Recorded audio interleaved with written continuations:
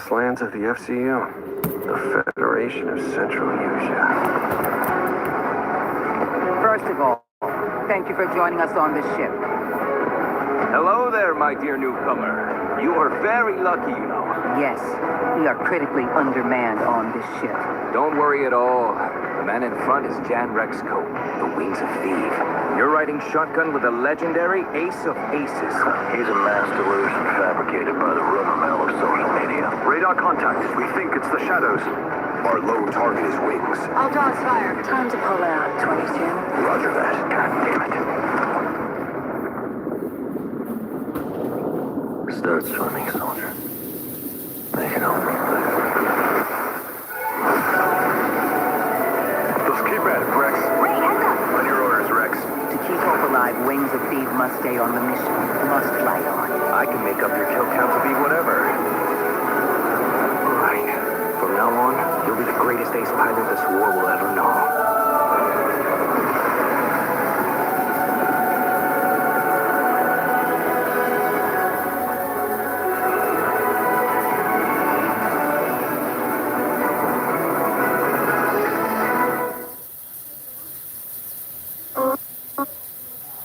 Sometimes my moderate to severe plaque psoriasis gets in my way. But thanks to Skyrizi, I'm free to bare my skin.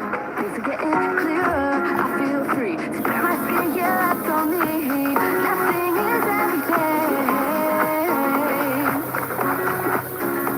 everything. With Skyrizi, I saw dramatically clearer skin.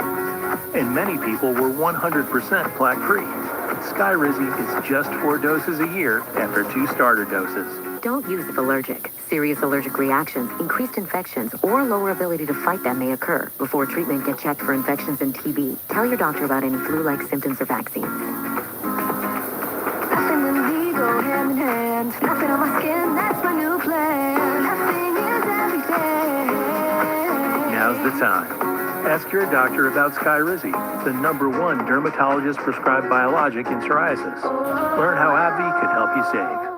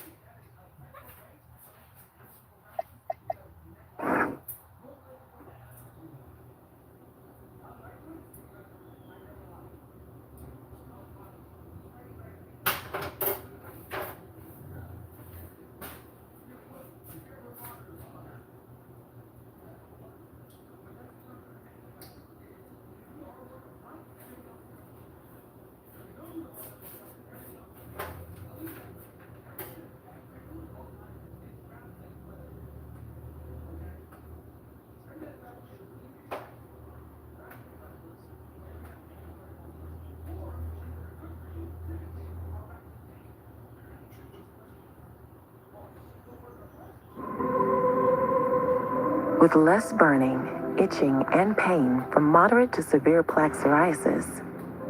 Imagine being a million miles away.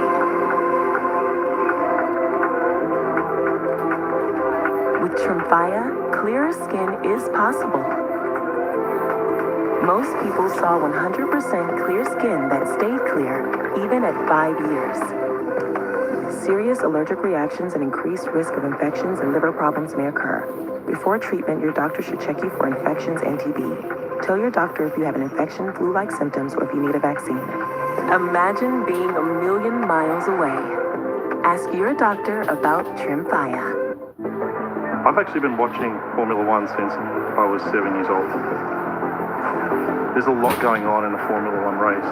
It's not just happening on the track, it's happening in the pit wall, it's happening in the garage. If you think about the time-critical decisions in tenths of a second, it's really an amazing feat of sporting excellence. But we can also augment human talent with analytical systems, and that's where AWS has really been trying to help Formula One.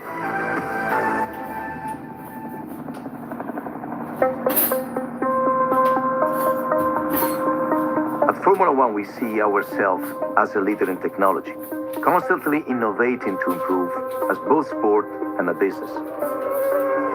With 24 races across 5 continents, we need to identify and refine solutions very fast. Through goes Hamilton! Unbelievable stuff! I mean, our DNA with F1 and AWS is very common. You've got speed, innovation, and then data. I mean, when I came to Amazon, I got super excited because of the data. Every car has sensors and will emit 1.1 million telemetry data points per second per car. I know it sounds kind of geeky, but the data is what gives us the ability to apply machine learning technology and then to be able to drive insights. Without that, no data, no AI. All of those teams, all of those drivers, they're all looking to us to provide that massive telemetry and data piece that feeds into our systems. The circuit changes 24 times a year. The weather conditions, the size of the track changes. Now we try and keep everything as stable as possible, but there are always changes. Changes means that there is the potential for errors to be brought into the system, and so we've got to resolve any issue before cars go on track. So systems, they fail. Any given weekend, you can have a network outage or a delay or a latency that can affect the broadcast, or it can affect the telemetry that gets shown. But troubleshooting them can really be an arduous and tedious job. What happens is when there is an issue, we might have to have engineers looking into those individual systems, reviewing those log files individually and tracing that problem back through. So that is people logging into potentially hundreds of devices. With that kind of complexity, we found that it can take up to 15 engineering days to be able to resolve a problem. But what AI systems are really good at is being able to consume vast amounts of data. And so this is why we decided to build a root cause analysis tool.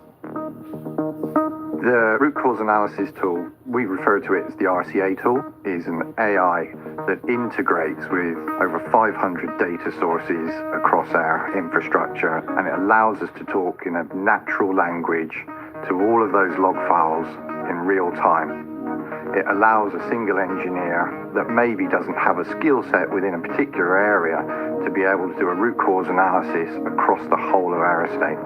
It took over 3 weeks in some cases to be able to identify the source of problems.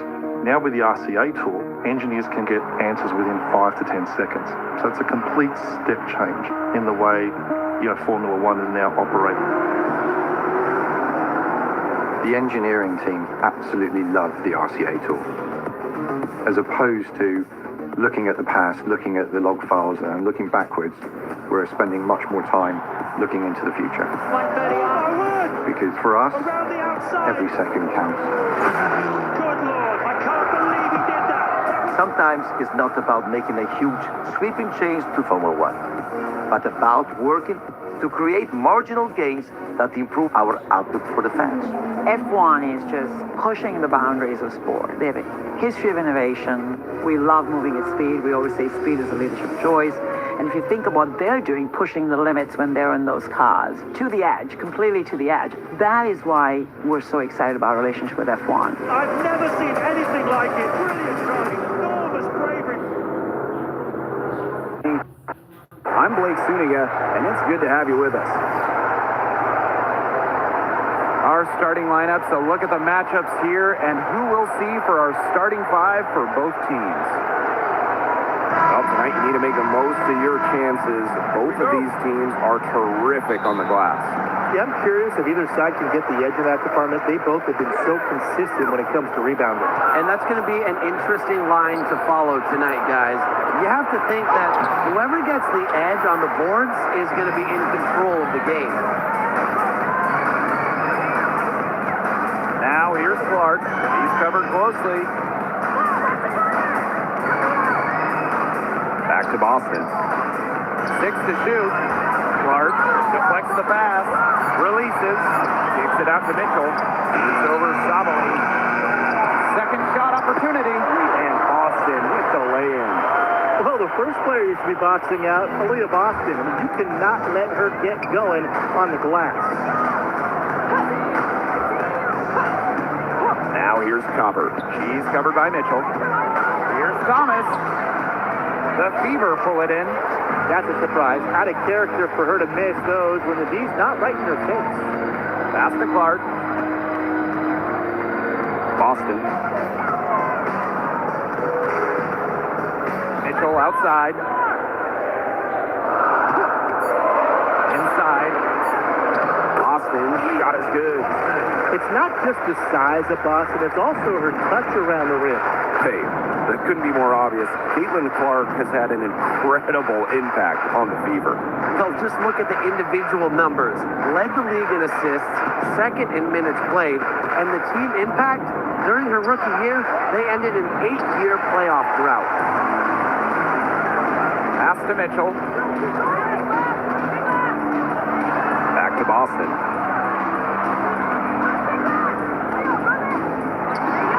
Mack grabs the miss.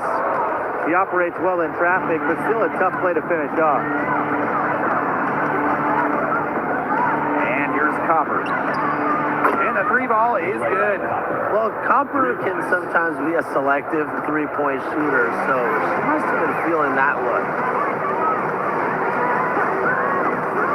Now here's Clark. She's tightly guarded. Mitchell. She's covered by Copper. Cunningham. No good with the triple. Phoenix trailing here. Copper outside. Shoots over Clark. Again, a miss by Kalia Copper. Indiana with the ball. Mitchell outside.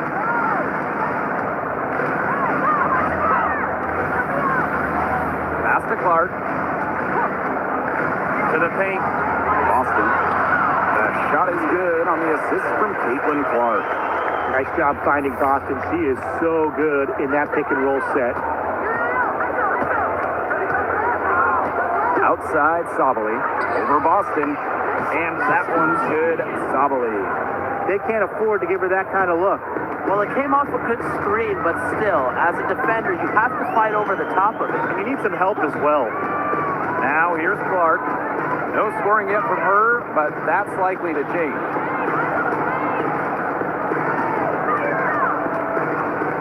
From deep, Mercury with the rebound. Not quite enough defense that time around. Lucky she was off. I just hope that was a mistake by the D's, because if that's how they plan to guard her, they're going to have serious problems. Mitchell outside. Howard. Back to Mitchell. Over to the wing. Caitlin Clark with the three. Connects from three-point range. Look, I'm not sure who was supposed to pick her up, but someone's going to get an earful from the coach for leaving her that wide open. Pass to Copper. Here's Mack.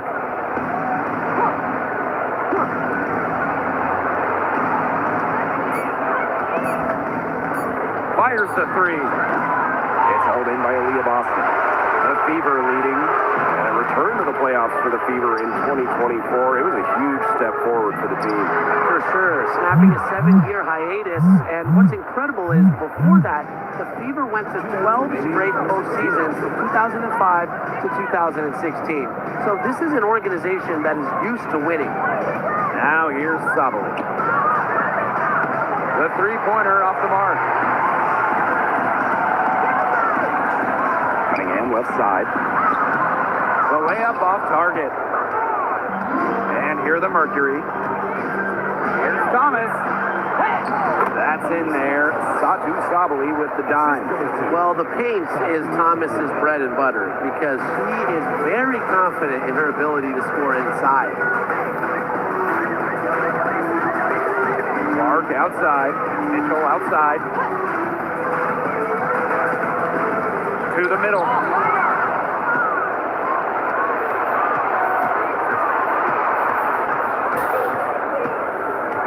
To the inside.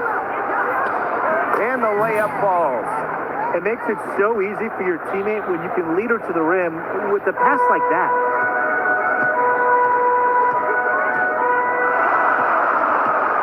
Clark outside. The three ball. Knocks down the three ball. Yeah, a very nice feed by Mitchell there. She's a team-oriented player who enjoys setting the table for open teammates. Now Copper. Pass to Thomas. Good work defensively by Natasha Howard. 6-second difference between the shot clock and the game clock. Here's Clark. She's got 6. Clock at 6. No good from outside. Outside Sabali. Pass to Copper. Beyond the arc. A good close contest so far as we finish the first quarter. The Fever on top, leading by just 1. And we'll get the second quarter underway on the other side of this break.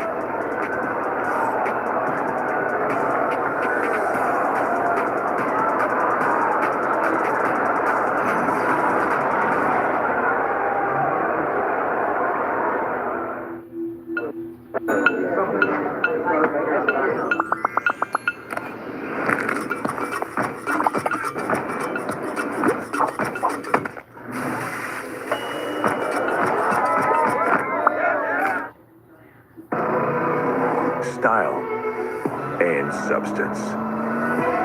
In the GMC Sierra. Work at a total value of over $11,700 on this Sierra 1500 model when you trade in an eligible vehicle.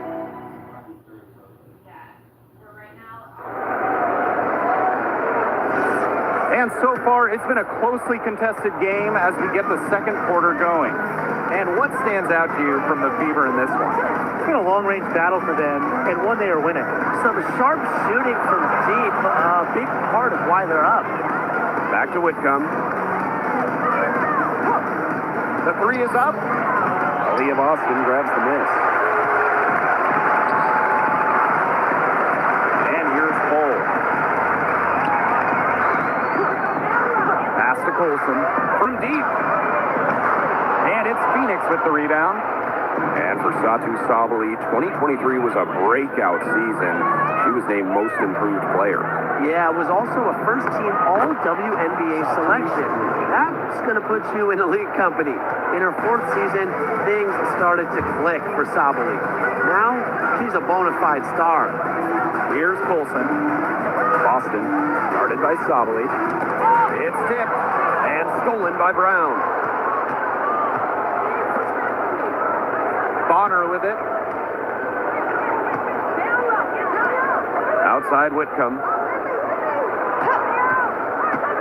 Takes the three. It's hauled in by Boston.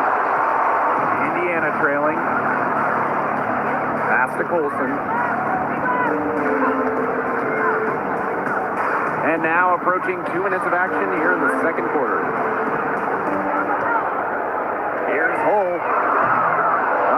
there with the three. Bonner outside. Now here's Brown. She's guarded by Boston. Oh, and it's blocked by Aaliyah Boston. Well, Boston has great length that we don't see too often in the W. He definitely knows how to put it to work. Pass to Turner. Count it.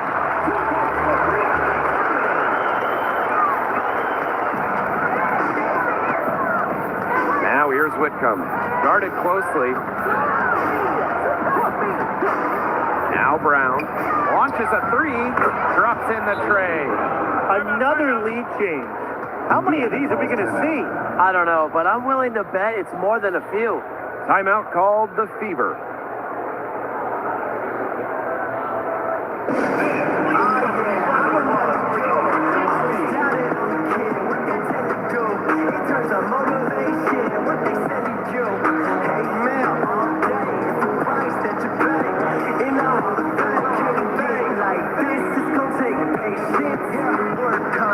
Check up steady maintenance. You might lose homies, you might fake friends. Thought you get it in a year. It might take.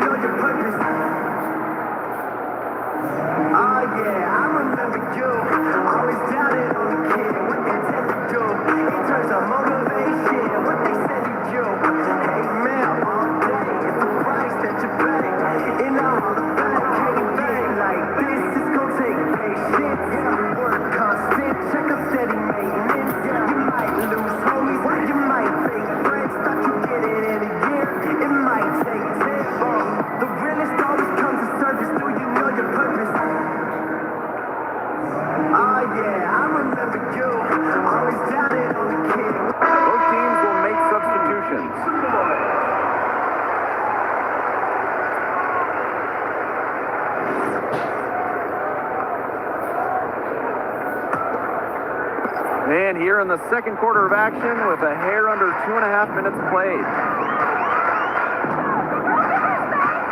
Now here's Hull. He hasn't yet put up any points in this one. The three from Kelsey Mitchell. Brown grabs the board. Yeah, the great shooters, they know when they've got enough opening to go for the three. I didn't think it was a bad choice there. Yeah, not very good defensive coverage that time. The team got lucky. Now here's Copper. Makes it off the glass. Using her height and her agility, Copper finds the finish inside. Pass to Turner. Hull. Boston sets a screen. From past the arc. Oh, no good. And a little under 3.5 minutes elapsed in the second quarter play. In the offseason, Brittany Griner signed with Atlanta, leaving the Mercury after 11 years.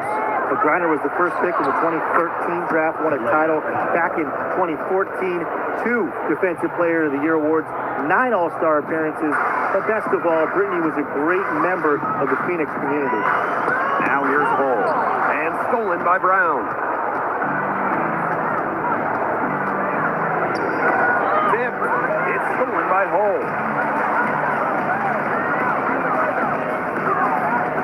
Mitchell up top.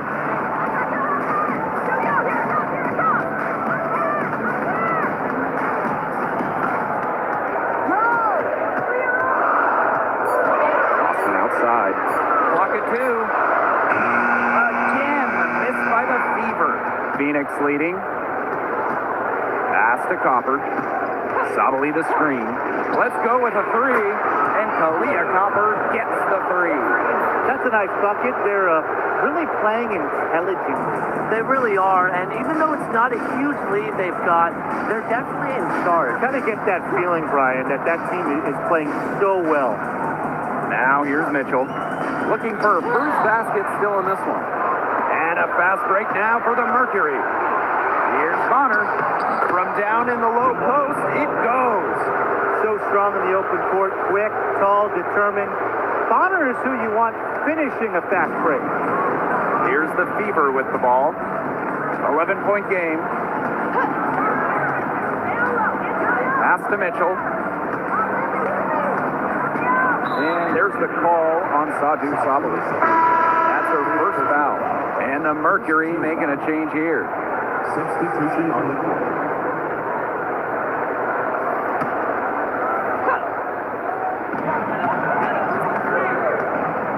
Clark outside. Pass to Cunningham. Shot clock at 5. Yes, what an assist from Caitlin Clark.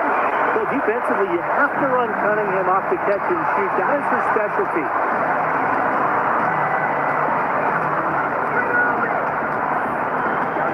Now here's Clark. Here's Turner. And it's blocked by Kaylani Brown. Pass to Copper. Down low, Thomas. Shot from 16. And there's another one for the Mercury. And you know what? There's just something about lefties like Sabali. Those jumpers always look pure. Now here's Mitchell. He's covered by Copper. Here's Clark. Got it. He's now 3 for 5 from the field. No mistake on that one. Good work all around. Here's Copper. She's got 10. To the paint. Lays out. Rebounded by the Fever. You see defenders afraid to get in her way a lot of times when she's on her way to the bucket, but not that time. Mitchell, right side.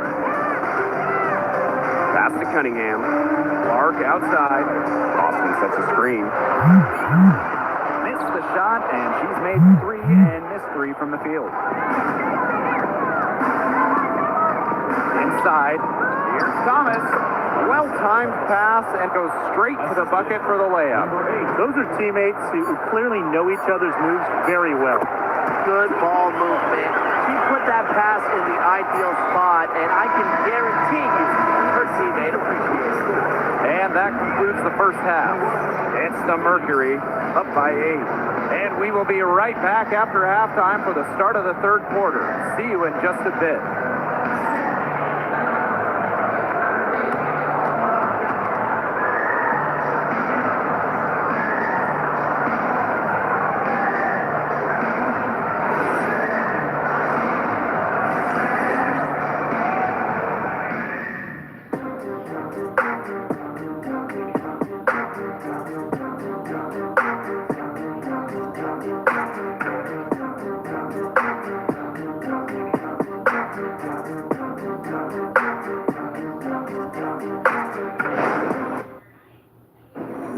Gemini, will this ham feed 6 adults? That ham appears to be 8 pounds, which should feed 8 to 10 adults. Bring on the leftovers. Holiday smarter. Save on the Google Pixel 10 Pro at Best Buy. Shines brightest with nearly 70 miles of twinkling lights at Tampa Bay's best and longest running holiday event.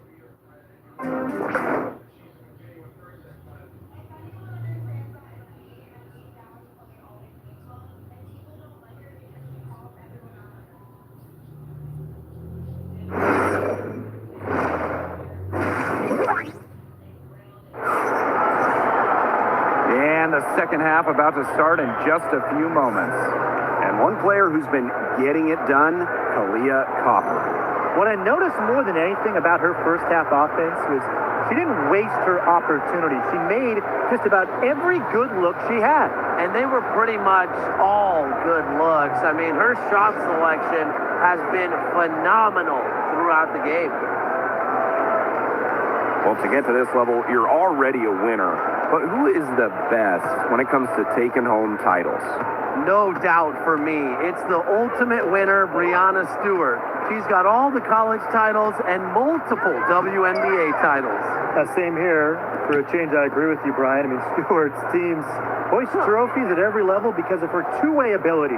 When you got a prolific scorer on one end and a dominant defender on the other. Indiana trailing. Sophie Cunningham. Pass to Mitchell. Howard. Shot clock at 6. Boston sets a screen. Clark outside. It's not going to go for her. Outside, Sabali. And a miss there on the triple. And about a minute of action so far in the third quarter. Now Clark. She's got 8.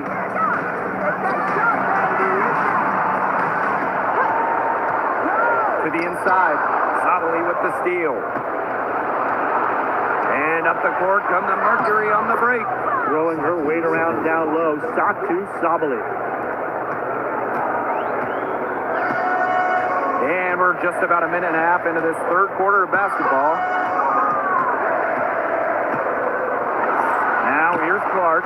She's guarded closely. Just 5 to shoot. So she gets the whistle. Contact on the way up. 2 shots next. First personal foul. One thing this team loves about Natasha Howard, she's a winning player. At one point in her career, she won 3 of 4 titles with 2 different teams. And she's a former Defensive Player of the Year, plays the game with serious effort. Timeout called the Fever.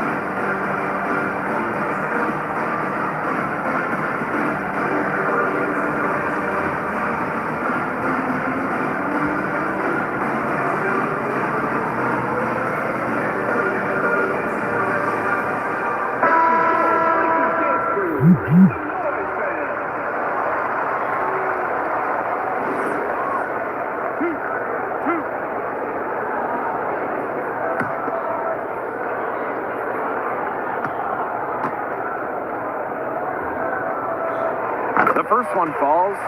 For the Mercury, a 2025 trade brought in All-Star Satu Sabali. A first-team All-WNBA selection in 2023, Sabali is a high-level scorer and has great size at 6'4". I think Phoenix is going to be building around her going forward.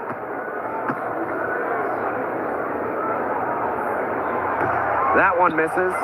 And the two-way game of Howard is impressive. A legitimate offensive threat who also defends with tenacity. For 3. Mack can't get it to go. 2 minutes into the second half of play now. Here's Mitchell. Pass to Boston.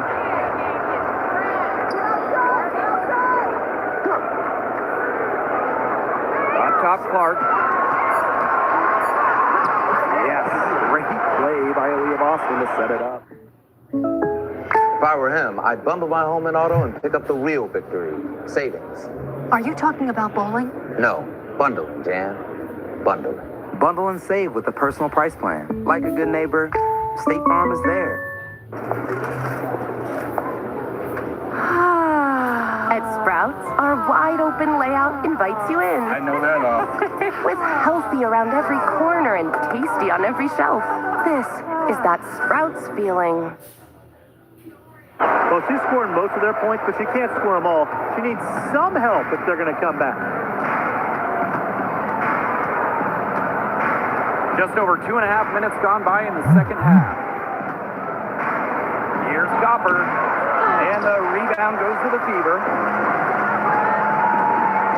Pass to Mitchell. And here's Howard.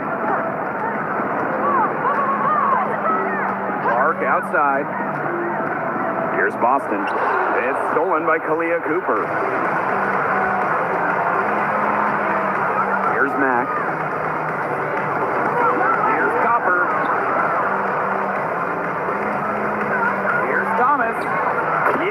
It's good.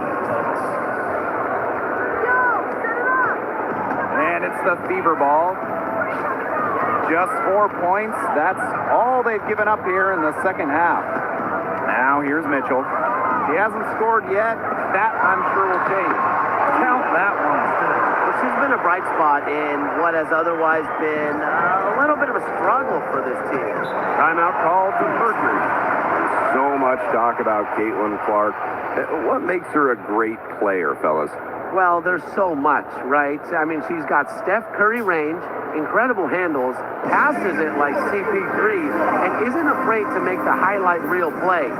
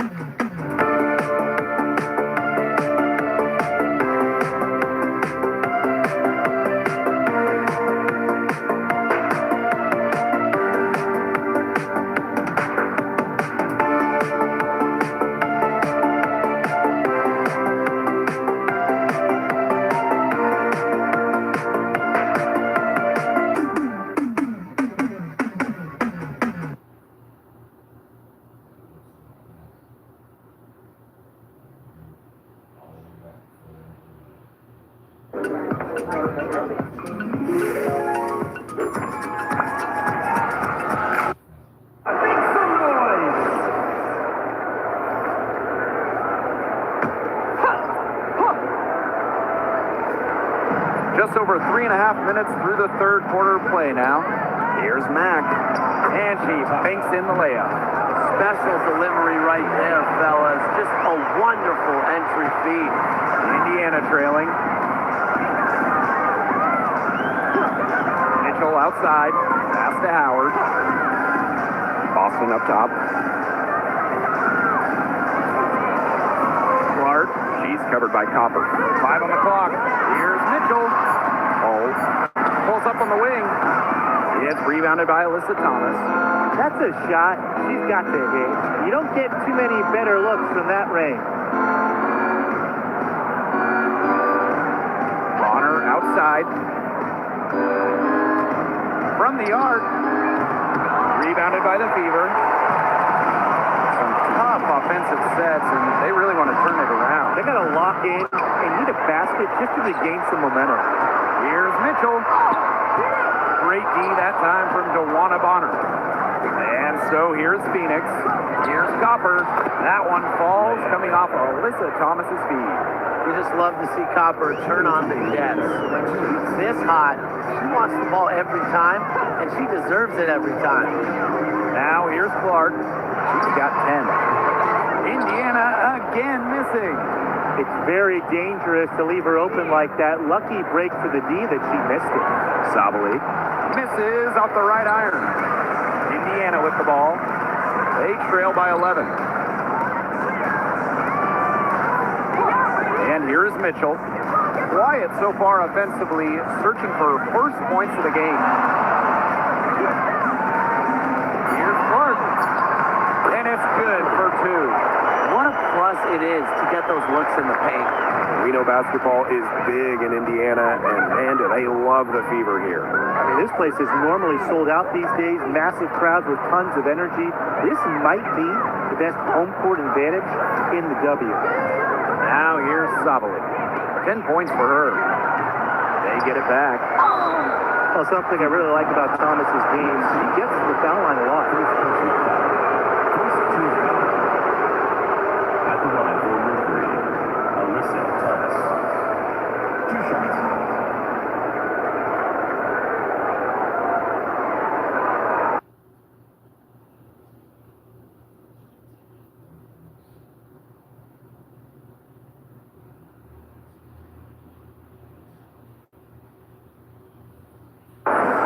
Shooting 2.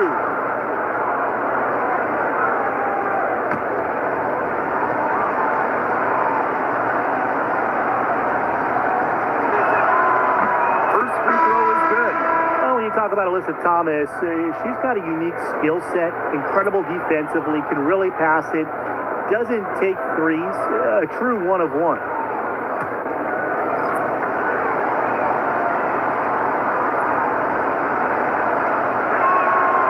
No good on the second, so she hits 1 of 2.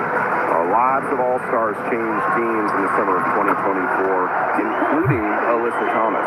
Yeah, spending her first 11 years with the Connecticut Sun, finishing top 5 in MVP voting in each of her last 3 years. Thomas was so close to getting the Sun their first WNBA title, losing twice in the finals. Just for Thomas, an incredible run in Connecticut. Past the hole. Here's Colson.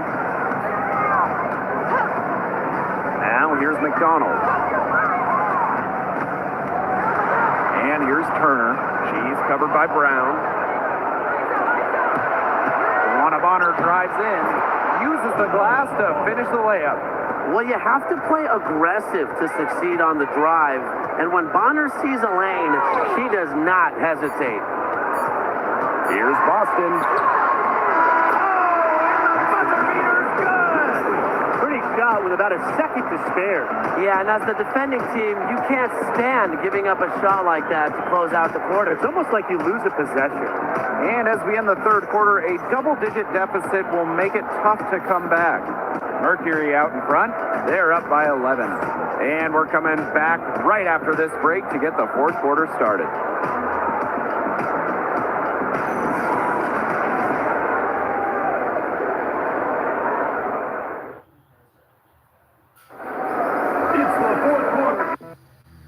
Take the next step in treating your moderate to severe ulcerative colitis with Entyvio, the only gut-focused treatment for UC that helps block inflammation in the gut and works right where you need it. Now is the time to talk with your doctor about the results you want, rapid response, and for many people, visible improvement of the gut lining. Infusion and serious allergic reactions can happen during or after treatment. Entyvio may increase risk of infection, which can be serious. Although unlikely, PML, a rare brain infection that can result in death, cannot be ruled out. Tell your doctor if you have an infection, flu-like symptoms, sores, or are prone to infections. Liver problems can occur. Learn more about the only treatment for UC that works right where you need it. And ask your doctor about gut-focused Entyvio, including the Entyvio pen. Gut-focused Entyvio. Style and substance. In the GMC Sierra, work at a total value of over $11,700 on this Sierra 1500 model when you trade in an eligible vehicle. Getting underway in the fourth quarter. The scoreboard tells the story in this matchup, but we'll see how much things can change. Now here's Hole. Pass to Mitchell. Now Turner. She's covered by Brown. To the middle. And stolen by Brown.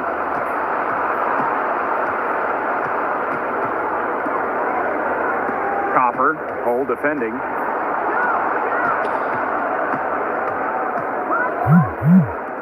Here's the three. The Fever pull it in.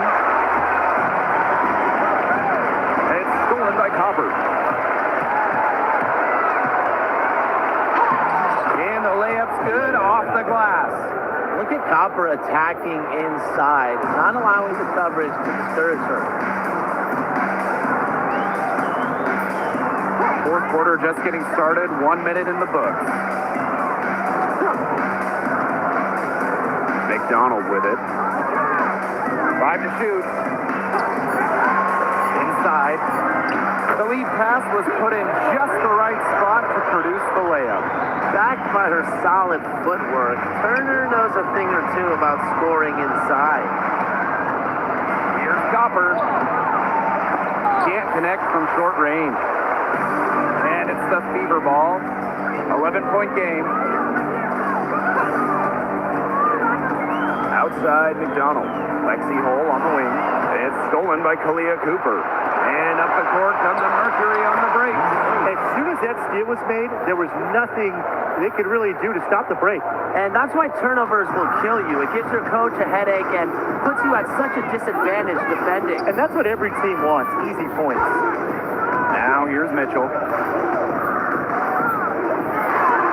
And it's blocked by Kaylani Brown.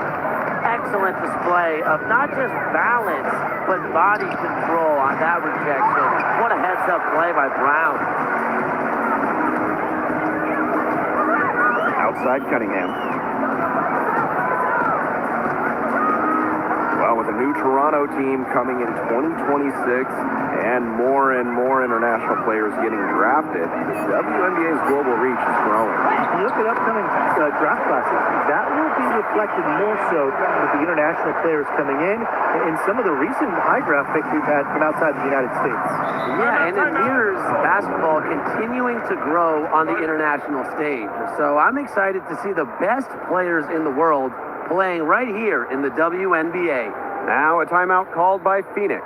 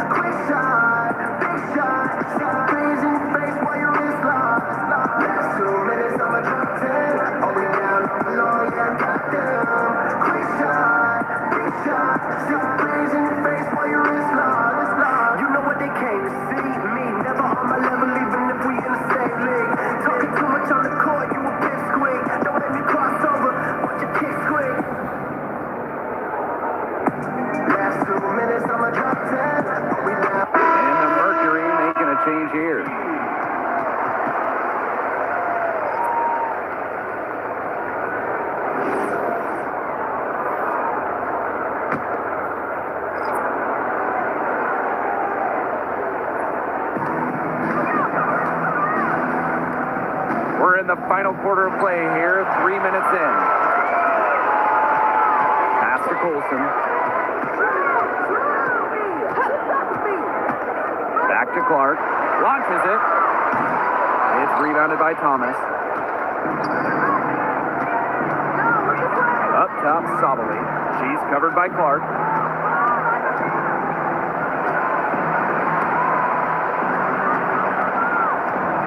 Outside, Sabali. 4 on the shot clock. Shoots over Clark. And again, Phoenix no good. And here's Indiana. Here in the fourth, they've only allowed just 4 points. And with that one, the lead is trimmed to single digits. I can't believe it. They cannot forget about her like that. She's not going to miss that open look. Thomas outside. Sabali.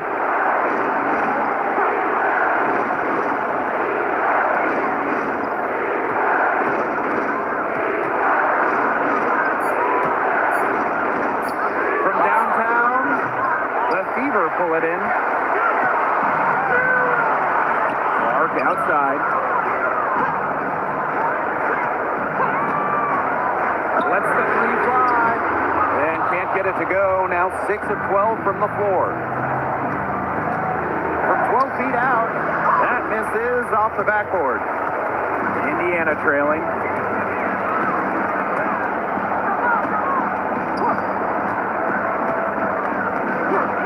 And the officials will call the illegal screen here.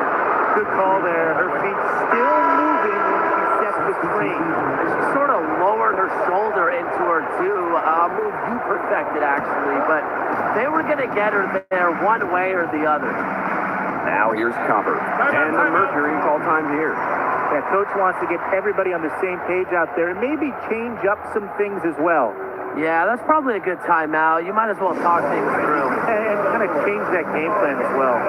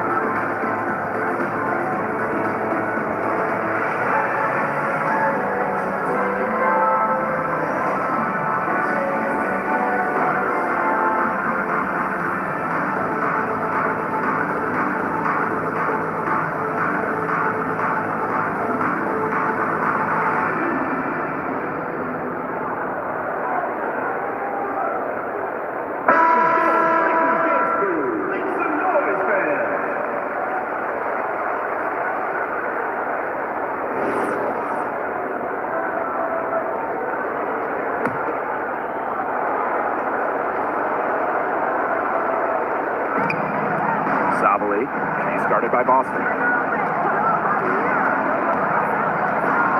Now here's Copper. Pass to Thomas. And she floats it in for the easy two. Credit the assist on that one. Nice movement by Thomas. Sets the pick and gets the bucket. Now here's Clark. Tight defense on her.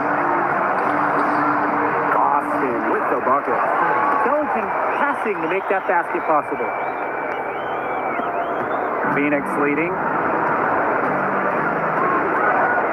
Sabali the screen. And Copper for three. And it's Cunningham with the rebound. You can tell she thought that triple was going to fall. She's just shaking her head after that miss. There's the three. Offensive rebound. And here's Kelsey Mitchell for three.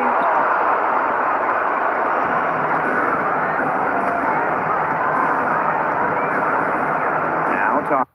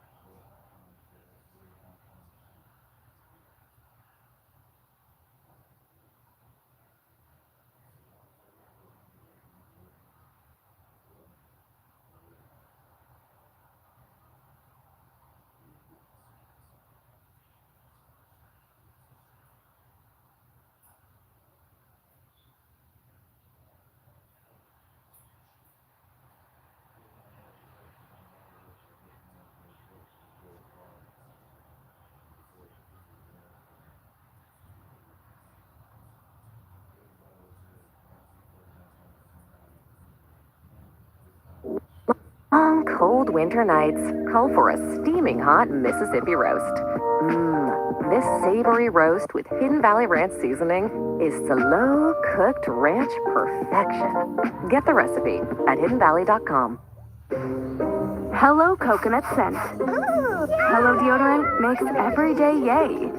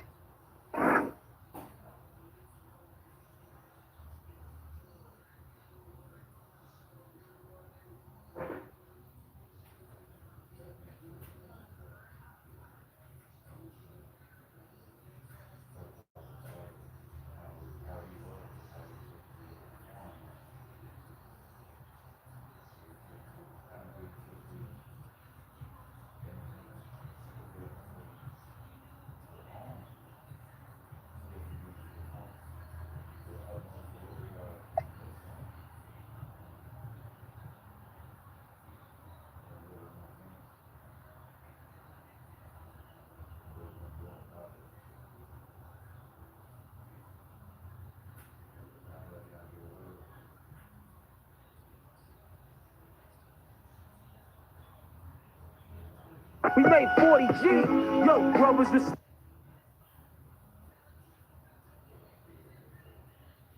One place, so we can help people get back to life.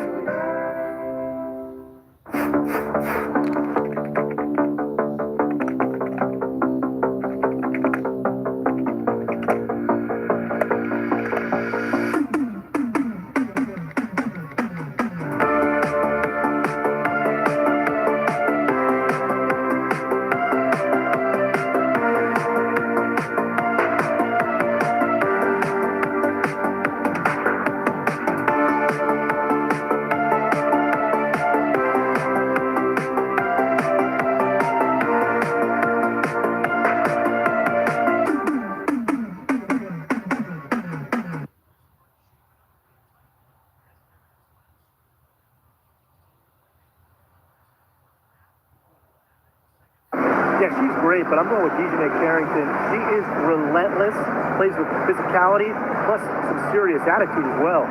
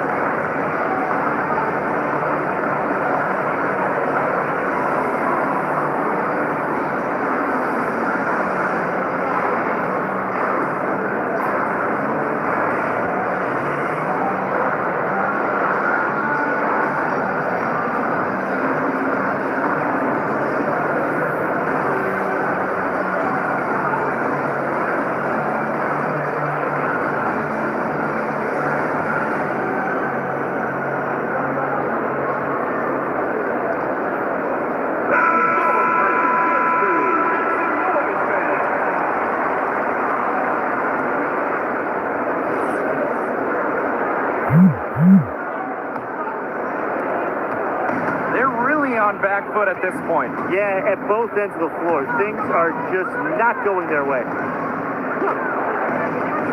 Pass to Hayes. Back Benley. Guarded by Jones. Tiffany Hayes for three. And again, Golden State no good. Now here's Ionescu. She's guarded by Hayes. Now here's Ionescu. Now Stewart. New York, no good that time either. Golden State with the ball. 11-point game. Now here is Hayes. She's guarded closely. Pass to Fagbenley. Rejected by Jonquel Jones.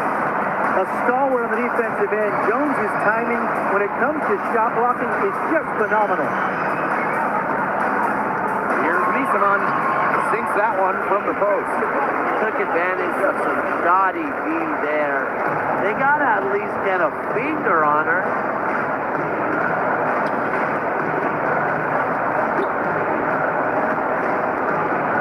Now here is Hayes. Covered by Ionescu. Passes on Delasini. Burton. And again, Golden State no good. Really tough for this club right now. Trying to do anything to stop the run. And no matter what they try, it doesn't work. Gotta slow it down and just get back to the basics and the fundamentals. Three-pointer Sabrina Ionescu. After five, Niesemann drops in the layup for two. Backed by strong fundamentals, Niesemann can just get so creative when she's establishing her position. Pass to Hayes.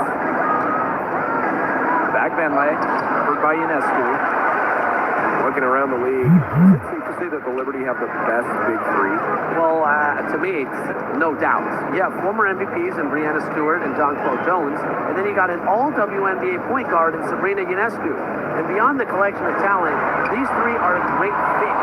Even with every shot clanging off the iron, she seems determined to continue hoisting up these threes. But I think it's time to maybe take a step in. Tiffany Hayes for three. And again, no good. And so it's New York with it. They lead by the biggest margin of the game, 15 points. Back to Ionescu. It's tipped. Over Hayes. Another shot. Valkyries with the rebound. Now a timeout called by Golden State. Yeah, I think the coach is trying to take the wind out of their sails here. They're on the wrong end of a run and need to sort things out offensively and defensively. Yeah, things were starting to spiral out of control on them a little bit, and a timeout was a no-brainer there. Yeah, exactly right.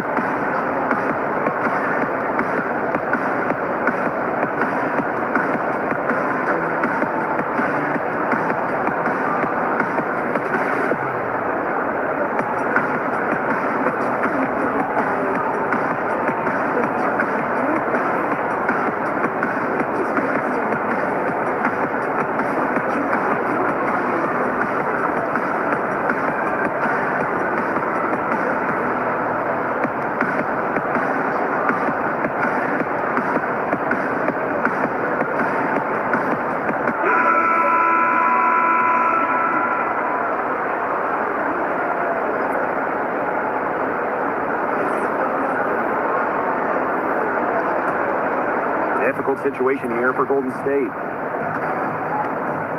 4 seconds separating the shot and game clock.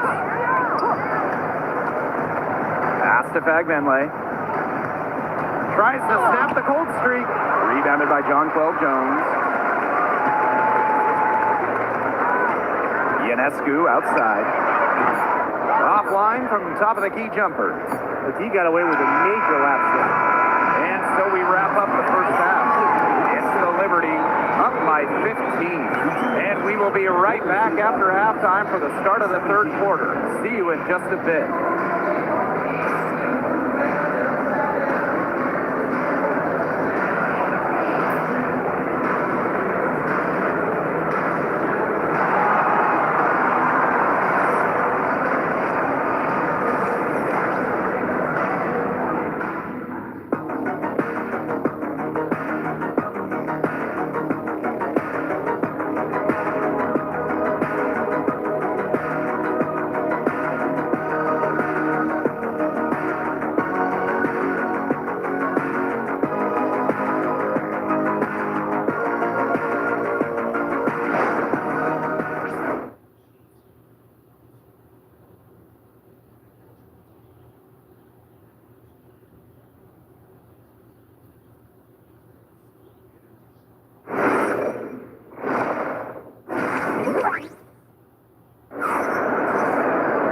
And as we begin the second half, first half wasn't even close. And we'll see if there is a comeback on our hands or more of the same as we get the third started.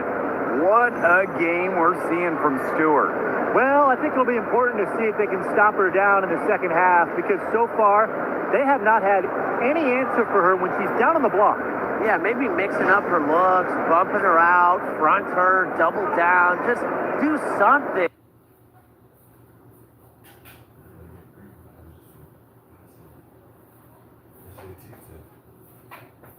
I can't even do that shit.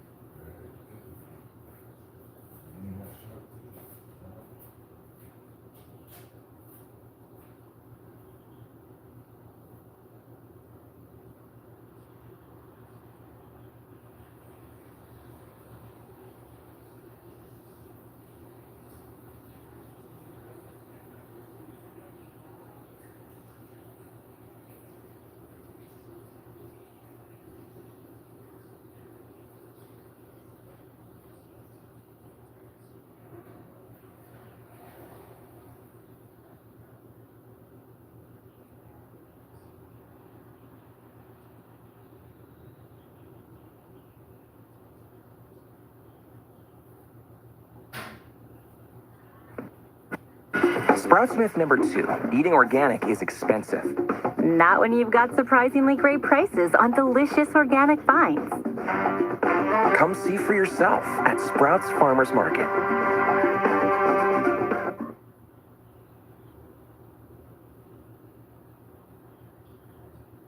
So I opened my Winn-Dixie Rewards app, and wow, savings just for me. Nice. Like % back offers on snacks for the kids, which means extra points to splurge on something I want.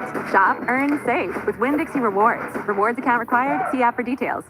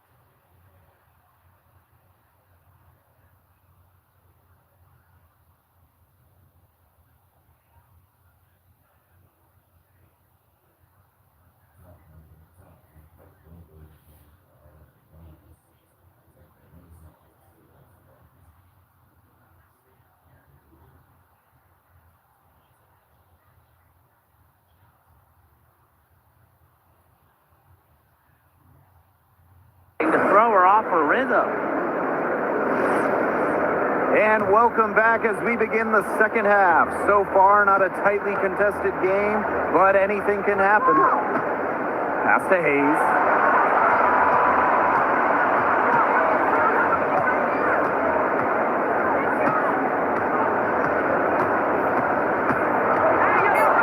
It's Burton, covered by Ionescu. For three, Kayla Thornton. New York with the rebound. The third WNBA title for Breanna Stewart. Won in 2024 with New York, and it was a special one. No doubt, bringing to Liberty an original WNBA franchise, their first ever championship. It was a bounce back for Stewie New York. Remember, they dropped the 23 series for the Aces. Pass to Hayes.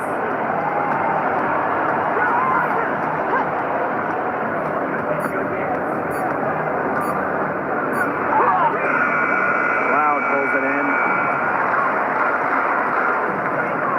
Thiebish. Three-pointer Sabrina Ionescu. The shot off that time. Well, most games she can hit from deep, but this game, it's not there for her.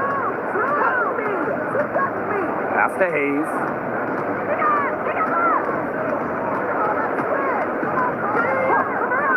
Takes the three. No good on that shot. On an open look like that, she's just got a gift for making the weak coverage pay. That's a surprising miss. She's almost always deadly when she's that open, even from way downtown. Just shrugging off the contact, making it look easy. Jones is showing off the strength. And they've been struggling here offensively. Bit of a dry spell for sure. Pass to Thornton. Hayes. She's covered by Cloud. To the middle. Stolen by Jones. Here we go. One-on-one. Here's Stewart. And she takes it in for the layup off a very nice feed. What a great sight to see. Stewart doesn't need much to get going, and once she does, she is so tough to guard. Pass to Hayes. Now here is Thornton. It's Burton for three. And it's Breanna Stewart with the rebound. To the paint. And that comes off the assist by Natasha Cloud. And as they continue to dominate, you wonder just how much higher this lead might get. And it really could get out of hand because their defense has been just as excellent as their offense. Great overall game. Outside Hayes.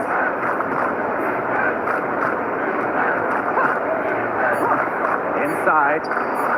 A nice shot by McBenley. She made that pass to a spot and let her teammate run right into it. That is how you distribute the basketball. New York calls timeout.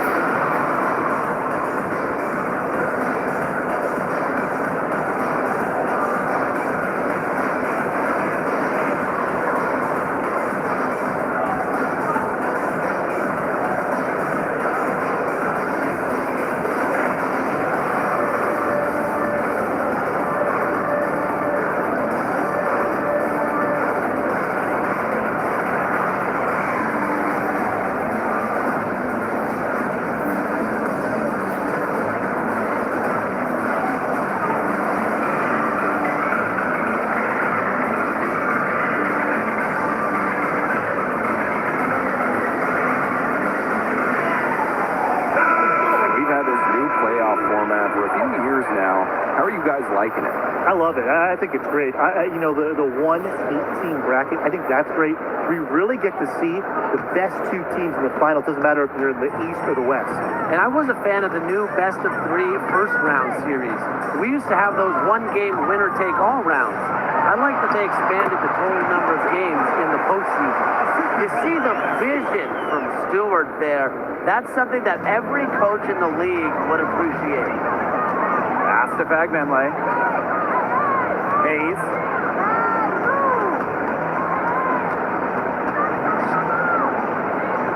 Now Fagbenle. Guarded by Jones. And here's Hayes. Can't connect from long distance. I mean, it would have been something to see her hit from all the way back there. There aren't many players that can hit from out there, but she's definitely one of them. Good once again. That makes her 8 for 9 this game. It's been all one-way traffic here. They've really been lights out offensively. And there's no telling how big that lead's going to get. It just keeps increasing. Pass to Hayes. And here's Burton, covered by Ionescu. Pick by Fagbenle. Burton gets the bucket. She might not be the top sharpshooter in this league, but that's not a shot that he can afford to give to her. Well, this is the first season of Valkyrie's basketball, so what's a realistic goal for this team? Well, to me, Blake, it's about getting a solid base, an identity, a fan base, develop players, and you can't worry too much about wins or losses as an expansion team. The basket drops, and she gets fouled on the shot. One free throw coming up for her. Hey, every team wants length and shooting. Brianna Stewart brings you both. And both at an elite level defense as well. I mean, Stewart's 6'4", one of the best shot blockers on one end. And offensively, she's more than capable of a 50-40-90 season.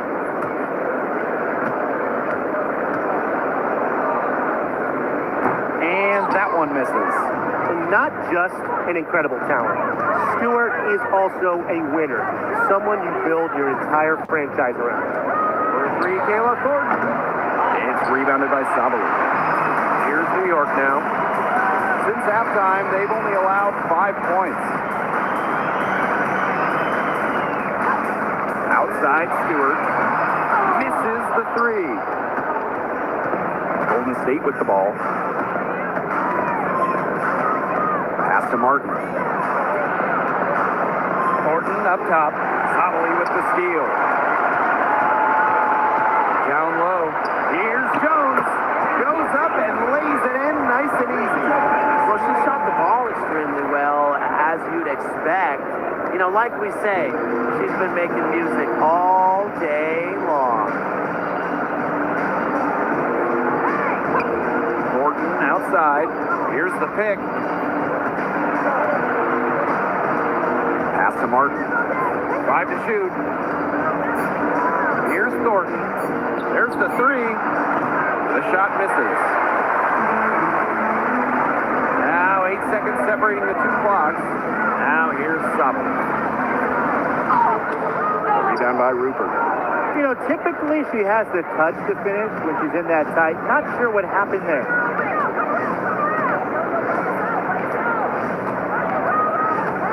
Thornton outside. Goes to the reverse layup and drops it in. Yeah, whether by design or by accident, that was a very high-quality shot they created. And as we conclude the third quarter, pretty much a blowout. It's been a one-sided affair. Liberty out in front, delivering the blowout. And fourth quarter basketball will be coming your way on 2K Sports right after this.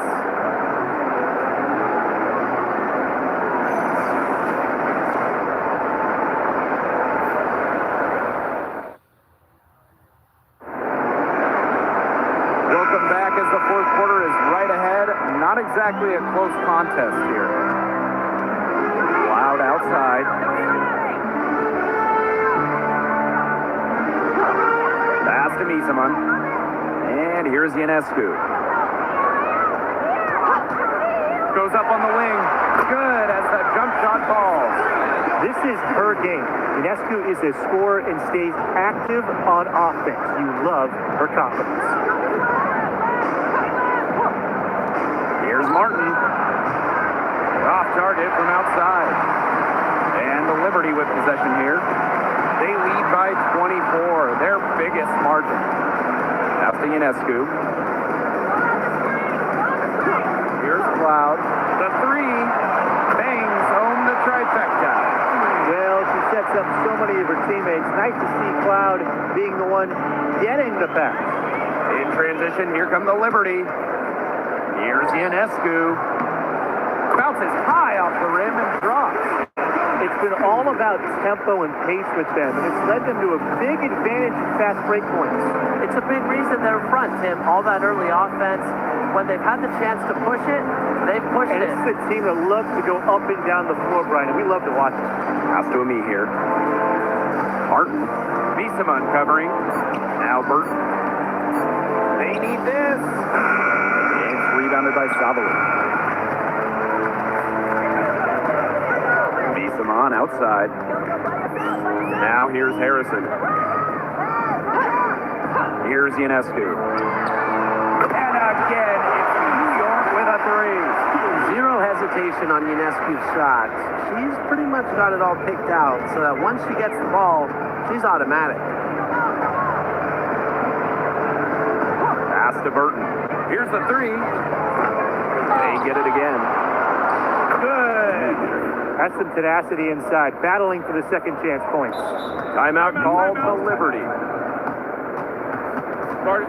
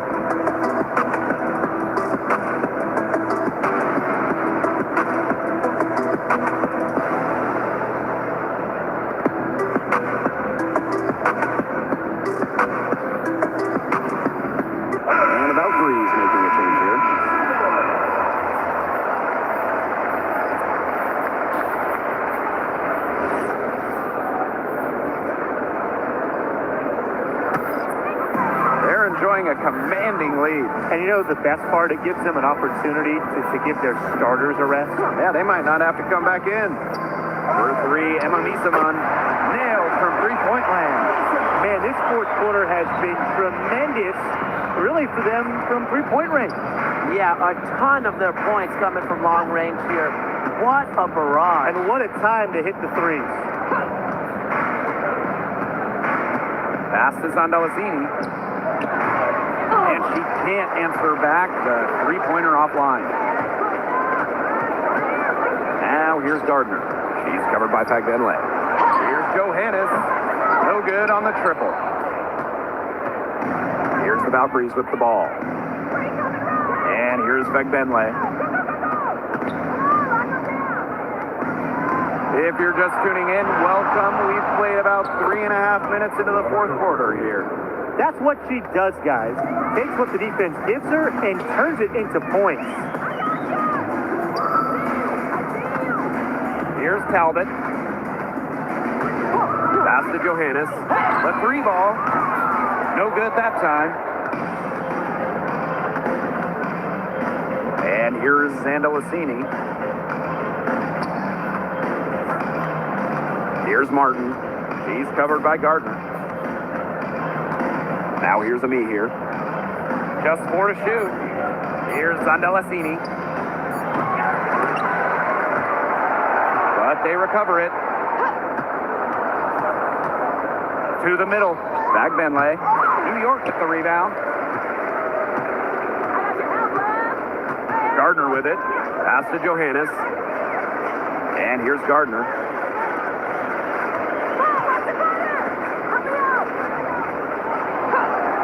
Misamon outside. This one for three. Buries it from three-point range. And add another three-pointer to their second half total. They came out of the break dropping bombs and are just not letting up. You love to see that. Here's Zondelasini. Up top, Fagbenle. 6 to shoot. Over Harrison. Fagbenle can't hit. It's very dangerous to leave her open like that. Lucky break to the D that she missed it. Pass to Misamon. Gardner. And here's Johannes. Three-pointer. Martin pulls it in. The defender draped all over her. She just couldn't shake loose. To the inside. Be here inside. Misamon covering. Pick by Fagbenle. Pass to Martin. Let's go with a three. That shot off. One item that stood out is their ball movement. Things are definitely clicking, and more importantly, it's tough to defend. Here's Johannes. Here's Gardner. Sinks the triple. Well, whenever Gardner looks for her shot, I think it's a great move, especially from outside the arc. Now Burton. Pass to Martin. The three is up. The rebound by the Liberty. Here's Johannes. Here's Talbot. To the paint. Now here's Misamon.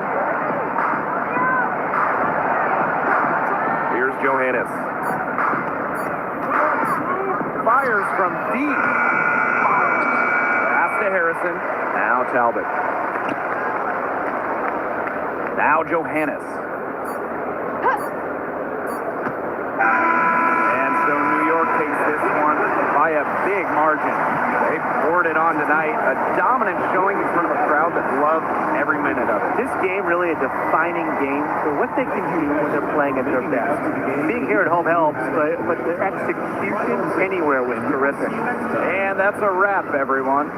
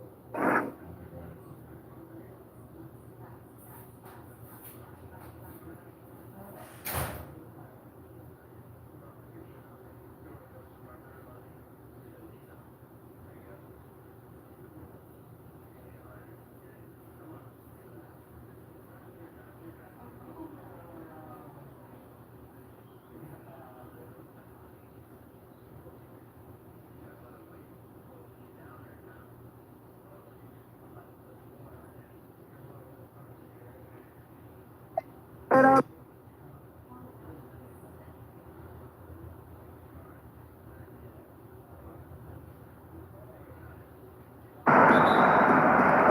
It'll be the Heat off the tip. And the starting group for the Grizzlies. They've got Jones. Mike Miller is out there with Stoudemire. Then it's Shane Battier, and it's Gasol at the center position. Hey, the moment Marley saw that pass coming his way, Thunder Dan was ready to rock and roll. Stoudemire outside. Back to Miller. Pass to Stoudemire. 6 to shoot. Over Mourning. And it's Stoudemire missing. Heat out offense. It's a 3-point game. Now Marley fires the 3. Here's Mashburn. That's short off the rim. And here's Miller. He'll bring it up for the Memphis Grizzlies. Driving the lane, and he uses the glass on the layup. Not just a shooter, Miller is also capable of getting to the bucket. Outside Hardaway. Pass to Martin. Back to Hardaway. And here is Mourning. He's defended by Gasol. Inside, Hardaway with the steal. Fast break, here we go. It's tipped. Battier with the steal. And it's Miller in the corner. Now Stoudemire.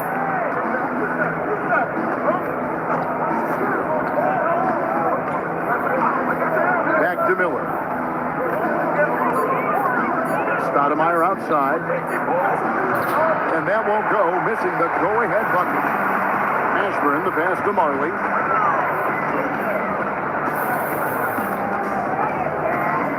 Brown outside. And stolen by Gasol. Here's Jones. Makes a fantastic move and nails the shot. Well, it's great to see Jones finish inside, showing how he's a threat at the rim. And Miami calls their first time out of the game. Time to get on your feet and make some noise for your Miami Heat dancers.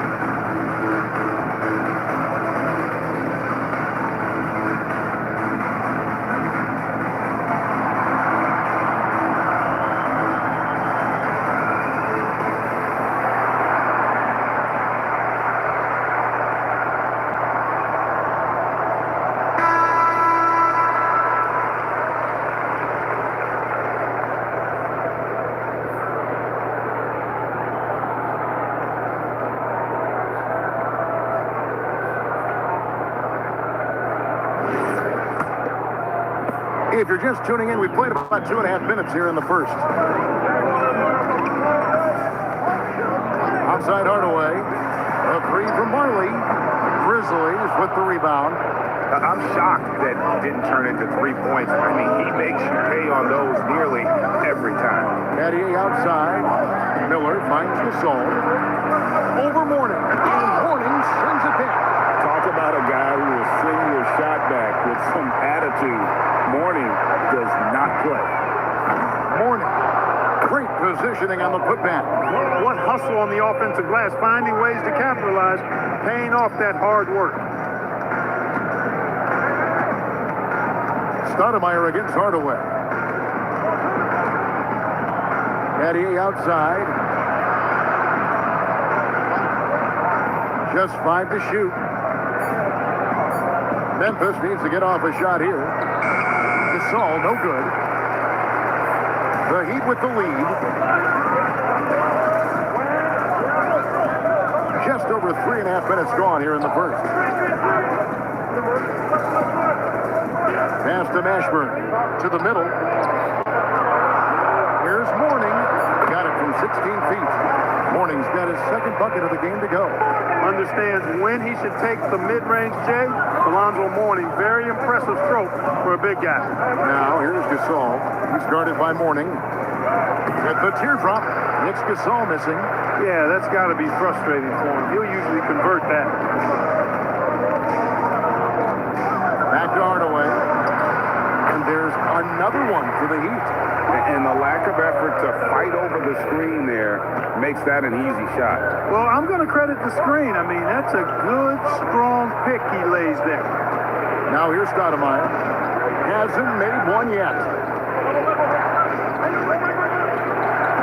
Gasol against Mourning. Gasol's shot is good.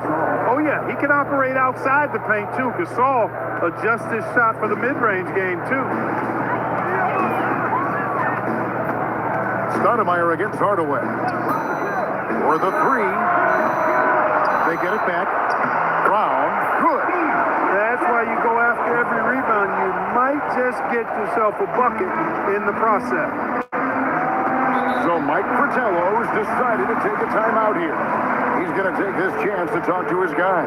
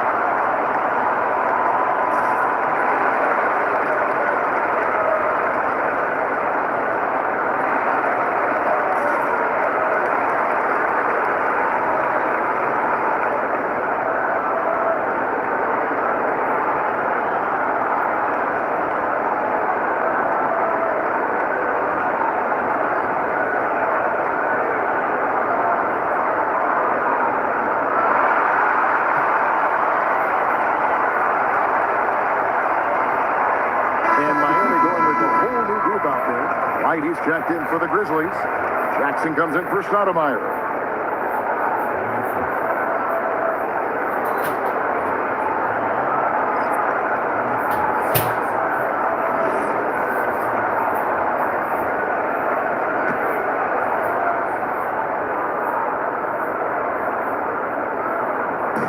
On defense, the Heat.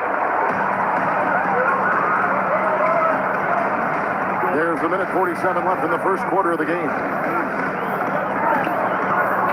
Down low, here's Austin. It's good. He makes his first shot of the game. And a nice job here early of establishing an inside presence. The Grizzlies trail by 7. Pass to Gasol. Finds the hole for the second time from the floor. Now 2 for 5.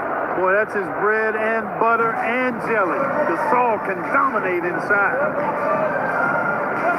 Here's Crotty. 1:02 left here in the opening quarter. Jackson with it.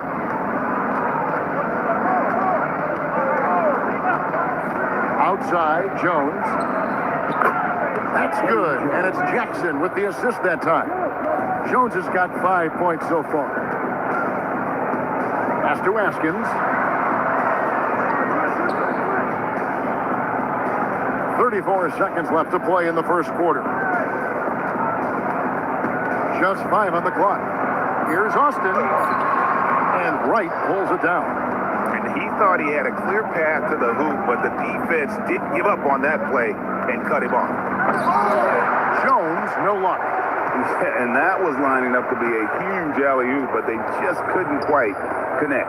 And you know, guys, always a tough catch on the lob. Placement and timing have to be close to perfect. A good close contest so far as we finish the first quarter. Heat lead by 2. And we'll get the second quarter underway on the other side of this break.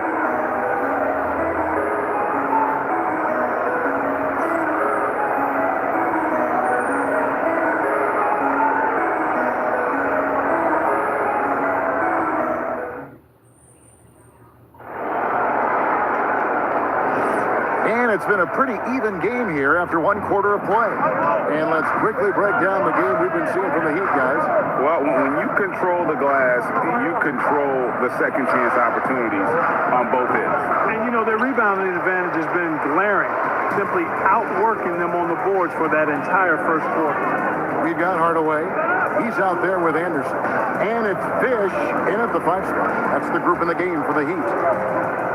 Here's Austin. Another miss for him, now shooting 1 for 4 from the floor. Here's Atkins, guarded by Hardaway. And foul on the shot. He'll shoot 2 at the free throw line. Memphis shooting their first free throws of the game on this trip to the line. Jones.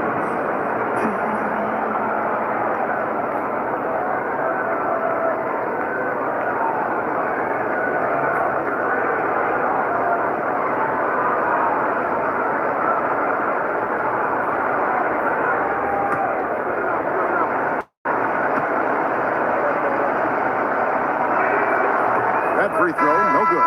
The Heat making a switch here. Owens checked in. Robertson, he's checked in for Memphis.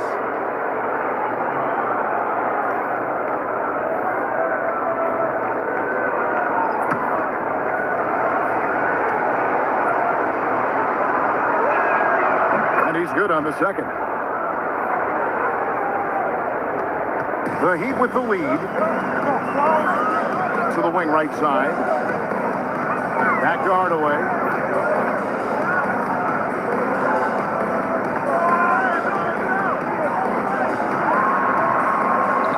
That's it. He's got 2 made now, and he's shooting 2 for 3. Hey, don't let the height of Hardaway fool you. He's not that big, but he can compete anywhere on the court. Back to Jackson. Fires from deep. Score the basket. Nice shot after missing his first attempt. D just sagged off just enough, and no hesitation on his part. A minute and a half gone here in the second quarter.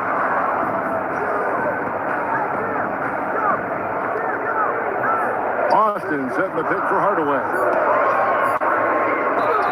Whistle blows. Basket is good. So a chance here for a 3-point play. How about that one? Able to maintain control and finish the play. Yeah, we call that playing through the whistle. You know, he didn't give up on it when he heard the whistle. He kept his focus, his concentration, and he found a way to get the shot up and down. Looking at who's out there now for the Grizzlies. Al Gasol is checked in for Cardinal. Miller comes in for Robertson. And Stoudemire subbed in for Jackson.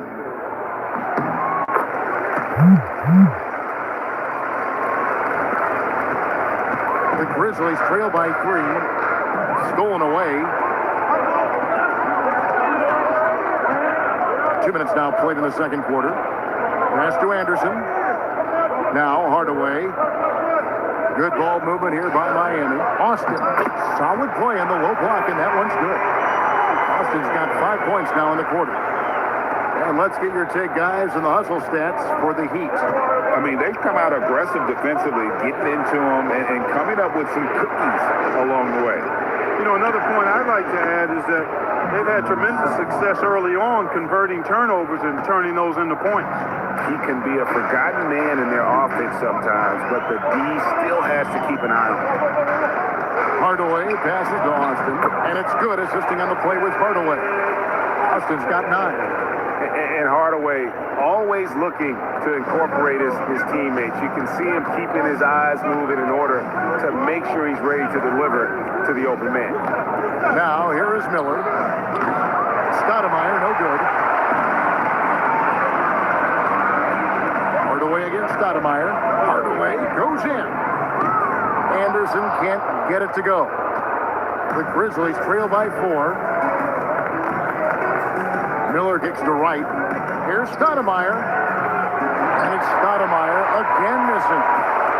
And it's Miami's ball. Haskins passes to Austin. And the call on the shot that sends him to the line. The Heat shooting their second and third shots at the line right here. Now a timeout called by Miami. In addition to going over the game plan and making whatever necessary adjustments have to be made, Greg, this timeout also the time for players to get rehydrated or hydrate for the first time with some Gatorade. Plenty of basketball still to be played here, and they have to get recharged. That's a great point. Without proper hydration, a player can completely run out of gas down the stretch of a game. And that's something that none of these guys can afford to have happen. If you're going to battle all the way to the finish, you have got to be hydrated.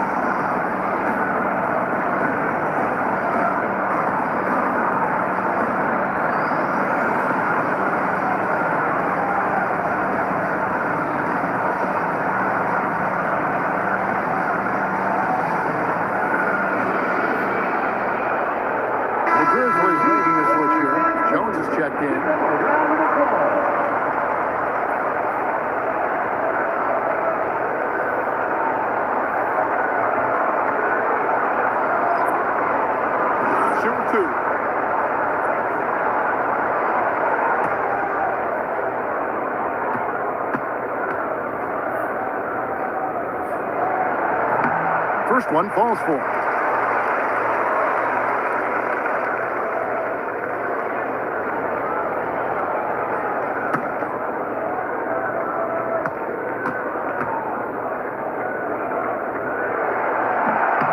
And that's good as he hits both of his shots. The Grizzlies trail by 6. And here in the second quarter of action, as we approach 4 minutes played, the Grizzlies with another miss. Rare you'll see him miss such an open look. And Mike Miller gets the whistle that time. That is his first foul of the game. And the next one puts him in the bonus. Yep, they'll be trying to draw that next foul quickly so they can start getting those easy chances at the strike. Brown is checked in for Austin. The Grizzlies also making a change. Addier's checked in. Now, here is Morning. On the wing, Hardaway. Morning a screen on Stoudemire. Hardaway, no good. You almost have to assume he's going to knock those down when he is that open. To the paint. That's good, and the Heat lead is cut down now to just 4 in the basket from Gasol. And we rave about Powell's touch, but how about his toughness, willing to just go to battle inside? Hardaway with the bounce pass. On deep, Marley, no basket with that shot, having trouble finding his range. He's 1 for 5. Addier dishes to Gasol. Oh, and he plucks it off the glass. Wow. It's to Hardaway. Some nice ball movement here by the Heat. Ashburn, no good. The Grizzlies trail by 4. Stoudemire outside. Over Hardaway. Stoudemire, no good. Stoudemire's gone 1 of 6 shooting so far. Marley kicks to Hardaway. For 3. Marley, no good. Not sure why he keeps trying his luck from deep here. It's just not his night. Stoudemire, the pass to Gasol. Addier dishes to Stoudemire. Pass to Gasol. Clock at 4. Over Morning. Shot is good, and the Heat's lead is cut down to just 2 points with the bucket from Gasol. Look, when you play as a team, good things tend to happen for you. Marley passes to Meshburn.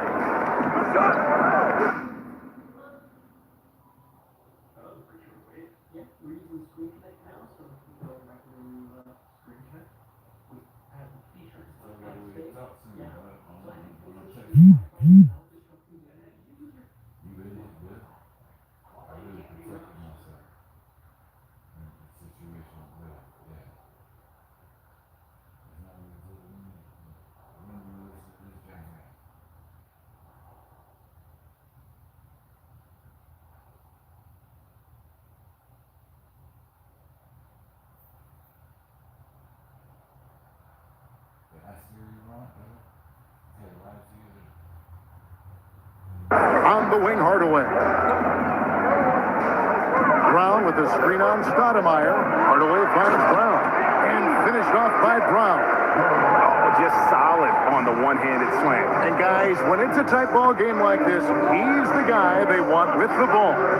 Somebody you can count on. He is an extremely reliable finisher. That's good, and they on the basket from Gasol. Gasol's getting it done, shooting over 55%, 5 of 9 shooting from the floor. Rest of morning, Brown outside. Now here's Hardaway. Looking for Gasol, he gets it there. And now the Grizzlies, fast break. We've got a 9-second difference between the shot clock and the game clock. Shooting foul as the whistle blows. He'll shoot 2 free throws. Man, how about that skill set that Stoudemire possesses? A lethal mix of speed and shooting. Love watching the Mighty Mouse play.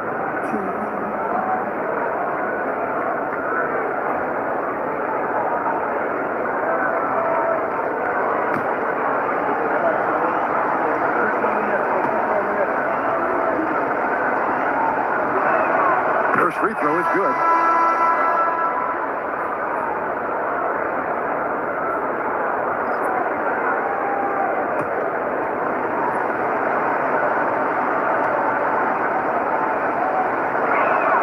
That one drops. He ties it up. He's about as calm as you can be at the strike. Here's Chronic. Nothing on the board. We've got 13 seconds left now here in the second. To the inside. And that's out of bounds. Miami will retain possession. Great instincts from him to get a hand on that pass and tip it out. And, you know, even though they didn't come up with the steal, that's still a nice defensive play.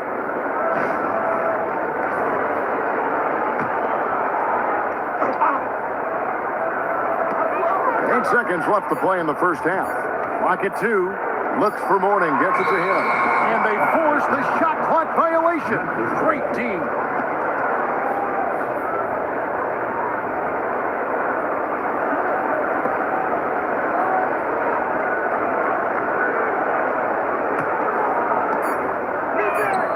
And that'll do it for the first half. Game time. Stay with us, folks. We'll get back just after halftime to start the third quarter. 26. Fans, please direct your attention to center court. And get ready for the fan half-court shot. Drum roll. They're thinking about the shot.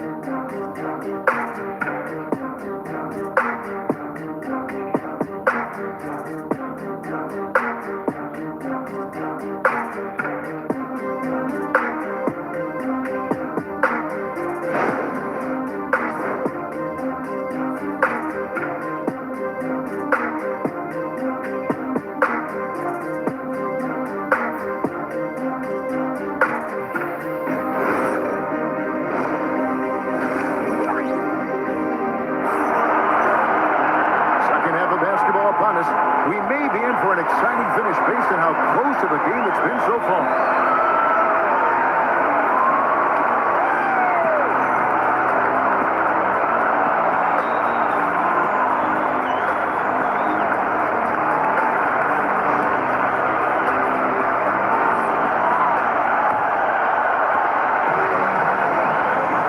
So on the floor for Memphis.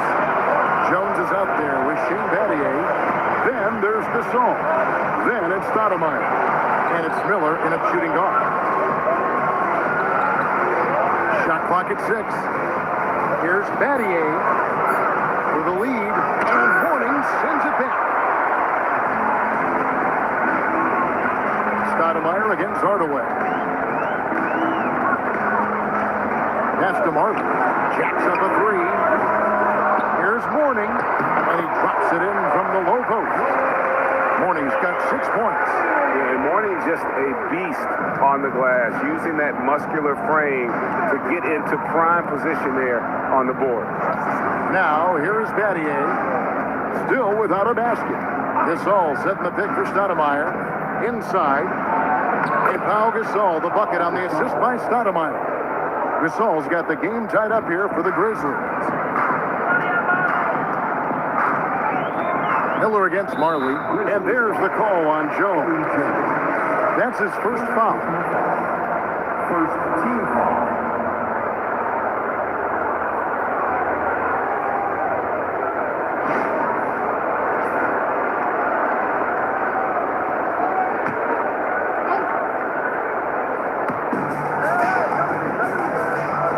And here's Marley. Oh, and there's the alley-oop. Battier with the steal. For the lead, he lays it in. And the Grizzlies lead by 2. Any points Battier gives you, I think, is found money. Shane is so good defensively, we forget about his offensive prowess. Pass to Marley. Lets it go from deep. That drops and it comes off the assist from Hardaway. Marley's got his second bucket. It works well there. Not much resistance from the deep. Yeah, that's not the defense you need. You got to be tougher defensively. Memphis moving it around. Here's Gasol. It's hauled in by the Heat. Morning's got 9 rebounds now tonight. Brown outside. Hardaway against Stoudemire. Now here's Hardaway. Defense right on him. Just 3 to shoot over Stoudemire. Hardaway, no good. And here's Miller. He'll bring it up for the Memphis Grizzlies. They trail by 1. Stoudemire outside. Eddie Jones on the wing. Eddie outside. Takes the 3. And it's Miami with the rebound. Ashburn, the pass to Hardaway. Pass to Brown. Here's Mashburn. Played in with a nice touch off the glass. And it's a 3-point Miami lead. And whether it's from deep, inside, mid-range, Jamal Mashburn is at home as a scorer. Pass to Hardaway. Now Marley beyond the arc. Good, and the assist goes to Hardaway. Hardaway has got 5 assists in the game. That's what Marley does. He makes deep shots. He's often looking for that 3-point opportunity. And so now, a timeout called by head coach Mike Fratello. Coach is going to talk some things over with the team. Might be seeing something to adjust.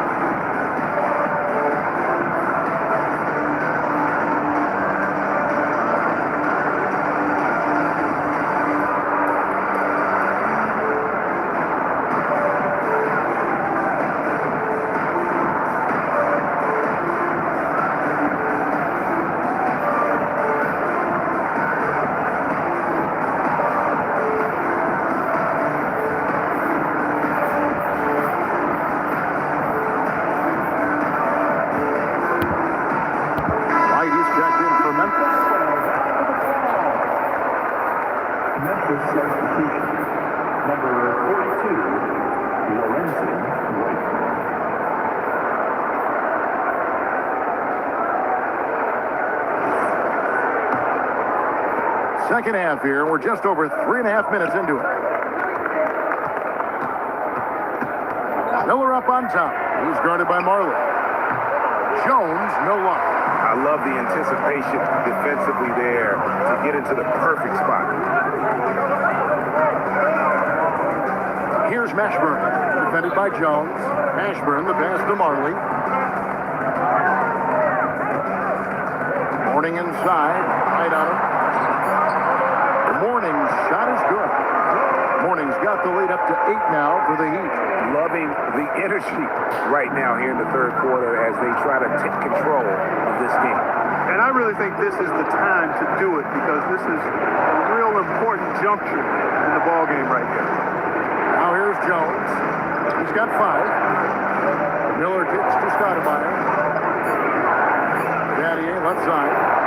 Shoots over Brown. No good off the front iron. No matter what looks they get, they just can't convert to stop this run. And, you know, they've got to be careful because this is when the team concept breaks down and guys start playing hero ball. Yeah, letting it rip. They're just having fun right now. Yeah, offensively, they've just been rolling. Impossible to stop. And so now, a timeout called by head coach Mike Fratello. He's going to take a minute here to get things straightened out.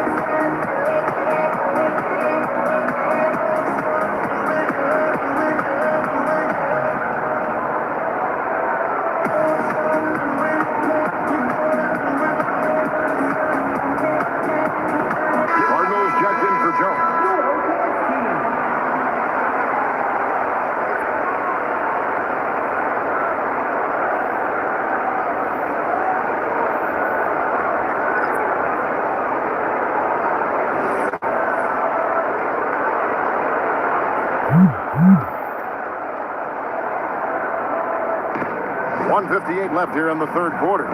Cardinal passes to Miller. Battier outside.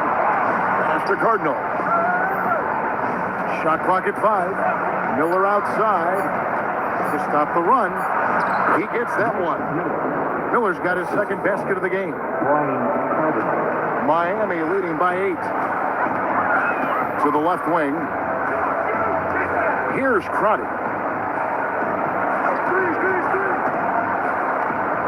1:21 left to play here in the third. Austin setting the pick for Anderson. And the dunk by Austin. And he can do a lot more damage to the rim than that when he wants to. Oh, you're right. And with the lead they're enjoying, I'm surprised he didn't put a little something extra on that one. Well, I think he did plenty of damage nonetheless. I mean, it was only with one hand, but he still threw that down pretty hard. And there's the call. It's going to be an illegal screen. And guys, point of emphasis for the league is to really crack down on illegal screens. Yeah, you know, he might have gotten away with that a few years ago, but not anymore. No way. Now you've got to be stationary on those screens. No extra hips or elbows, or they'll call it. Catching up on the changes for Memphis. Gasol's checked in for Battier. Jones comes in for Mike Miller. And it's Jackson in for Stoudemire. Now here's Austin. And he drops in the layup off the glass. Austin's got the lead up to 12 now for the Heat. And really the story of this second half, one team getting the shots they want, the other not so much. And that's why you have such a huge gap in the shooting numbers between the teams. Here's Gasol. He's got 12.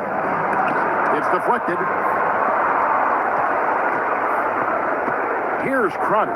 And Anderson has it in the corner. Good on the three-point shot.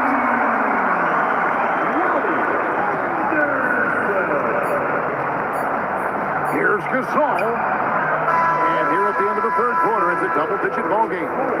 Heat out front, up by 15. And we're coming back in just a moment. Get ready for the fourth quarter of action when we return.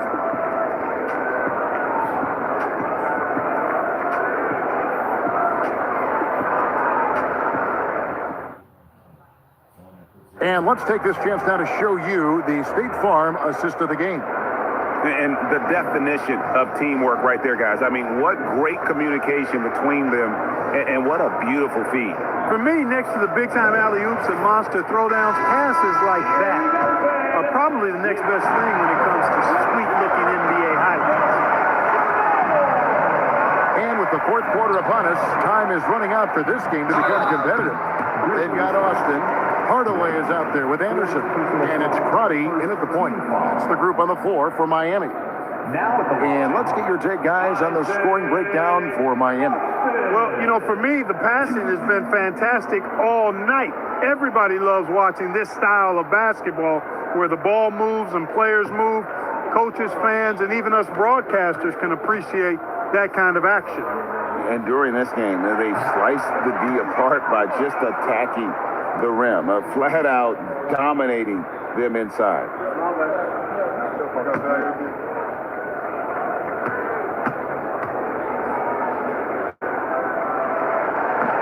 Second free throw, no good. The Grizzlies trail by 15.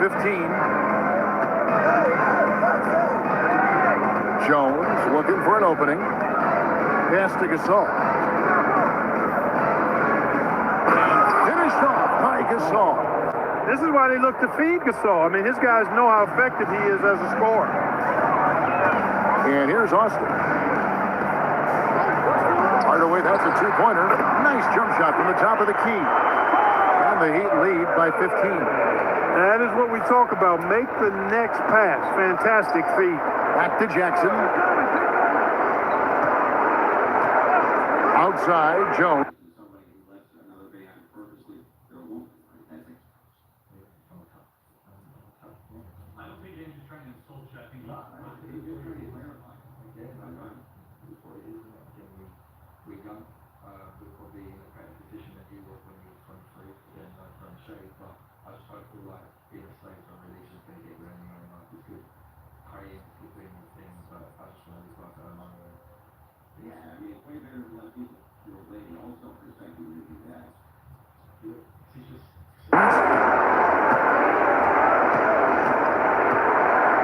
Six on the shot clock.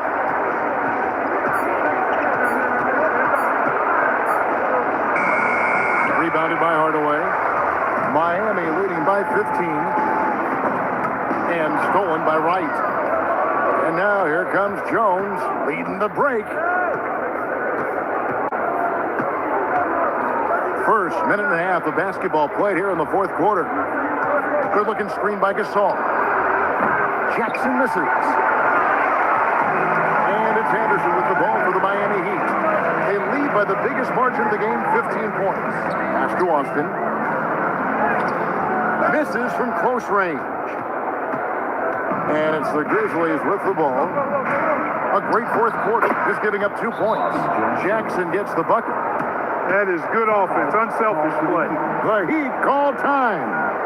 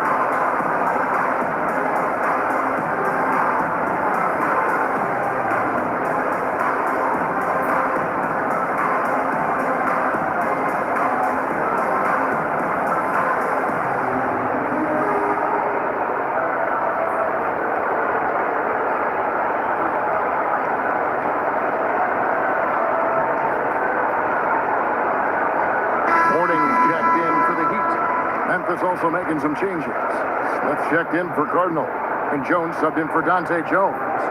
Let's check in now with our Allie LaForce, who's got a story for us. Allie? Hey guys, well the Heat coach had some advice for his team over the last break. He said, this is who we are. This is the pace. Don't let up. He said it doesn't matter if they go on a run. What matters is how we respond. They plan to respond with a fury, guys. All right, Allie, thank you for that. Now, here is Morning. And the layup's good off the glass. And the Heat lead by 15. Boy, the interior game of Morning, really strong, solid, excellent at getting quality shots in close. Jackson passes to Gasol. Shoots over Austin. Gasol, no good. Frank, their unselfish play has really been impressive. They're trusting one another out there, wanting to get each other involved. This is great basketball. When you allow good scorers to get uncontested shots at the rim, no wonder you're losing. You know, he should be getting extra attention from the defense, not less. Hardaway with the steal. Going inside. And easy 2 points on the layup. Hardaway has got 6 in the quarter. Boy, how fast Hardaway gets inside is something to watch. Really excels driving all the way to the rim. Right, the pass to Gasol. Shoots over Austin. Second chance effort, and it's Gasol with the bucket inside. If you don't box him out, he's going to make you pay. The Heat leading by 17. Over to the wing. Good ball movement here by Miami.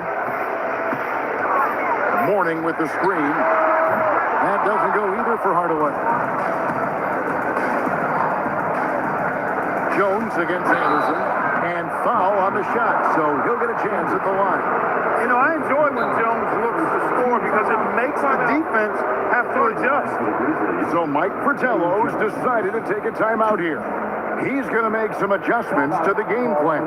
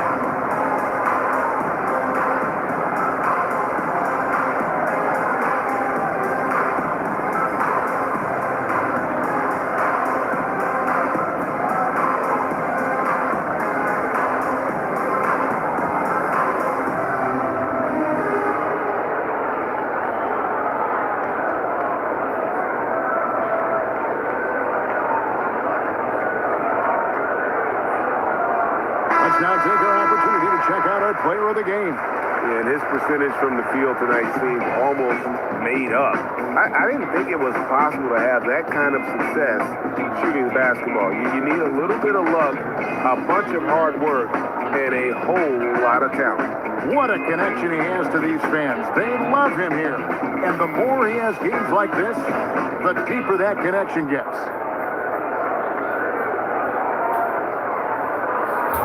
Take a break. Take a break. 2 shots.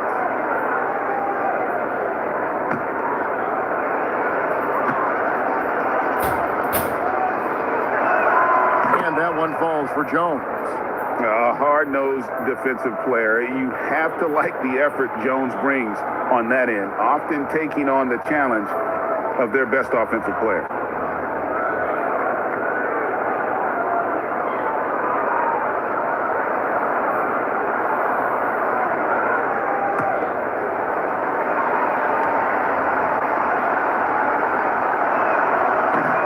So he makes both from the line. Miami leading by 15. Now Hardaway, pass to Marley. Morning inside. He's defended by Gasol. Morning's got that sculpted body and plays with such strength, able to brush off the contact on his way up for the shot. Gasol. personal foul. Second team foul. Now at the line, Alonzo Mourning. If a player is fouled on a made basket as he goes to the free throw line, my call would sound like this. And the free throw, no good. And you gotta love the fire that Mourning plays with. His passion for the game is so special. Now here's Hardaway.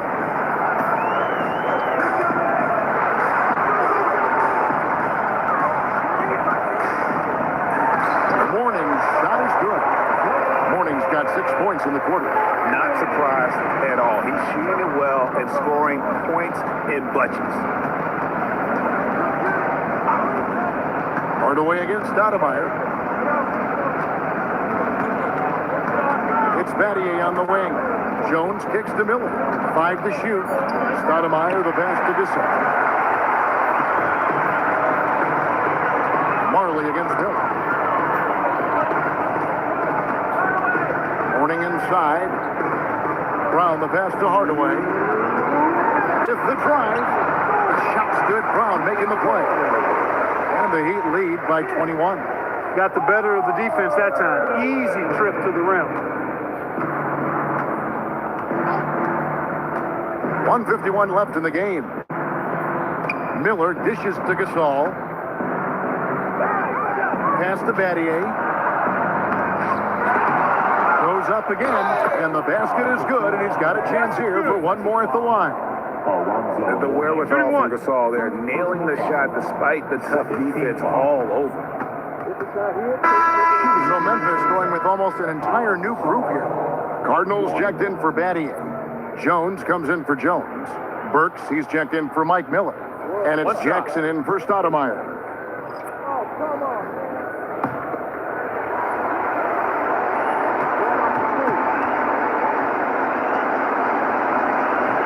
Gasol, no good on the free throw.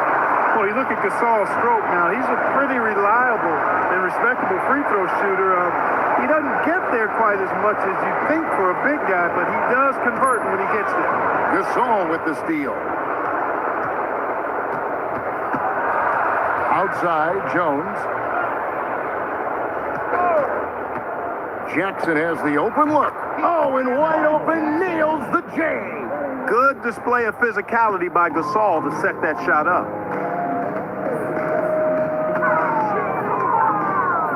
1:04 left to play in the final quarter. Now Grant. Pocket 6. Fires the 3. And it misses. Jackson deciding where to go with it.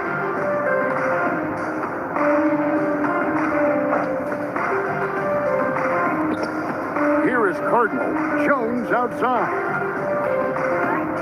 Here's Jackson. Oh, that was something to see. Good. And there's the dunk.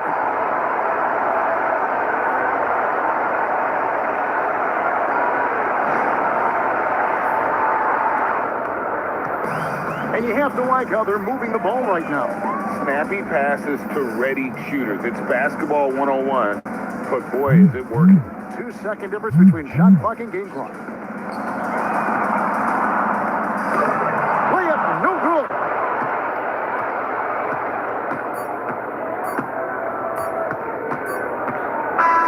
And so Miami takes this one by a big margin. Even early on in this one, it seemed like they were happy to be playing at home tonight. And it makes a big difference. Once they started to really play in rhythm, you never felt like they had any doubts as to whether or not they were going to win. And that'll do it, folks. And so now, for Greg Anthony, Clark Kellogg, and Allie LaForce, this is Kevin Harlan saying thanks for tuning in. And we'll see you next time.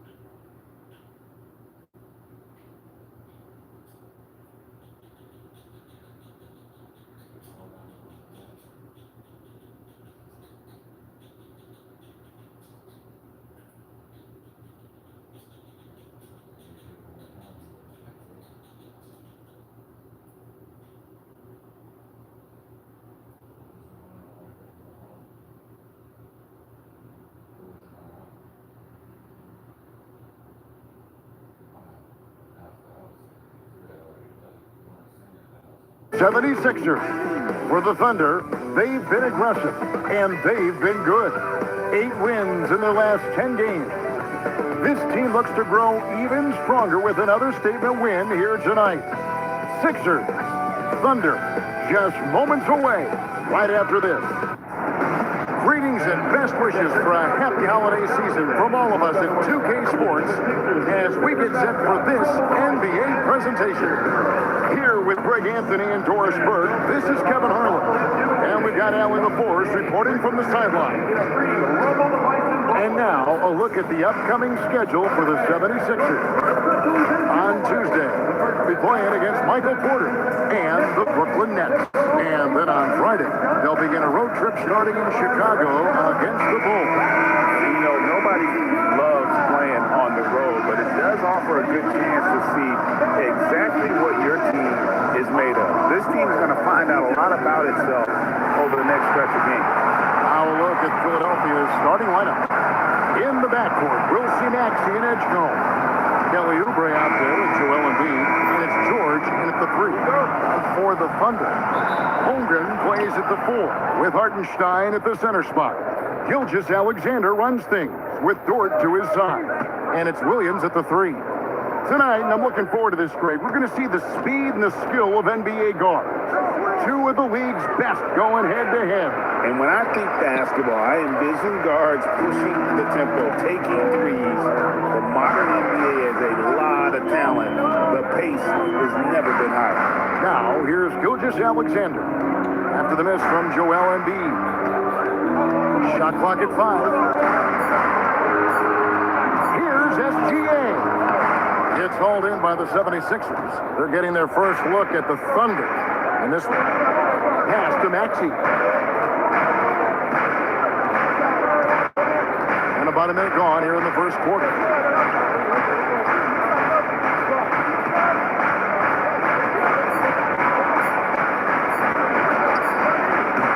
It's rebounded by Hartenstein. And the way he was able to reach out towards that release had an impact. Well, no question. He altered that shot, and most of the time, that's just as good as blocking it. Now, here's Gilgeous-Alexander.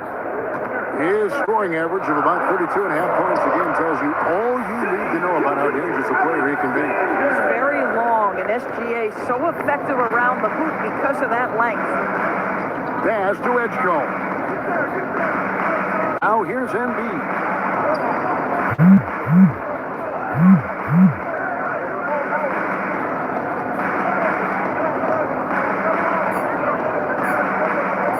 A 3 ball. It's hauled in by Jalen Williams. And it's Williams with the ball for the Oklahoma City Thunder. And Doris, we had heard the era of the big threes might be fading, but the Thunder have one with Chet Holmgren, J-Dub, and Shai Gilgeous-Alexander.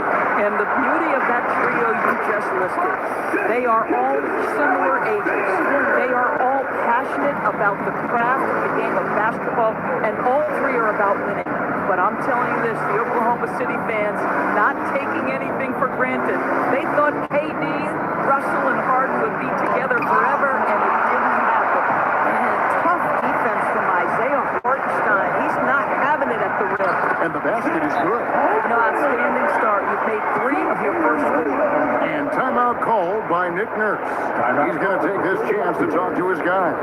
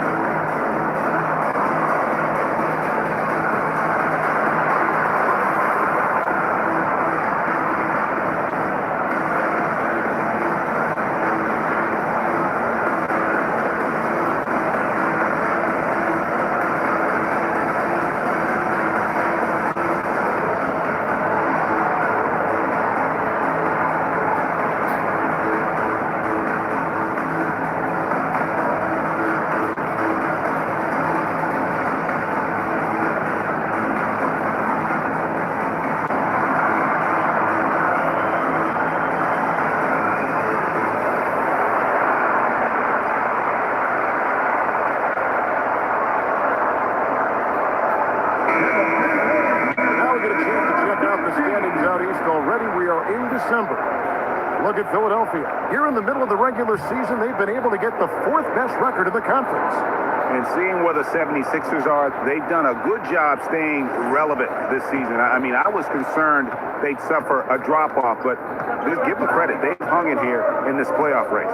The resiliency has been crucial for this team. Anytime it looks like they may start to drag a little bit, they've picked it back up and stayed in the hunt. Count the basket. Looming large on the interior. Embiid, hard to deny. The Thunder lead by 4. Holmgren sets the screen for SGA. To the paint. Shoots over Oubre. And there's Holmgren. That's good. On the assist by SGA. Exactly the kind of start you're looking for. They are 4 for 5 out of the gates. And Greg, on a team as stacked as OKC, you can almost forget about Chet Holmgren, who is the number 2 overall pick back in 2022. And let's give him his flowers, right? The portrait of a modern big man. Shot blocking, shooting range, and plays with an edge. Well, if it ain't broke, don't fix it. They keep getting it in the paint and continue to score consistently. Embiid with the screen on SGA. And here's George for 3. It's rebounded by Hartenstein. Hartenstein's got his 4th rebound with that last one here tonight. Williams. A chance to extend the lead to double digits, but it's no good. They've been looking out of sync offensively. Yeah, their offense has ground to a standstill. And his presence as a scorer, it just has a calming effect for the rest of the team. He's a fallback option whenever they need one. Now we'll hear from Allie LaForce, and she's got a story for us. An update. Allie? Thanks a lot, guys. Joel Embiid over the years has had some tough luck with injuries. He said, I've broken my face twice. I came back early with the risk of losing my vision. Broken fingers. I still came back. I wish I was as lucky as others, but that doesn't mean I'm not trying to do whatever it takes to be out there. Back to you guys. Thanks a lot, Allie.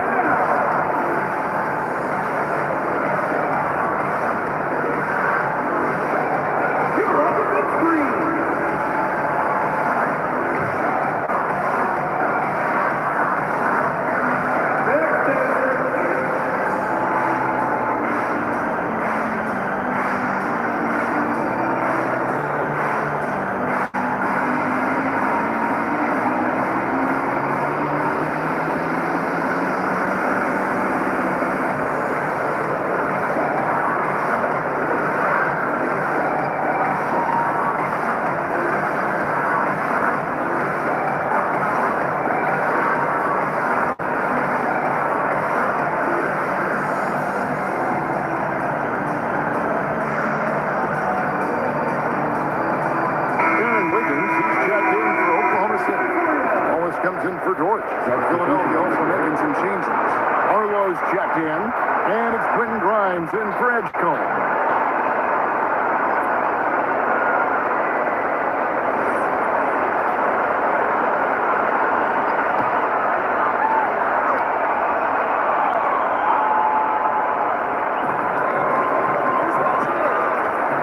Maxey against Gilgeous-Alexander.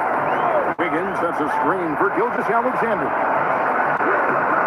That one, no good. Some solid defense from Maxey. Oubre passes to Embiid, and he drops in the layup off the glass. Embiid's got his 2nd bucket of the night. Well, right to the rim. If there's a size advantage, you attack immediately. Now Williams. No scoring in this one. Wallace outside. Good, and it's Williams who picks up the assist. And their offense already in a flow. Some stellar shooting to jump out to this league. Inside, here's Embiid. Can't connect from short range. Oklahoma City leading by 7. Wallace the pass to Hartenstein. On the wing, Gilgeous-Alexander. He's covered by Maxey. And that one's good. Gilgeous-Alexander. Shots are just flowing him right now, having a really strong quarter. Oubre outside. To the inside. Here's Barlow.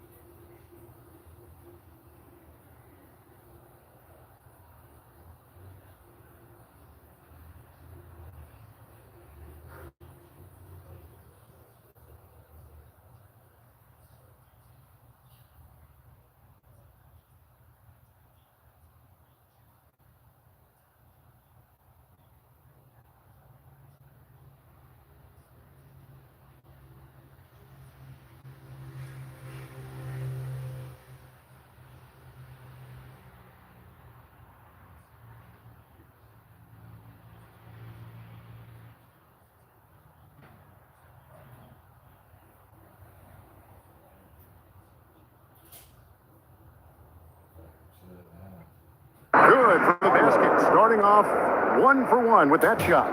Yeah, another nice bucket down low. They've really been able to work the ball into the post effectively here so far. Now here's Williams. He's been putting up the points on a very steady basis, averaging around 17.5 points a game.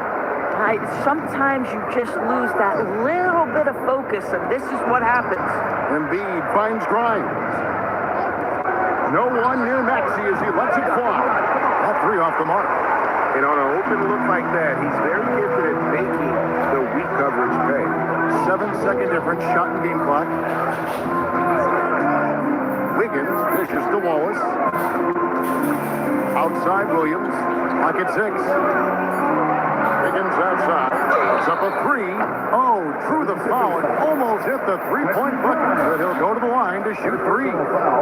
Yeah, you hate to give up a foul on a three-point attempt. First trip to the line for him here. Aaron Wiggins taking 3 shots.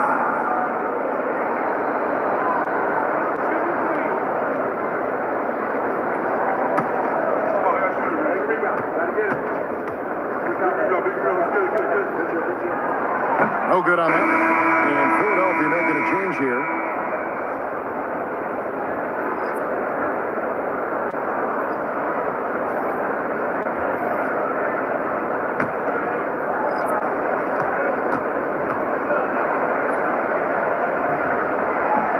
And he can't hit the second.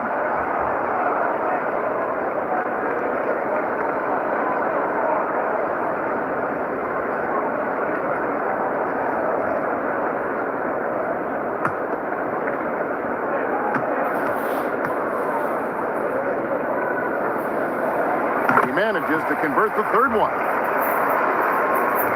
9 seconds left to play in the first quarter. Pass to Grimes.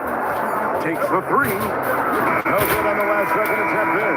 And so it's the Oklahoma City Thunder in the driver's seat, up 8 points at the end of the quarter. They've been playing some ferocious defense. And we'll be back with you shortly.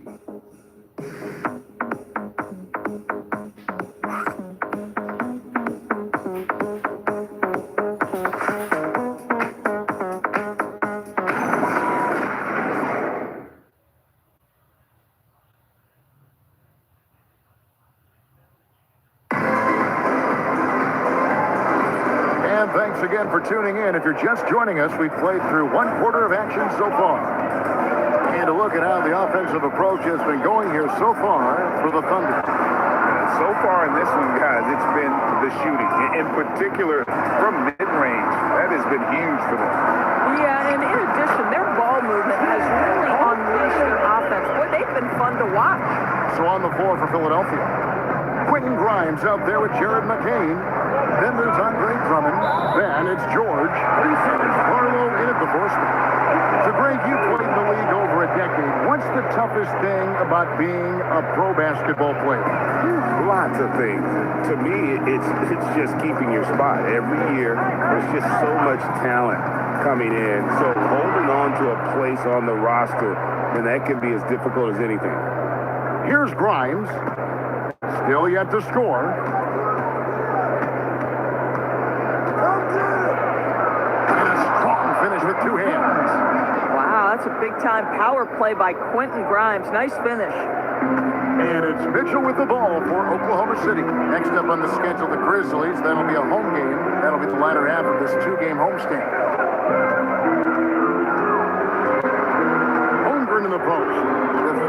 Drummond. Down to 5 on the shot clock. Here's Wallace. And it's off from three-point range.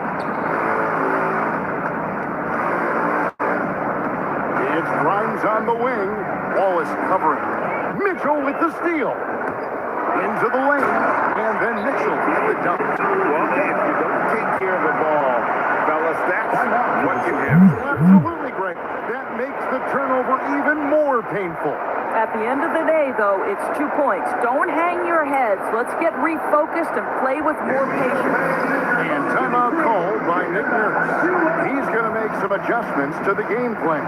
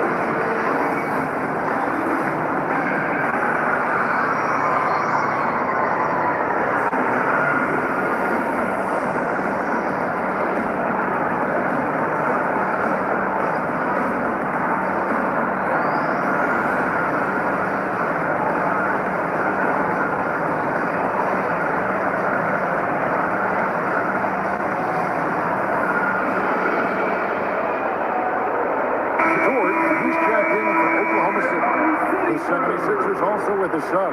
Edgecomb's checked in.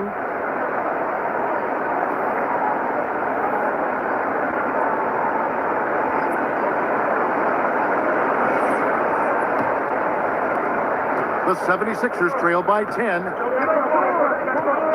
George with the bounce pass. We're now about 2 minutes into the second quarter. And that'll be Oklahoma City's ball as it goes out of bounds. Now we'll get a chance to check out the standings out west. Already we're in December. Look at Oklahoma City. They've been in peak form as we've watched them play some tremendous basketball toward the postseason. And you know, for the Thunder, they've come through for their fans this season. All the optimism surrounding them, all the high hopes, all proved to be legit. But how about the momentum they have built to get off to this fantastic start? All positive vibes right now for this team. Boy, you give this guy a half-decent look from distance, and he's going to make you pay. George sets a screen for Edgecombe. Here's Embiid. There's Embiid with the dunk. Oof, what a scary sight. Joel Embiid with all that momentum taking it to the hoop, looking like a freight train. Well, Greg, we know at his speed. Joel Embiid, one of the elite two-way centers to ever play in the NBA. He's a former league MVP, but when you weigh close to 300 pounds and move like he did, not entirely surprising that his lower extremities took a toll. The 76ers trail by 11. About 3 minutes played so far in the second quarter. Fires for three. Edgecombe, no good. Not quite enough defense. That time around, just lucky he was off. Mitchell kicks to Wiggins. Down low. Here's Holmgren. Kicks it out to Mitchell. Here's Dort. Good, and the assist goes to Mitchell. Dort's got the lead up to 14 now for Oklahoma City.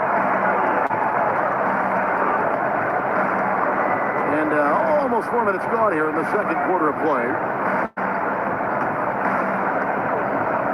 Embiid against Holmgren. 6 to shoot. From the high post. Good D by Holmgren. For the 76ers, their last game, a win against Dallas. And they really got after it from a defensive standpoint throughout that entire game. The turnovers they forced really tell the story. There has to be a willingness to take chances, jumping for steals, getting out in passing lanes, and all of that worked in their favor. And so Mark Daigneault calls a timeout. Coach needs a moment to talk things over. Timeout for Oklahoma City.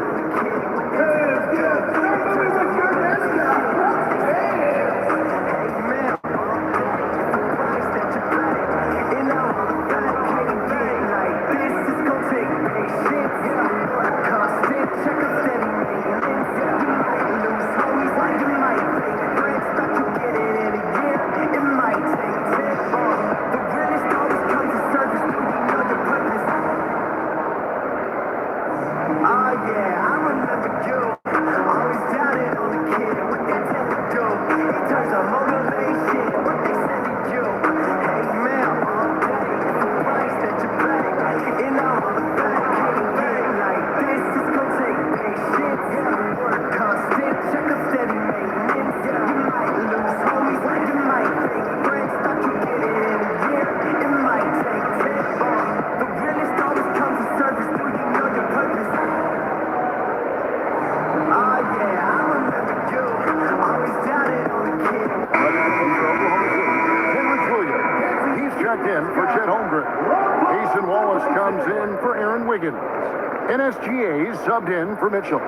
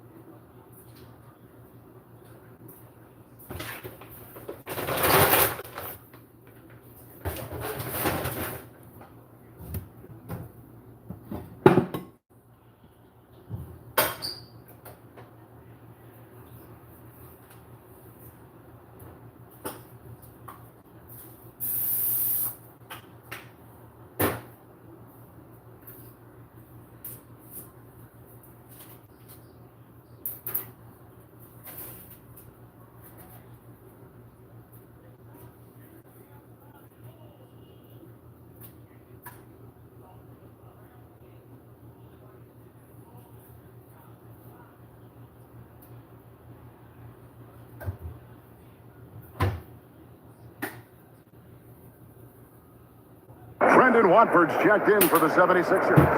Tyrese Maxey comes in for George.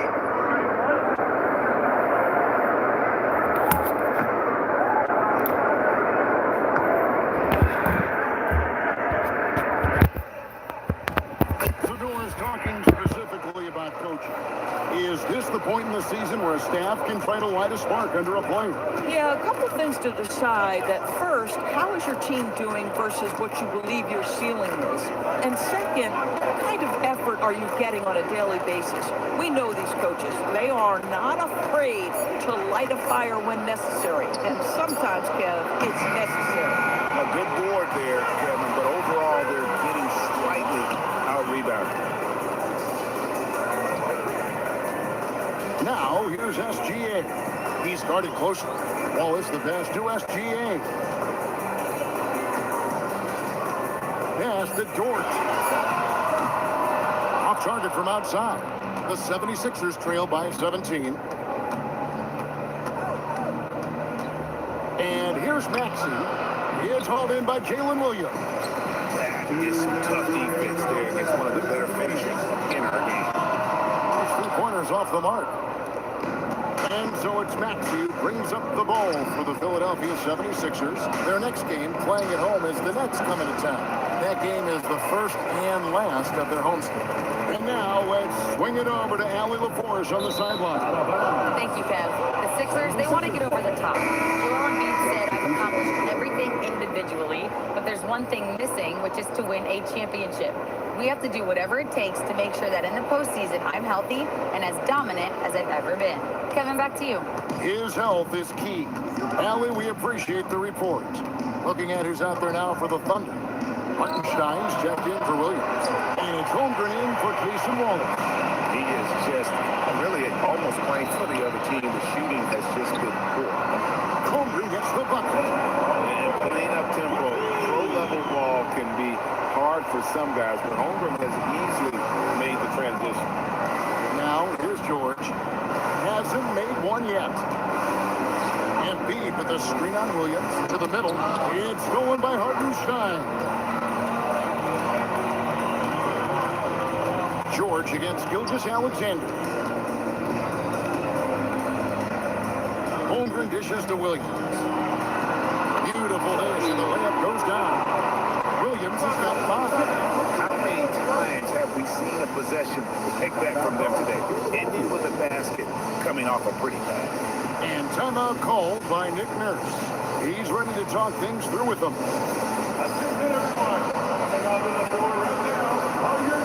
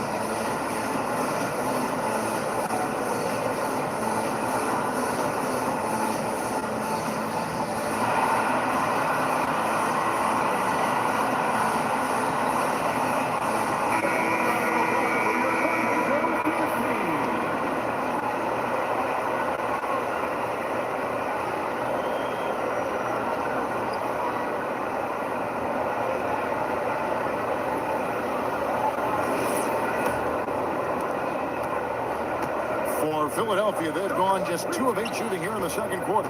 Outside, Maxey.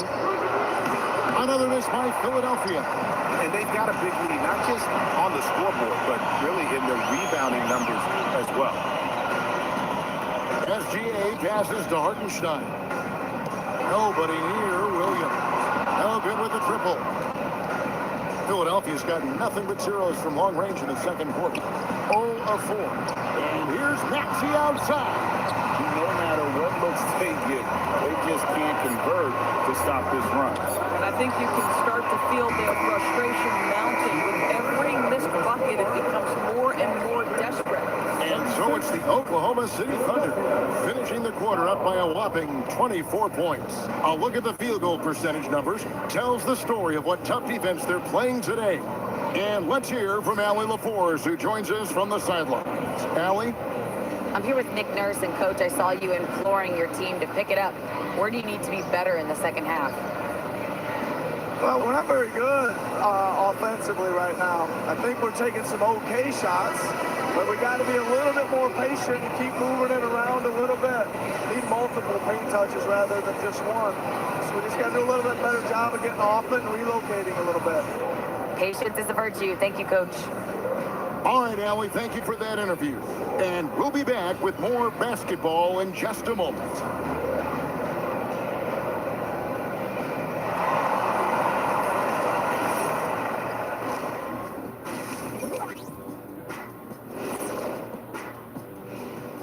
Hello, folks. Is this the halftime show?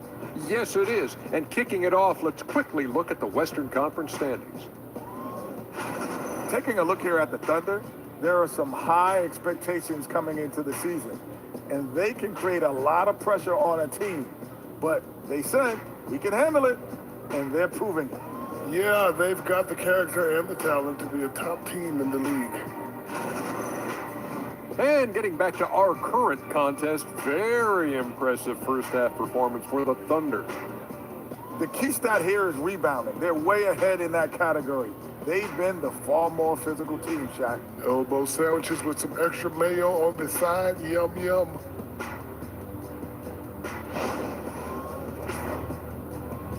Thanks for joining us. Now let's toss it to Kevin Harlan for the start of the second half.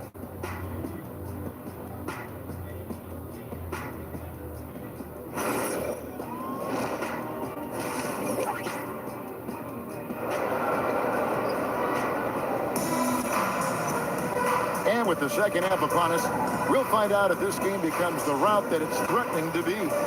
Chet Holmgren has been sensational. Yeah, and just look at the numbers from the first half. He has been very efficient. I think they've taken their time. They've showed incredible patience. It's a sign of a well-coached ball club.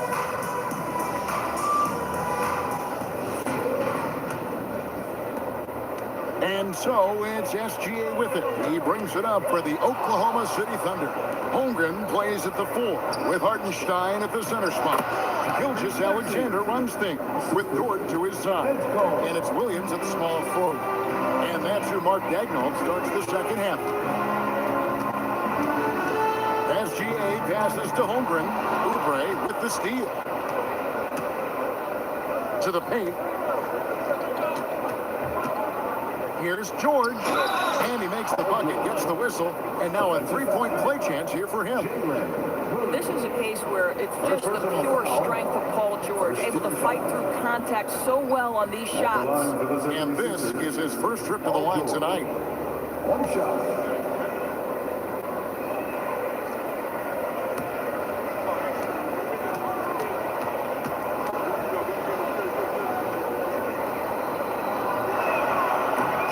No good on the free throw. And you know, George is a tough cover. The length, the range, smooth athlete, very difficult to match up with. Holmgren. And the jump by Holmgren.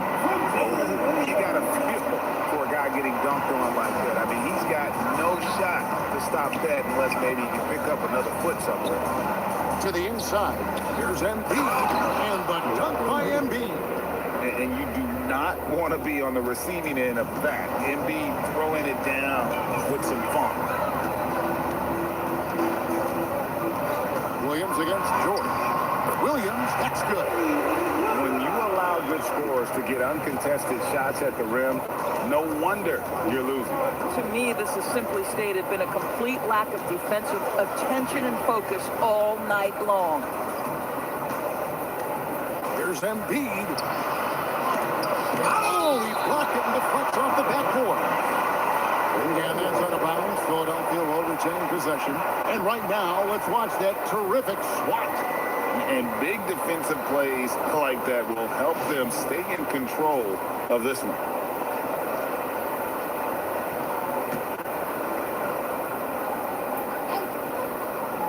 Just 4 to shoot.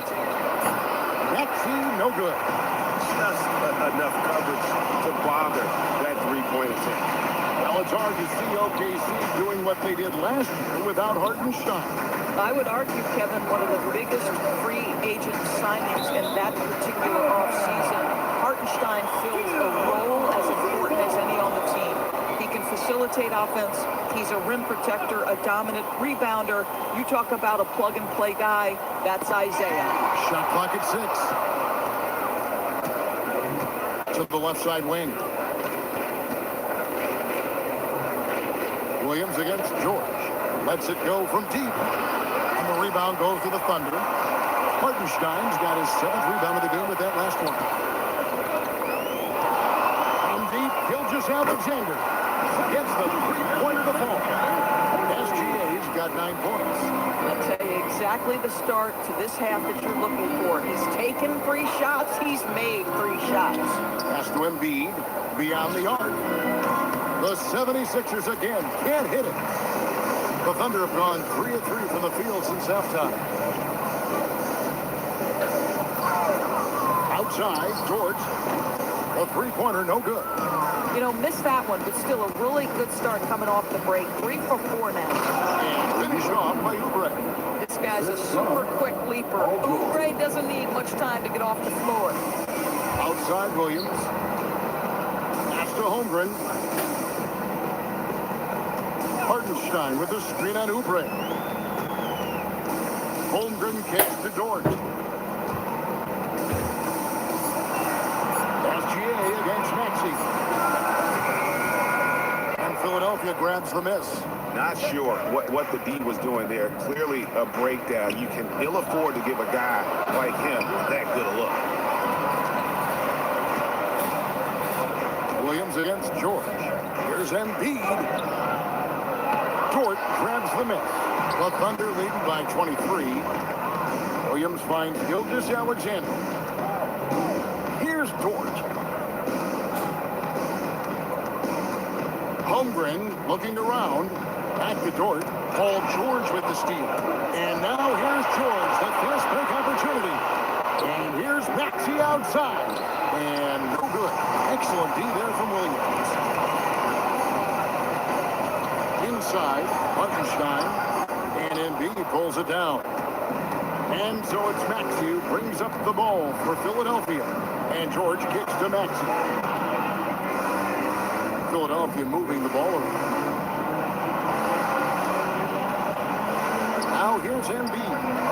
8 points for him. Well, he's trying to give this team a spark, but the buckets simply will not go down. Dort passes to Holmgren. The kick out to Williams. Deflects the pass. Just 5 on the clock. To stop the drought. And Philadelphia grabs the miss.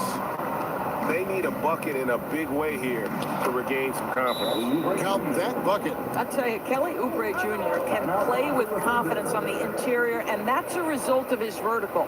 And so Mark Daigneault calls a timeout. He's going to take a few moments here to check in with his team and regroup.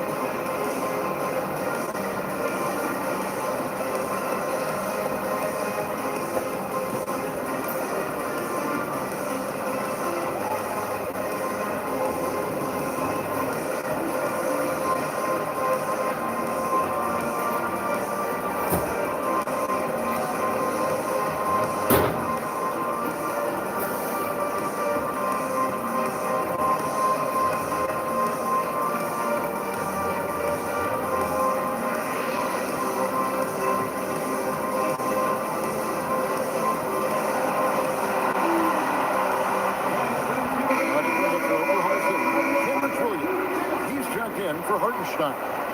Higgins comes in for Williams. And Wallace subbed in for George.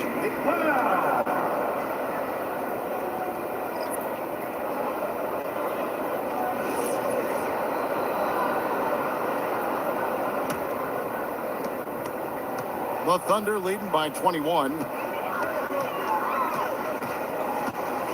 Outside, SGA. Down low. In the jump by Holmgren. And I know everyone's thrilled to see Holmgren scoring so well. And this is the kind of effort that can carry on well throughout the year. Drummond sets the screen for George. He's looking for Drummond and finds him. Holmgren with the steal. Higgins from outside. That's good. And SGA with the assist. SGA's got 3 assists now in this one. And an important part of every team's game. We'll look at the hustle stats for Oklahoma City. They have been a wrecking ball defensively, coming up with steals, being active with their hands, and just doing a terrific job of disrupting the rhythm. And you also have to love the way they've gotten out and run in transition. A ton of good chances tonight simply from being willing to run the floor. Williams for 3. It's hauled in by the 76ers. George has got 4 rebounds now tonight. And stolen by Wiggins. And here we go. Fast break. Wallace has got it. Teardrop shot. And it's sent back by Drummond. And this will be the last possession of the quarter if they're patient. Well, it's amazing. If you finish quarters the right way, it can have such a great impact on the outcome of a game. Left side, SGA. Nice touch on the back shot. And 11 points for Shea Gilgeous-Alexander. And at the end of the third quarter, a huge lead in this one may already have been decided. Thunder out in front, running away with it. And will return shortly.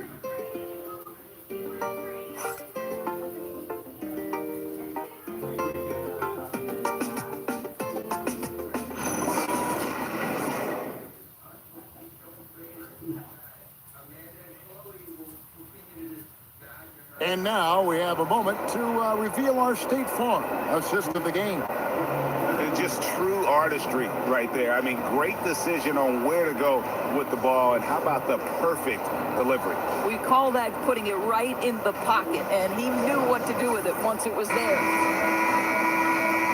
And there have been 2 very different performances from these teams today as we get going in quarter number 4. So on the floor for Philadelphia, Jared McCain is out there with Edgecombe. Then there's Quentin Grimes. Then there's Embiid, and it's Barlow in at the 4. Outside Williams. Williams' shot is off. The 76ers shooting 32% overall right now. Not one of their better showings. That one is good from Joel Embiid. Here's Williams. LDB, something that never seems to go away during the season is chatter about trade. And Kevin, what makes this so interesting is that very often fans of this league are as interested in trades, who's coming and going, as they are in the results of their team. It's a little intrigue that everybody wants a piece of. It's a big fella. Embiid making it look too easy. Mitchell looking it over. Williams up on top. He's guarded by Grimes. Clearly a foul. Second personal foul. First team foul. At the line for 2. Take a break. Take a break. 2 shots.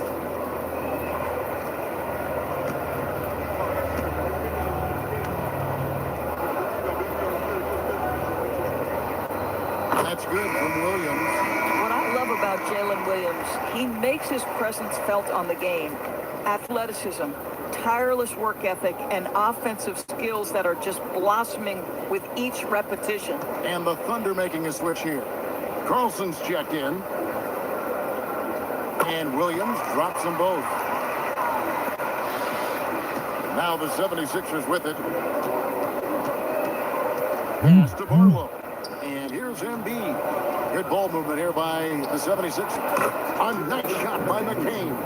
Well, that play is why Embiid's been an MVP. His skill, including passing at 7+ feet, is just ridiculous. Mitchell finds Jordan. Outside Williams. And as we've seen, Greg, navigating this age of social media can be difficult for an NBA player. Yeah, a momentary indiscretion can get broadcast to the whole world. So there's a need for caution that's probably higher than in decades past. And he's been passive today, but maybe that's what he needs to get him going, because for them to be successful, he's got to be a little more selfish. And he banks in the layup. Williams has got 4 points in the quarter. What you like about J-Dub is he tries hard to get to the positions on the floor he likes. If he's in the painted area, that's a good spot. And we will have a timeout called by Nick Nurse. There was no hesitating. He wants to talk to the team right now.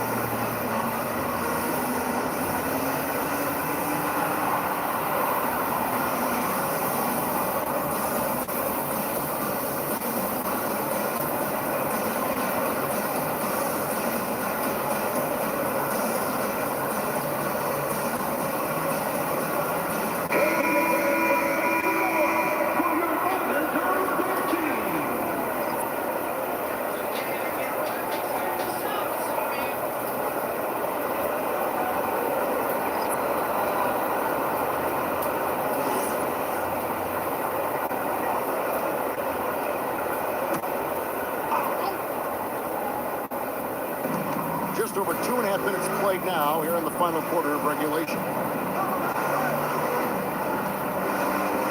On the wing, Jordan, defended by Holmgren. 6 on the shot clock. A nice shot by George. And after an abysmal first half from the field, the shots now starting to fall. SGA passes to Wiggins. Holmgren sets the screen for Wiggins. Pass to George. Now here's Holmgren. On three-pointer, Wiggins. No good that time. Great D that time from Oubre. Taxi passes to Drummond. And the rejection by Holmgren. Long 7-1 with that 7'6" wingspan. Holmgren can alter a block just about every shot in his vicinity. Here's SGA. That one falls through. It's his 6th make from the floor this game. Now 6 for 10. Boy, creating opportunities at point-blank range, this is exactly what you want. Outside, George. Edgecombe with the screen for George. Off target with his 3. The Thunder lead by 22. Pass to Holmgren. To the inside. And stolen by Drummond. Here's Edgecombe. Defended by George. Taxi passes to Drummond. Maxey against SGA. And that's a foul called on Shane Gilgeous-Alexander. That is his first foul of the game. And it's Nick Nurse calling timeout here. It's a chance for them to regroup and refocus.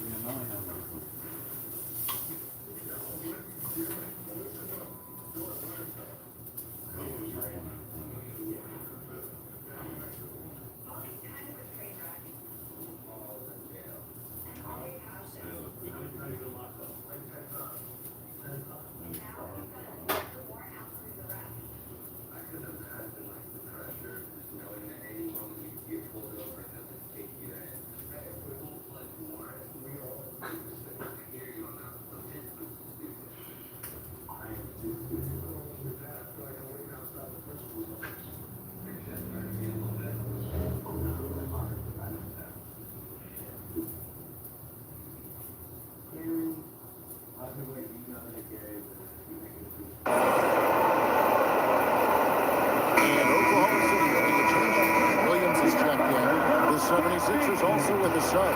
Embiid, he's checked in for Andre Drummond.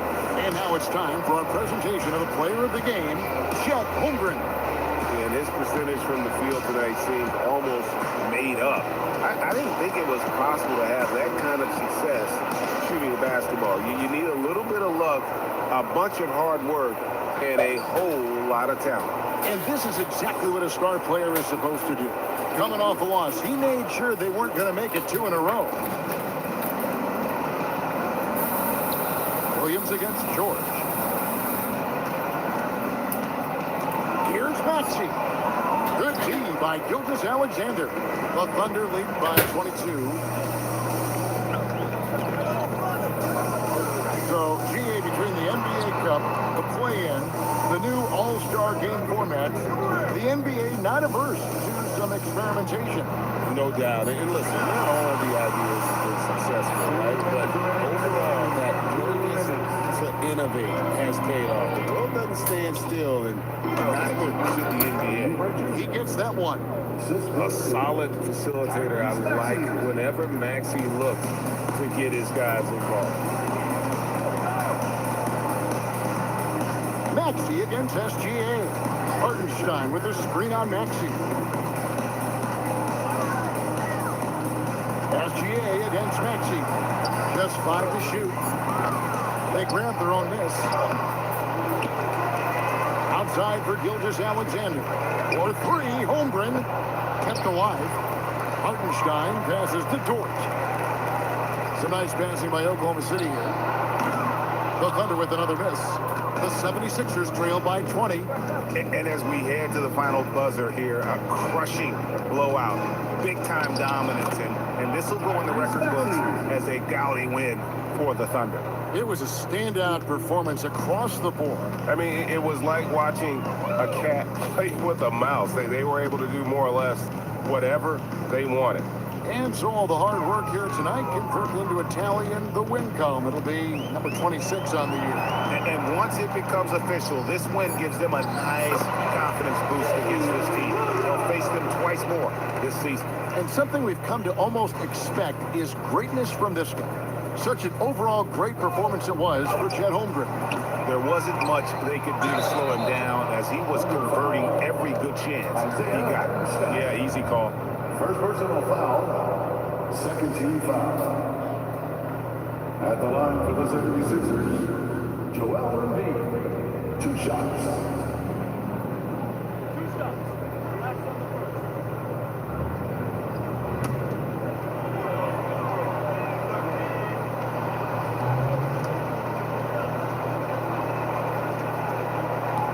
No good on the free throw. Better than most centers from the line. Embiid exceptional with his hands.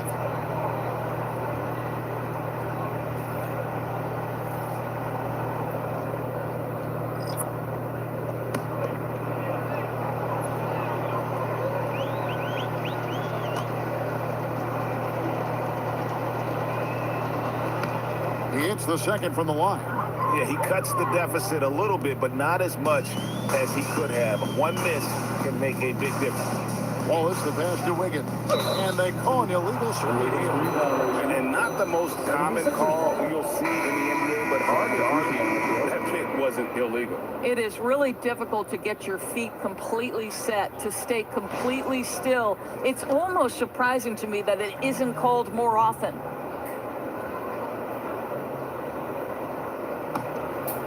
And they are really racking up the assists in this one.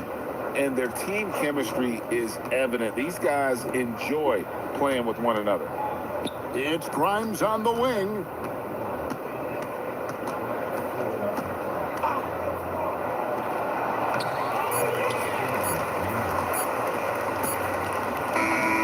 So no problem for Oklahoma City as they get the win. This game may not have been the most exciting we've ever seen, but you have to appreciate just what a clinical performance they put on. I know their fans appreciated it, and we saw at times just stretches of excellent defense, potency from an offensive standpoint as well. They were pretty much dominant. And that'll wrap it up, folks. For Greg Anthony, Doris Burke, Allie LaForce, and the rest of our terrific 2K crew, this is Kevin Harlan. Hope you enjoyed our broadcast. And now, our player of the game, Chet Holmgren.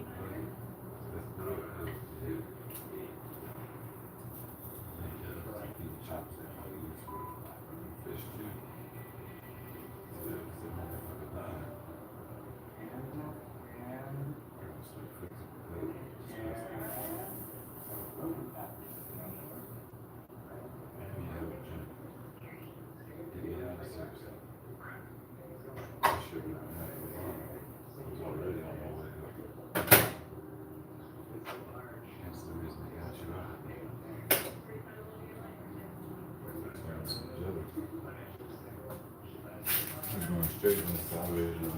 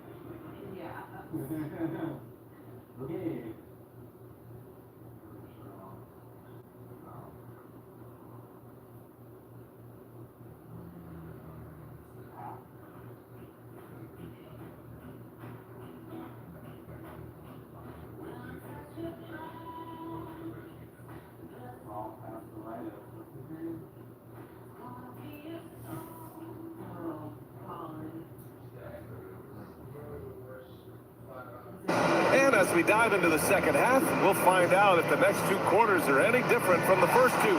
So far, it's been a runaway. A fantastic game from Anthony Davis in this one. When he got good position and they got the ball to him, he was automatic.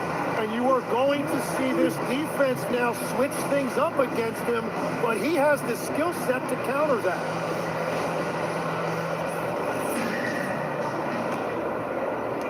Dallas leading by 13. The vet pair on the wings with Levine at the 2, DeRozan at the 3. The duo inside, Murray and Sabonis. And it's Westbrook in at the point guard position. That's Doug Christie's 5 as we get into the second half. Now here's Davis. This is the most they've led, 13 points.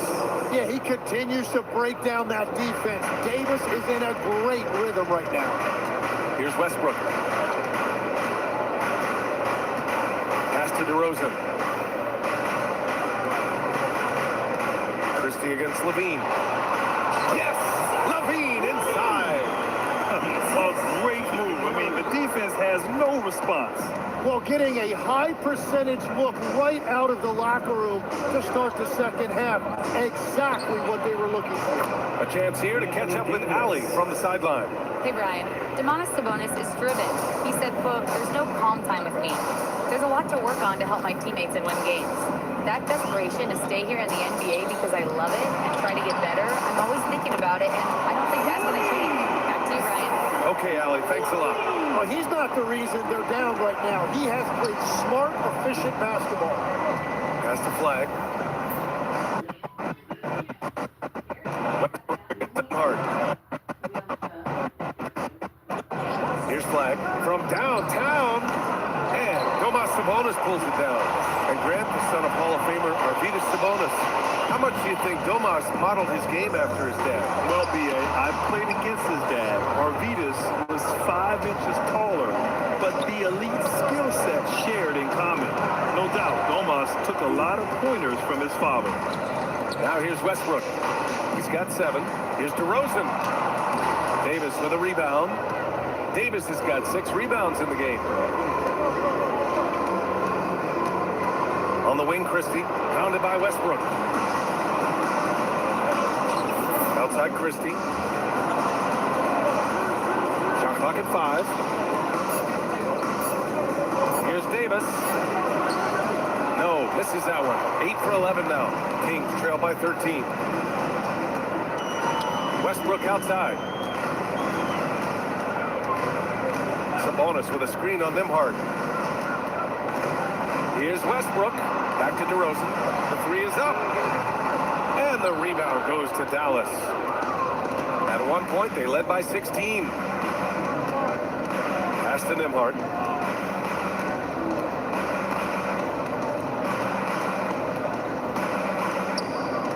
Here's flag. Defended by Murray. Here's flag. And rejected. Yeah, great work on defense right there. Shooters have to be careful when Murray is lurking nearby. Here's Sabonis. Oh, and makes it with a kiss. Sabonis has got 6. Time and time again, they're creating good looks from close range. Pass the flag. To win the cold spell.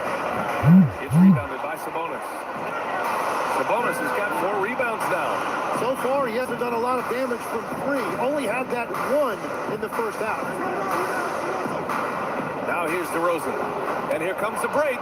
Here's flag. And the big dunk at the end of the break. And that's what happens when you don't take care of the ball. Hey, that makes the turnover hurt even more. All it takes is a half second of carelessness, and someone will be rocking the rim going the other way. And timeout called by Doug Christie. Coach taking this moment to speak to his guys, maybe alter some of the game plan.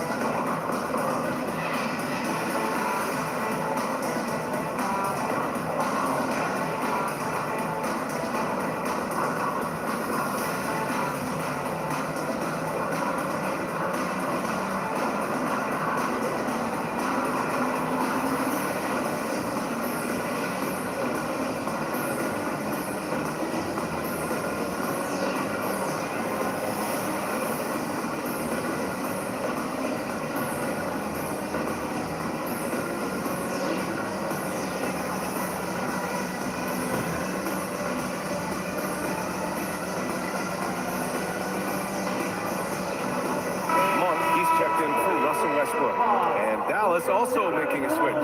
Daniel Gafford's checked in for Anthony Davis.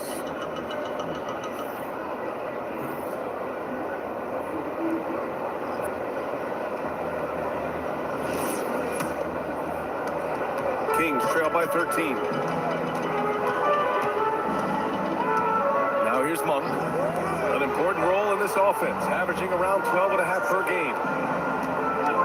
Picked by Sabonis. Here's DeRozan. And the rebound goes to Dallas. And they're +5 on the boards after that rebound. Here's Flagg. He's covered by Levine. And that one's good. Flagg's got 11.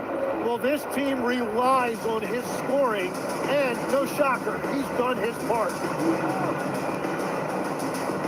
Sacramento passing it around. Levine feeling it out a bit. Top of the key. And the rebound goes to Dallas. Washington's got his 5th rebound in this one. That's the Flagg. Down low. And Washington powers it through. And that's exactly the type of pass we expect from a guy with his vision. Outside Levine. Back to Monk.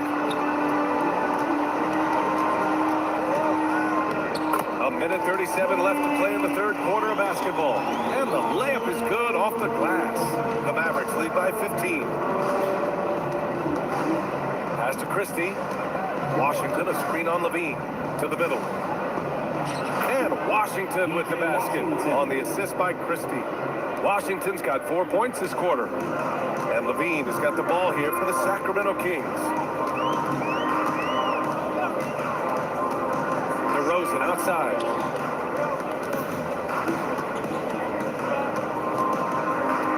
Shot clock at 6.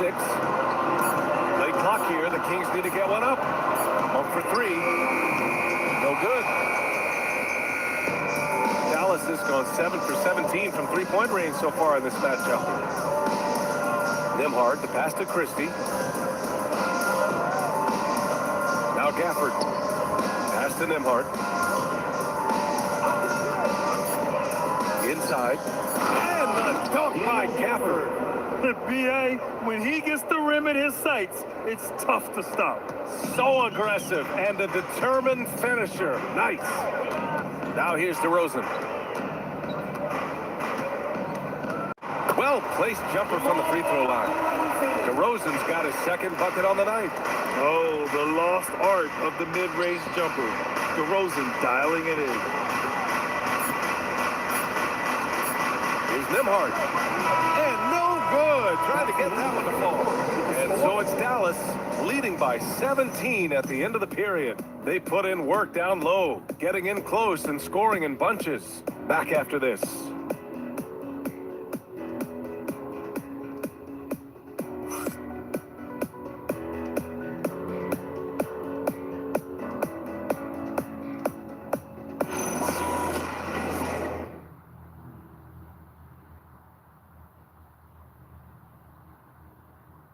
And a worthy candidate tonight as we take a look at our State Farm assist of the game.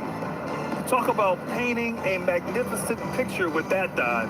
Just a great decision and a perfect delivery. Well, the vision, the placement of the pass, and then the timing. You just can't do it any better. And as we head into the 4th, we'll see if there's a comeback in the works or if it's more of the same for the first 3 quarters. On the floor for Dallas starting the 4th quarter. We've got Davis. D'Angelo Russell is out there with Williams. Then it's Daniel Gafford, and it's Thompson in at the 3 spot. Down low. Here's Williams. That shot's good. Russell making the play. And a breakdown here, guys. The hustle stats for Dallas. You have to be a fan of the energy they played with on the defensive end. Active hands and feet, and it's come up big a few times for them. And I also really like the pace they've played with in this one, specifically how high tempo it's been, clearly working to their advantage so far. Here's Russell, following that last 3-pointer by Sacramento. Here's Davis. Pure. That's basket number 9 on 12 tries. And Legs, as someone who has seen some of the great perimeter defenders over the years, who's the best you've ever seen? Well, the best defense, Brian, I ever played against were those mid-90s Bulls teams when you had to go up against Jordan and Pippen on either wing. And then more modern-day players like Drew Holiday, even a guy like Tony Allen when he was in Memphis, they stand out to me as well. First team all-defense, Tony Allen. Year in, year out, a nightmare to go up against. And finished off by Davis. Just gutting the defense on that drive. Davis is so big and mobile. And we've got a timeout called by Doug Christie. He was quite emphatic, commanding the timeout, clearly wanting to address strategy with his team.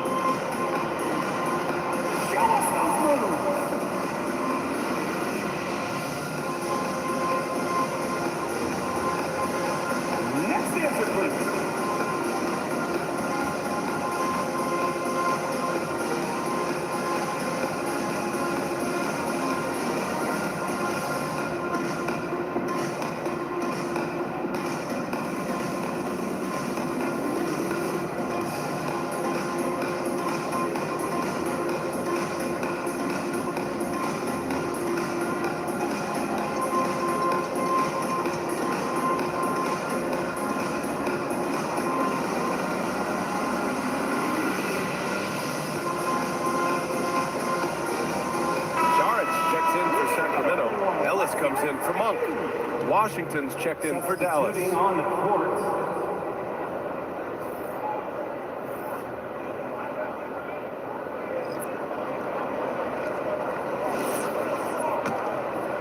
And we've made our way through just over a minute and a half of this fourth quarter. Saric, a screen on Thompson. Pass to Saric. Fires the three. That's good. And so Westbrook with the assist. Westbrook's got 4 assists in the game. Russell deciding where to go with it. Davis against Saric. Right side Davis. 4 on the clock. Shoots over Saric. Hauled in by the Kings. Westbrook's got 4 rebounds now. A touch under 2.5 minutes have passed now here in the fourth. To the paint. Ellis outside. Out to Schroeder. Beyond the arc. Washington grabs the miss. Washington's got 6 rebounds in the game. Pass to Davis. Out to Thompson. Fires for 3. Gets the 3 to fall. And the Mavericks lead by 17. Exactly what every offense needs. Shooters who can force the defense to extend. Yeah, that's how you create that spacing, and that will open up a lot of options offensively. Now here's Westbrook. Outside Schroeder. Sacramento passing it around. Pass to Westbrook. Counted from distance. Westbrook's got 6 here in the quarter. A dozen consecutive points off of threes. This defense looks rattled. And so Jason Kidd calls for the timeout, rallying his guys to make sure they all know the plan.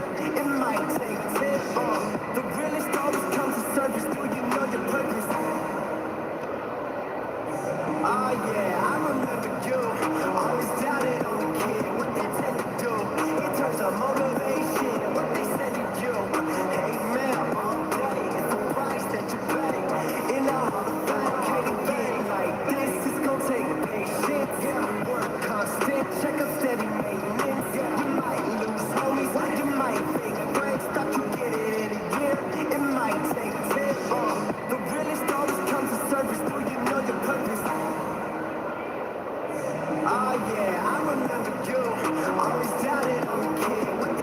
Sacramento with some changes. Keegan Murray's checked in for Saric. DeRozan comes in for Ellis.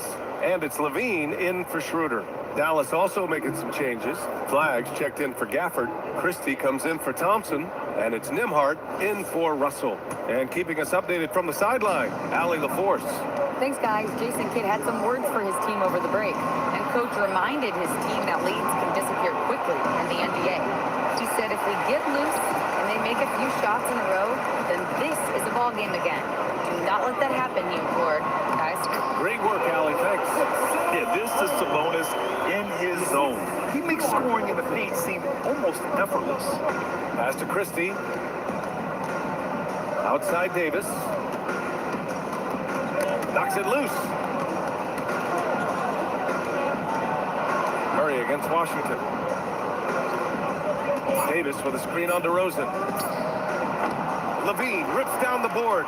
Well, he's certainly more than capable of hitting that shot, but somehow, even with no defense, he came away empty.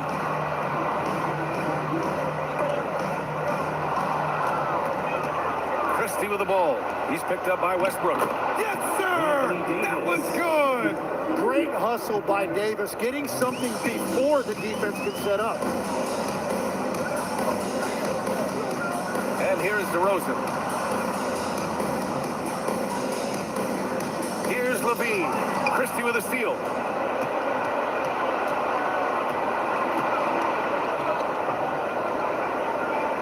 Flag outside.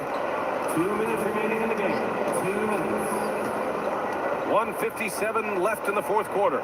6 on the shot clock. Davis. And he slams it down. And what you love most about Davis is his confidence, because it's what helps him take over games. Picked by Sabonis. DeRozan. Oh, no good on the layup. That's going up against a defense that knows your tendencies. Here's Washington. Davis down low, working on Sabonis. Now Washington. Now Davis. Cooper flag. Great awareness to beat the clock. And the distance between the point totals for these teams tells the whole story. Just a fantastic effort, and you have to give it up for the Mavericks. A pair of tremendous rebounding teams. And these guys played a little harder tonight, and that was the edge they needed. And this win will give them 12 on the year thus far. Yeah, this is far from the last word in the season series. Still 3 more meetings between them and plenty of motivation to square things up. And as it was happening, as it was building, you knew this was a monster game for Anthony Davis. Yeah, no doubt, he was the most impactful player for their offense tonight.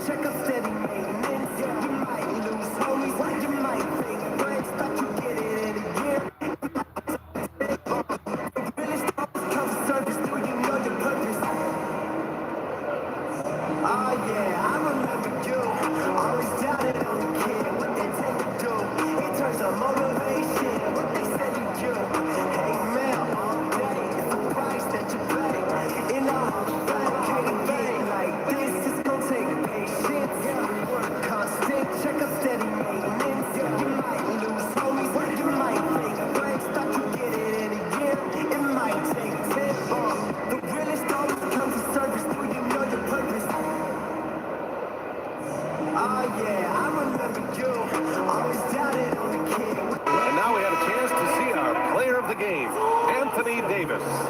This has been one of the most dominant performances I've ever seen. What's incredible is he has no off switch, just a tremendous motor, and he's making an impact on every single possession. And look at him. He thinks it's just another game. He is totally in control of his emotions. You know, some guys aren't the same player on the road. Not this guy. He loves sticking it to an opposing crowd, and it only adds fuel to his fire.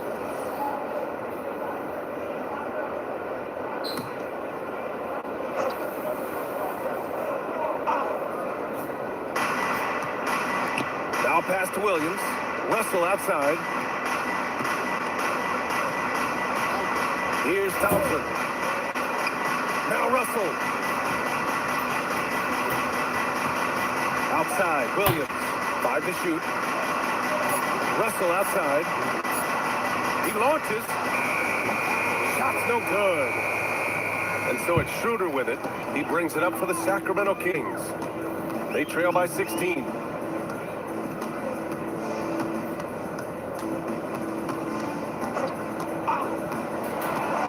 From 11 feet away, rebounded by Gafford. This is why you want ball movement and player movement. And that's made it hard for the defense to key in on any one individual.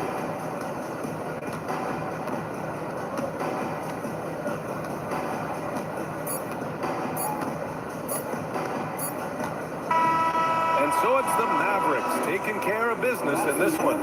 This one wasn't even close. The hometown crowd was waiting for a miracle that never came. Yeah, and this team was consistent throughout. They met every challenge, and they earned this dub. All right, let's go courtside to Allie LaForce with our player of the game. Allie, it's all yours. Anthony, it was a great team victory tonight. What satisfied you most about this win? We just played hard. We just played for each other. The ball was moving, wasn't sticking, and guys made the right plays. And that's what we've been doing all night, all season, and I'm just glad we came out with the win. Selfless basketball is a beautiful thing, guys. All right, Allie, good stuff there. Thanks for that. And that'll wrap it up, folks. For reporter Allie LaForce and for Tim Legler and Grant Hill, this is Brian Anderson saying thank you for joining us. And let's leave you with our player of the game, Anthony Davis.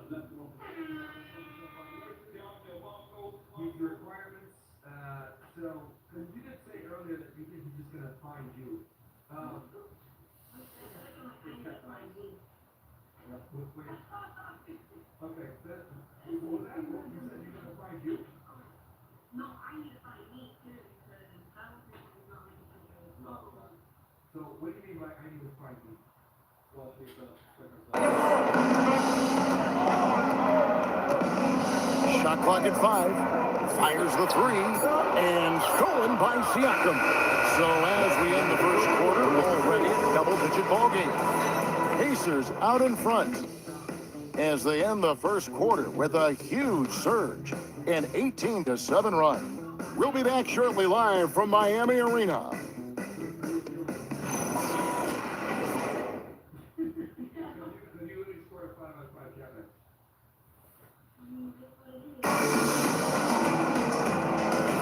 And if you're just tuning in, we've got a wide margin on the scoreboard, but plenty of time left for a comeback.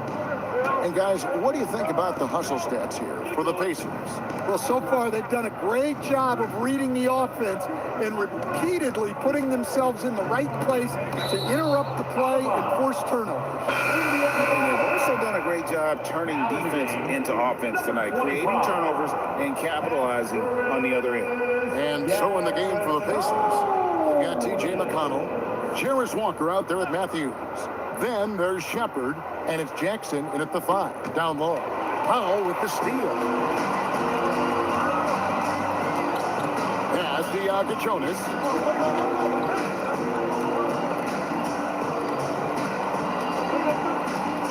Powell outside. Clock at 6. Here's the screen from outside the arc. That does not fall. Still looking for his first basket after 3 shots. And the Miami front office, Stan, hinting at personnel and philosophical changes after last season. Well, when you win 37 games, there's obviously cause for change. And the Heat are never complacent, Kevin, and they've got no interest in full-scale rebuilds. Here's Jonas after Indiana gets the 3. Played in with a nice touch off the glass. Jonas has got his first 2 points. And that's not nearly the kind of defense that's going to prevent a player of his ability from scoring. Pass to Shepard. Walker a screen. Indiana again, turning it over. And here's the upcoming schedule for the Heat. On Tuesday, they'll face off against Scotty Barnes and the Toronto Raptors. Then on Friday, they'll go up against Trae Young and the Atlanta Hawks. And looking at the schedule, it isn't ideal in terms of the upcoming games with the amount of quality teams they're going to be playing, but it's also a good chance for you to get some confidence and really see just how good you are. Right now, let's take a moment here to catch up with Al LaForce on the sideline. Well, a bit of youth movement for the Miami Heat. Their rising star guard, Tyler Hero, said, "We've got a bunch of young guys who can come in and put in the work, and that's what I'm all about." This is an organization that values that, and it's important that we all have the same vision as the young guys start to grow up. Back to you guys. Okay, Allie, thanks. The Heat trail by 11. Powell, the pass to Mitchell. Powell, left side. He gets it to fall. That makes it just a single-digit lead. When he's not on the perimeter, this is where Powell's scoring, right near the hoop. Jackson, a screen on Hawkhead. Siakam passes to Jackson. And it's denied. And so it looks like the Pacers will retain possession here. Adebayo is checked in for Miami. And Indiana with the change here, too. Ruff's checked in.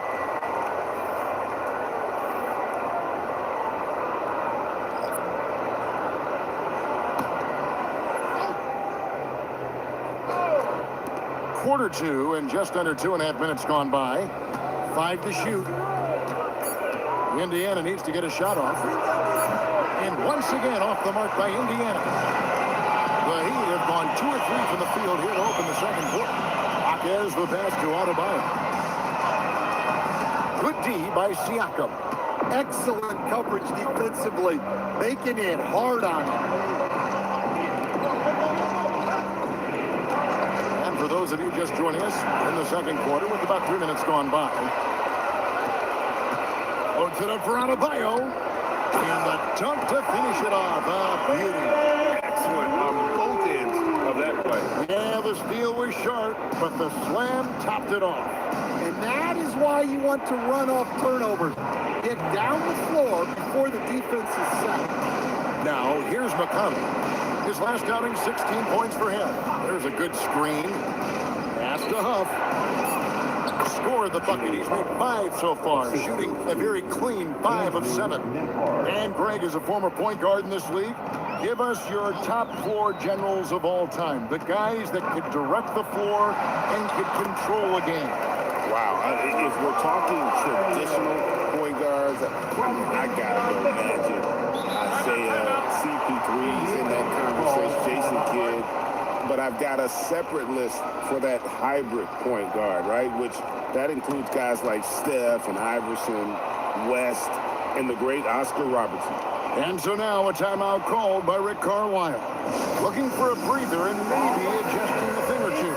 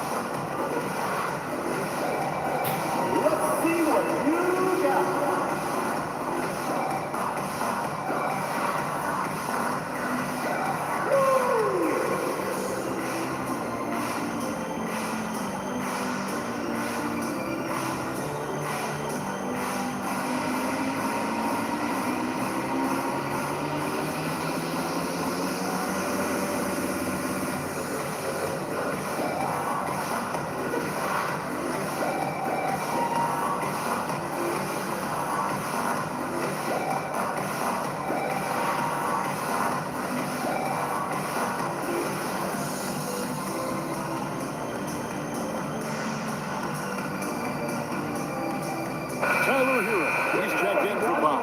Benedict Mathurin, he's checked in for the Pacers. Substitution on the court.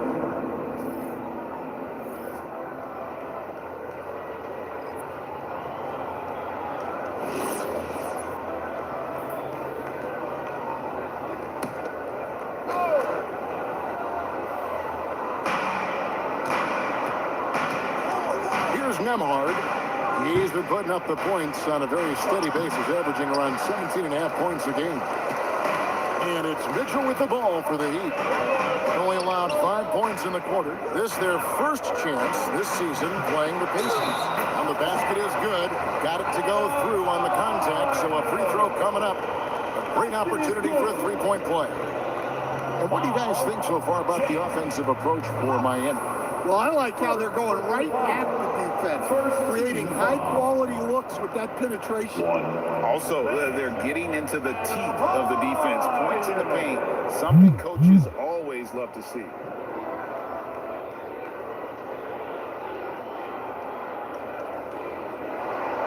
Free throw good, Adebayo. To stand multiple defensive selections for Bam Adebayo. Well, look, Kevin, Bam Adebayo has 3 key things for a defender, all right? He is smart, he is tough, and he is very, very versatile. He can guard virtually everyone on the floor at a given time. And inside, Mathurin makes great use of his agility, developing some instincts for how to get around in traffic. And that one clearly a foul. Gets the whistle and 2 shots coming up. Nice work to get it inside and draw the contact. And this is his second trip to the line in the game. And you know, guys, he had a big game at the free throw line in their last outing.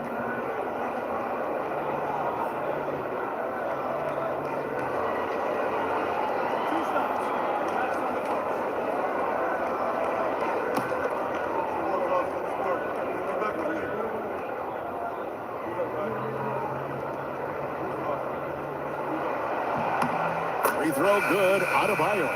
Well, it's not easy being a 6'9" center in the NBA, but Bam holds his own fine with most of the 7-footers out there. And Miami making a change here. Fontecchio's checked in.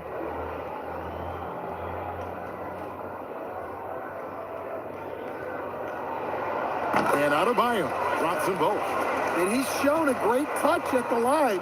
They've tested the big guy, but he's come through. Pass to Neesmith. Nemhard, a screen on Hero. Here's Mathurin. Now Nemhard. Shot clock at 3. No good from outside. Now the Heat with it. They're on a 13-4 run right now. And count it, the shot is good. He'll go to the free throw line. And now you see them starting to really work the ball inside. And he's got his first chance at the line here. Andrew Wiggins is shoved in for Miami. Norman Powell comes in for Fontecchio.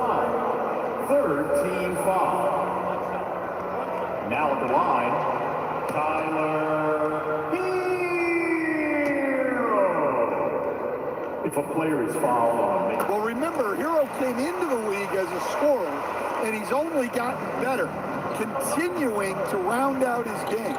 Siakam, screen on Mitchell. And there's the whistle. Illegal screen. A moment now to see the numbers for Tyler Hero.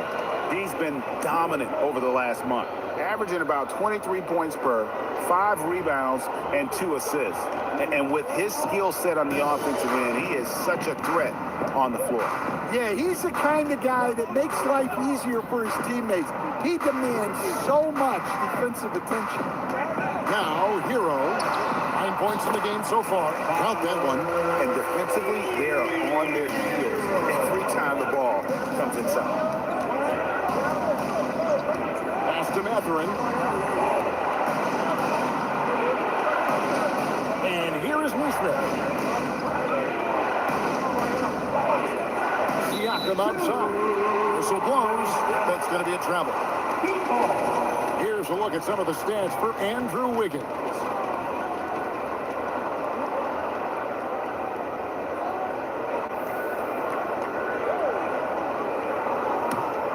On offense, here are the Heat.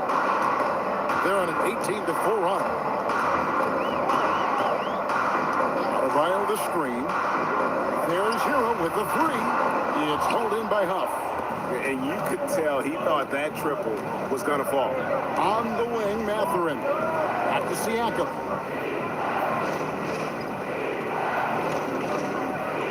Pass to Huff. Here's Mathurin. And it's Mathurin missing. But so far, he hasn't had the same luck from deep in this quarter. Puts it up from 12. That shot misses. Something that's kept this game close is the fact that the rebound stats for both teams are almost identical. Good on the bucket. Huff's got 4 points in the quarter. Really crisp, intelligent passing to make that basket possible. And a close game so far through the first 2 quarters as we reach halftime. Miami Pacers lead by 1. Well, we've got a moment now. Let's go courtside to Allie LaForce. Allie. Well, I'm here with Coach Rick Carlisle. A hot start. Coach, what did you like about this team's execution offensively? We were making some shots. We moved the ball well at times. We've got to be careful about having the ball stick when they're doing their switching. Good luck with the ball movement in the second half. Thanks, Coach. Allie, thank you for that interview. And now we're at halftime. And we'll be back to bring you more basketball after this.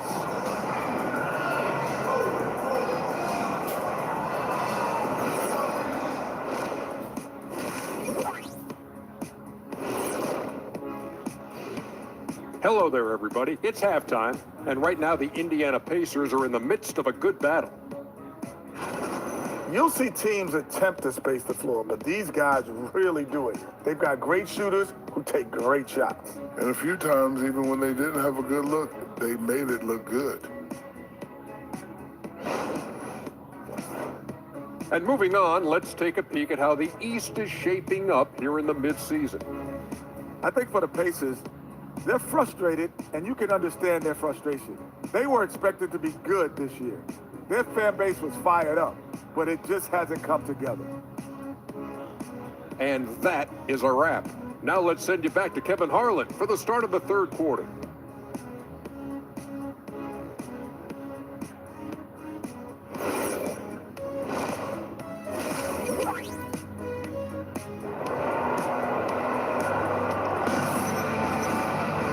We've got second half action for you, and if the next couple quarters are similar to the first, this one could go down to the last possession.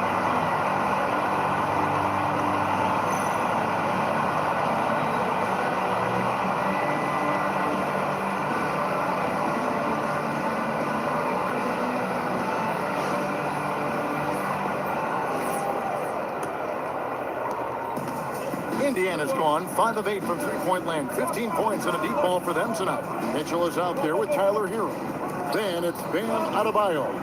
Then there's Powell. It's Wiggins, and it's the power forward. That's the group on the floor for Miami. And nice read for Mathurin. He's always trying to get his teammates going. Hero kicks to Mitchell. Powell outside. Adebayo with a screen for Powell. Drops it in from 11 feet. Well, what I like about Powell is he takes what's available. When you give him these mid-range J's, he's more than happy to fire away. Mathurin with the ball, guarded by Powell. Pass to Huff. Here's the three. It's hauled in by Hero. Well, the defense catches a break there. You expect him to make those. Siakam against Wiggins. Adebayo with the screen on Siakam. And it's Wiggins missing. Indiana leading. The #1 overall pick back in 2014, Andrew Wiggins. Certainly capable. Elite length and athleticism. His shot creation is more good than great. He has that 2022 All-Star nod to his credit, and of course, a championship from that same season. Gets it to go. That one good from Adebayo. Well, Adebayo makes his living on the interior. He's so dangerous close to the bucket. Nemhard the pass to Mathurin. They set the pick. Here's Huff. Goes up and lays it nice and easy. Huff's got 17. They've got the offense clicking. 3 for 4 to start the half and looking confident. Outside, Hero. It's Powell on the wing. Good, and it's Mitchell picking up the assist. Mitchell's got 5 assists tonight. Well, you got to chase Powell off that three-point line, or he's gonna make it. Mathurin with the ball, guarded by Powell. Huff. Miami grabs the miss. Adebayo's got 4 rebounds now tonight. Let's go to the sideline and see what Allie LaForce has dug up for us. Allie, take it away. Thank you. Pascal Siakam's veteran presence is hugely valuable to this Pacers team. Coach Rick Carlisle said, quote, his experience is really important to us. He doesn't get rattled, his personality stays consistent, but things get frantic in games. He is a calming influence on our young players. Back to you, Kevin. A cagey veteran. Allie.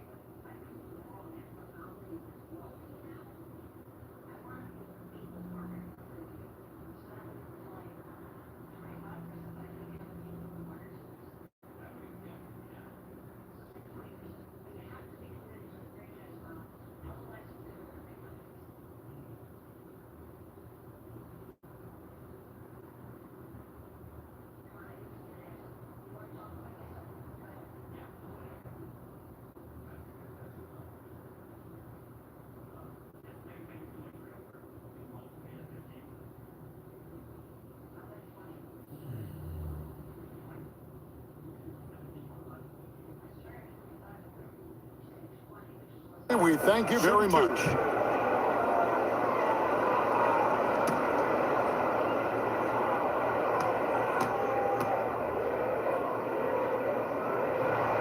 Ties it up, and this next one could give them the lead. You know, Wiggins affects the game, Coach, in a number of ways. And let's begin by talking about his defense. Great place to start with Wiggins, Kevin, because I think that's the strength of his game. He is long, He can really move his feet. He's got great discipline and focus. And the biggest thing you can have in any defender, he's got great want to. This guy wants to go out and make it tough on the best players in the game. No good on the three. Well, and after making just one triple going into the break, he's still looking for his first make from distance here in the second half. Wow, 4 or 5 to start the half. Coming out on fire. Nembhard, the pass to Huff. Indiana moving the ball around. Mathurin for three, and he's good on the three ball. Mathurin's got 11 points. You gotta love this guy's confidence. Mathurin wasting no time firing away. Mitchell outside. Left side, Adebayo. The Heat need to get a shot off. Wiggins from outside, and the rebound goes to the Pacers. Huff's got his 5th rebound in this one. Pass to Siakam. He's at the pick. Out left of the wing. And it's thrown down hard with both hands.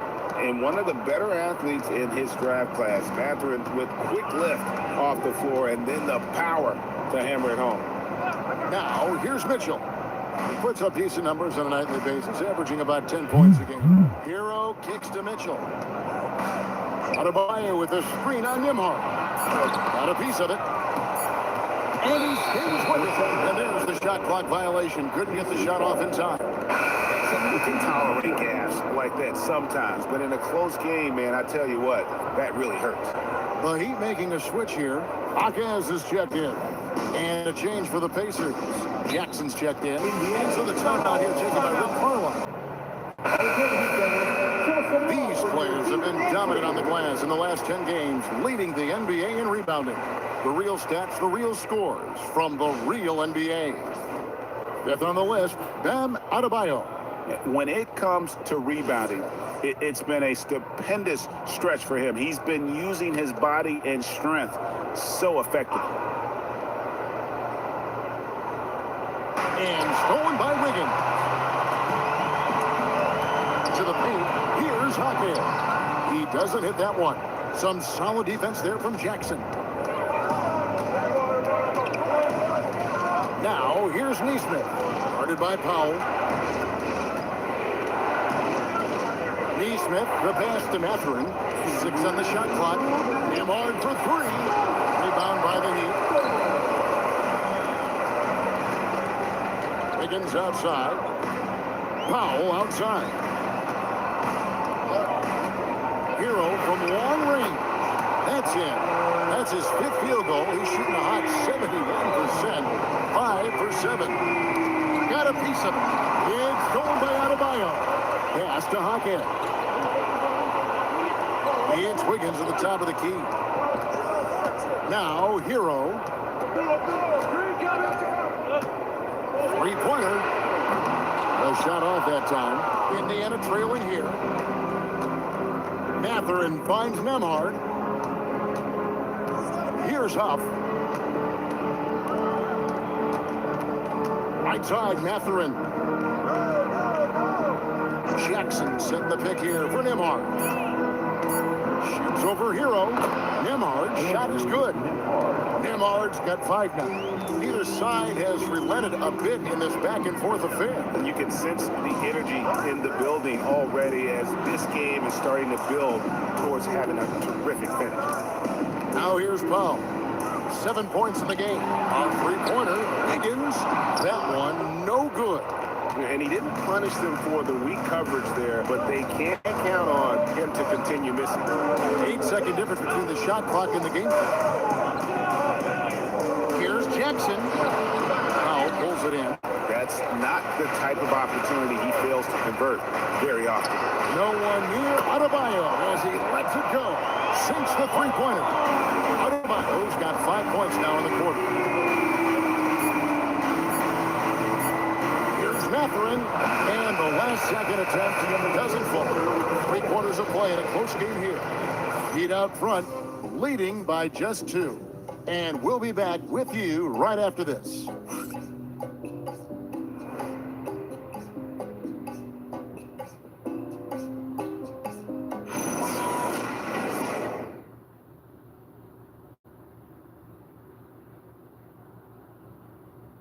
And how about a look now at our assist of the game? Brought to you by State Farm. And the winner today, the big fella here with the sweetest of dimes. What a plus it is to have a post player who's got this ability to find. Yeah, it's pretty to watch. It's great to have so many big men in the NBA who can dish it like this. 3/10 quarters behind us. One more to go. Thanks for being with us as we begin the fourth. On the court for Indiana, Siakam and Jackson make up the inside pair. Shepard out there with T.J. McConnell. And it's Walker in at the 3 spot. Now here's Jackson. Siakam outside. Jackson a screen on Adebayo. Siakam misses. And you don't want to give up that kind of look too often. Here's Larson. Pass to Mitchell.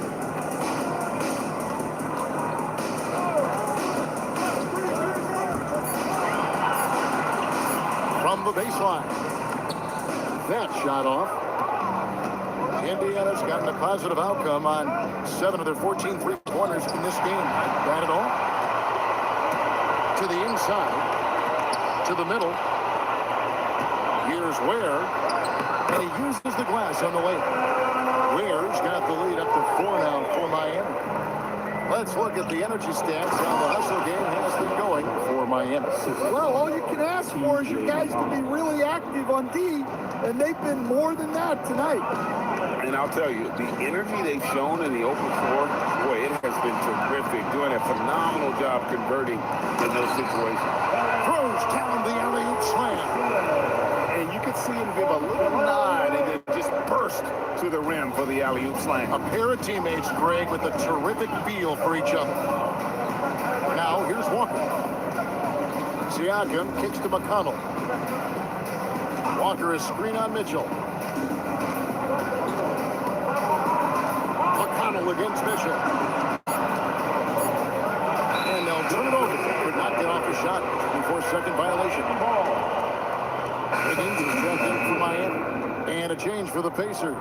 Ruff's jacked in. Miami leading by 4. Now, here's Mitchell. Fades. And it's wide right. It's off the rim. McConnell passes to Huff. It's tipped. And here's the fast break. Higgins outside. Pass to Hawkins.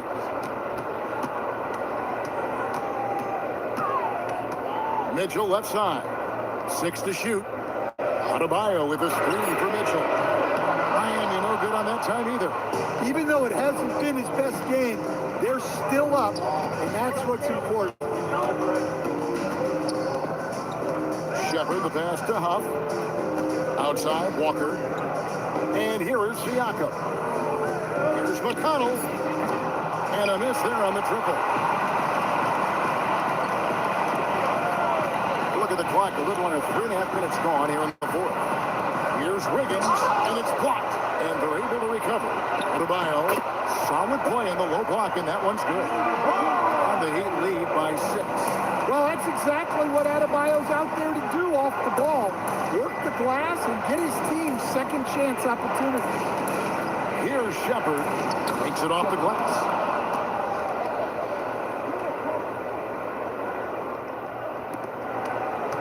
Miami leading by 4. And timeout is called by Eric Spoelstra. He knows every possession is critical now.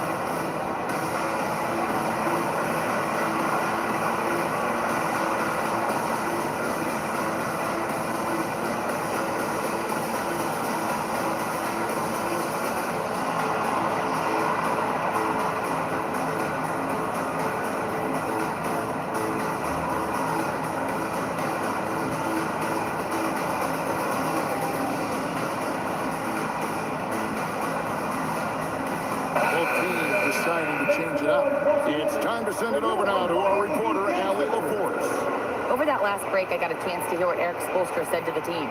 He told them, no time to celebrate. The work is not finished. We've got to stick with it and keep growing what we've got here. Words of wisdom for his squad. Back to you. Thank you, Allie.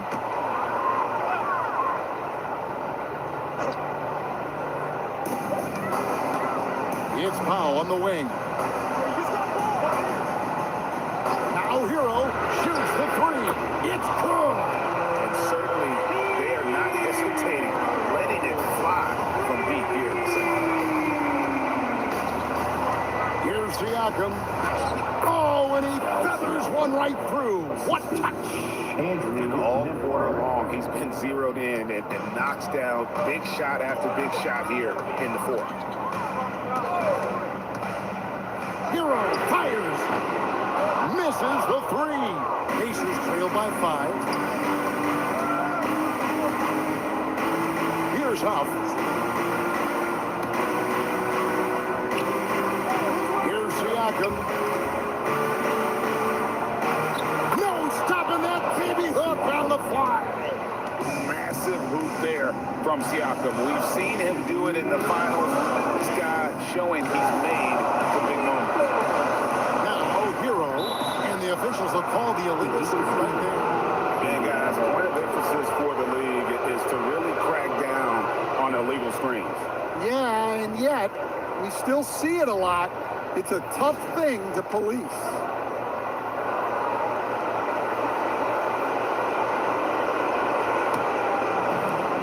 Indiana's gotten off to an 0-for-2 start from downtown here in the fourth quarter. Siakam cleared away by Adebayo. Miami leading by 3. Hero with it. Does not go in.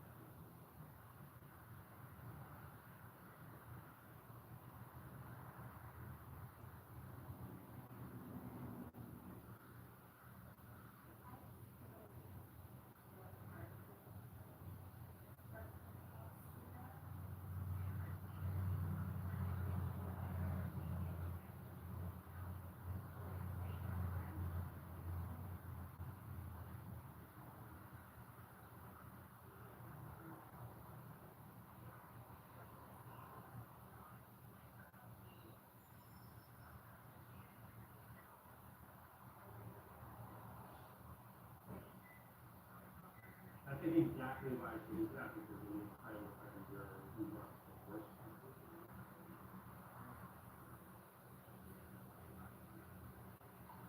Yeah.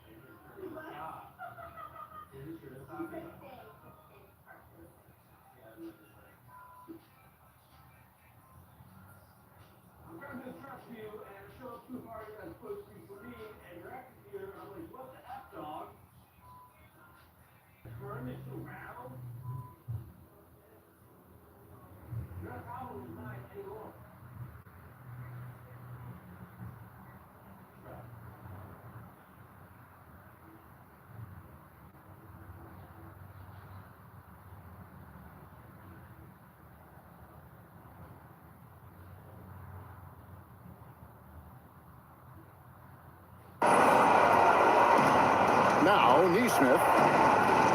Now Nemhart. Siakam inside. Covered by Wiggins. Can't get it to go. And so it's Wiggins with it. He'll bring it up for Miami. Giving up just 8 points in the fourth quarter. Hero. And get the three. Definitely a situation you want to make sure you don't give him too good of a look. Outside Mathurin. Here's Siakam. From 14. No good. Could not tie it up. Now Wiggins. Here's Mathurin. Cleared away by Adebayo. Shot and game clock separated by 5. Guys are not going to be in any rush on this possession. Not with the lead. Now's the time to burn some clock. Shot clock at 6. Hero.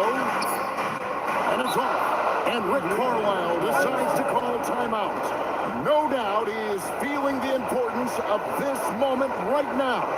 What do you think we're going to see coming out of this timeout? And it's a war, Dodger. They need a bucket here to stay alive. Yeah, the clock is their enemy, and they know it. We'll see if they go for the tie or try and get a quick.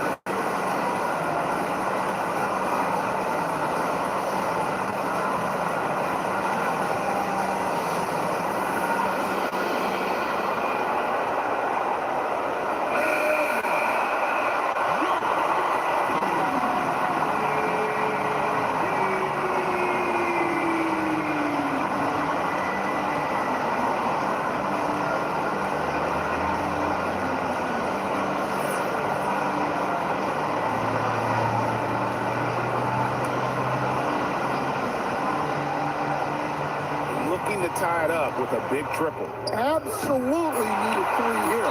And they foul intentionally. They're going to have to do that now. Here and again, they're not going to penalty yet. Honestly, just doing what they have to in order to get the basketball back. And we'll have a timeout called by Eric Spoelstra. And he knows there's no room for mistakes and wants everyone on the same page.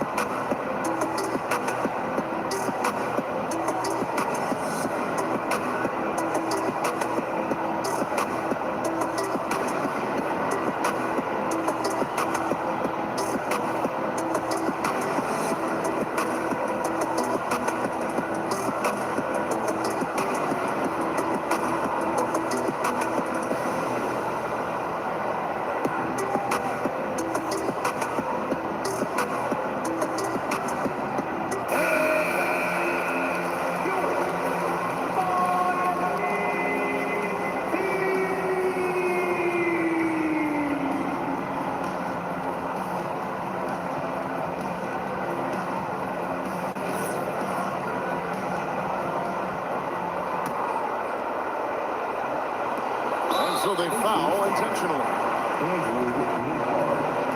First personal foul. Second team foul. Davion Mitchell. Shooting 2. We got this. We got this. Sport, fellas. Sport. Come back with it. And the first of 2, no good. Heartbreaker.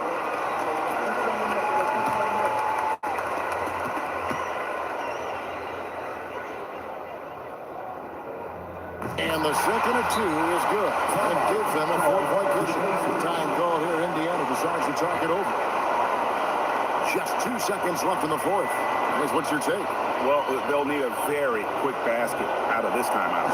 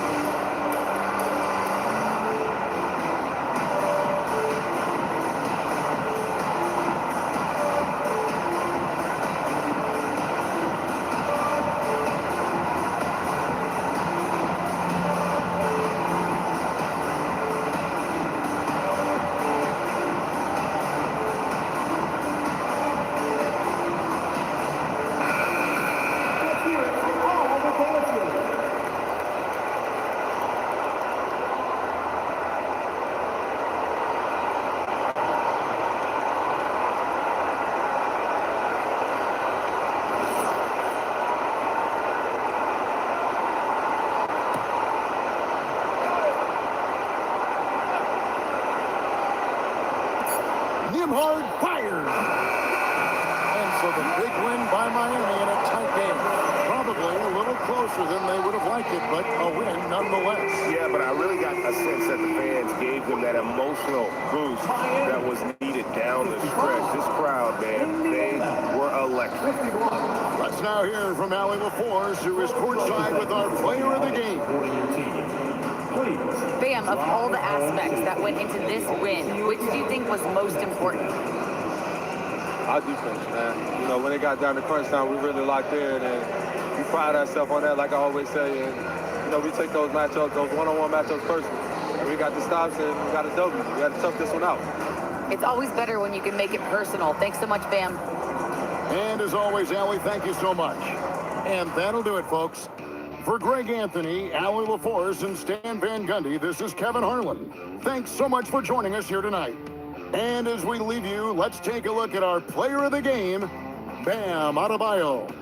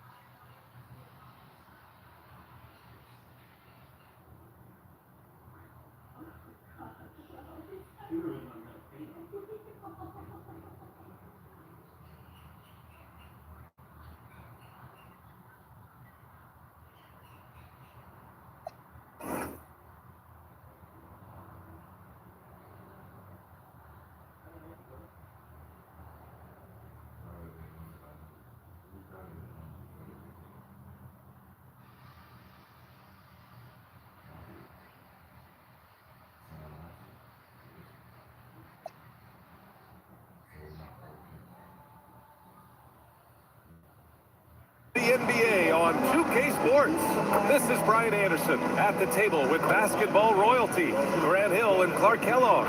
Allie LaForce, our reporter. Now we get a chance to check some stats for Jamal Murray. Effective field goal percentage is a great way to measure his performance over the previous 10 games. It's been much improved, a sign that his game has been evolving. Let's take a look at our starters for Denver. We've got Murray. Hayden Watson is out there with Nikola Jokic. Then there's Johnson, and it's Jones in at the 3, small forward. And for the Magic, Suggs and Bain team up as the backcourt. Wagner and Banchero, the lethal front court pair. And it's Carter in at the center position. We've got a good matchup in the guard position tonight, Clark. Should be a fun battle for the fans. I agree. I mean, every kid loves to dribble and shoot, so it's a blast to watch the pros do it, the best in the world. Plus, if there's any ankle breaking going on tonight, you know it's going viral. And he makes it. Superb concentration from the big man there. Carter Jr. is experienced at converting difficult shots. Outside Johnson. Denver moving it around. Fires the 3. Can't get it to go. Missed his first one. And so Wagner will bring it up for Orlando. They defeated Utah in their last game. And it's just so hard to stop them when they're scoring at that level. They were efficient and didn't let up at all. Well, it's really hard to stop them when they're in the groove offensively, and they were in a comfort zone all game long in that one. Drops in the 3. The coaching staff encouraging Wagner to take these quick hitting shots. They think it helps his confidence moving forward. Murray passes to Jokic. Back to Murray. Oh, got a piece of it. And stolen by Bain. Wagner on the wing. Down low. It's stolen by Johnson. Outside Jones. To the paint. And stolen by Banchero. Here we go. Here's Bain. And he takes the feed in stride and slams it home. And what concentration from Bain. Hit, and he still makes it. In terms of two-way guards, Grant, Desmond Bain is as good as any. What do you see in his game? Well, just look at him, B.A. Bain is so strong. That really helps him there on the defensive end. And offensively, a lights-out three-point shooter.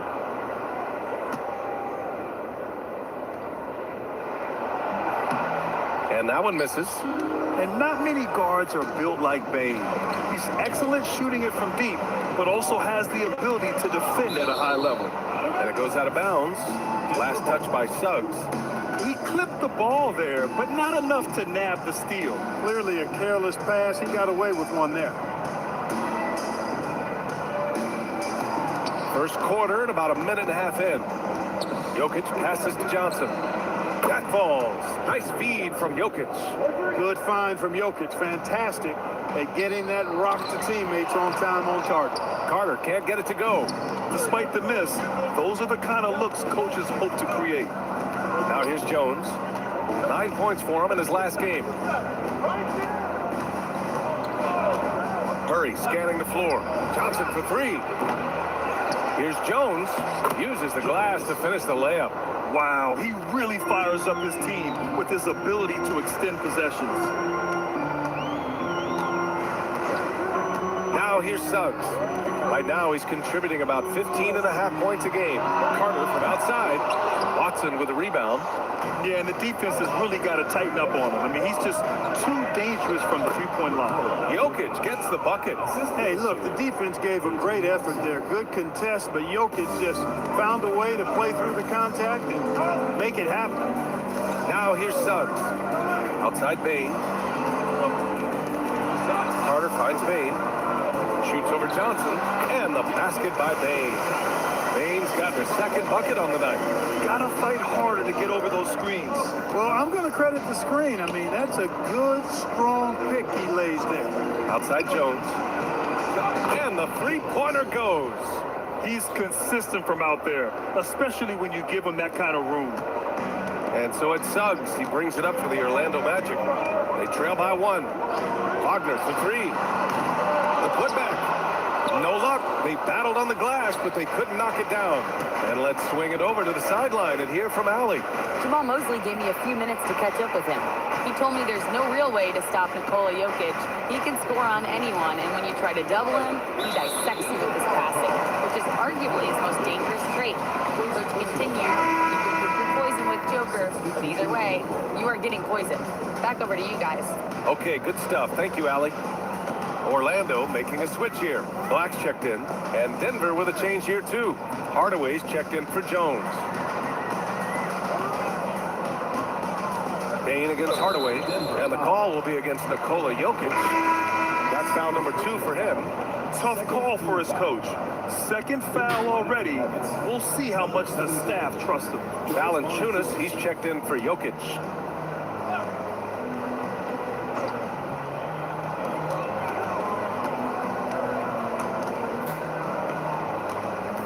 Pass to Banchero. Just 5 on the clock. This one for 3. And once again, off the mark by Orlando. And here's Denver. They're on a 10-2 run here. And when you have a multiple MVP like Nikola Jokic, there's pressure to put him in position to win it all, Clark. I certainly agree with you there, B.A. Widely regarded as the best player on the planet, Jokic has the capacity to will them to victory single-handedly, but ideally, he shouldn't have to. He needs some additional reinforcement to complement his greatness. Orlando with the ball. Denver getting their last shot to go. Payne surveying the D. No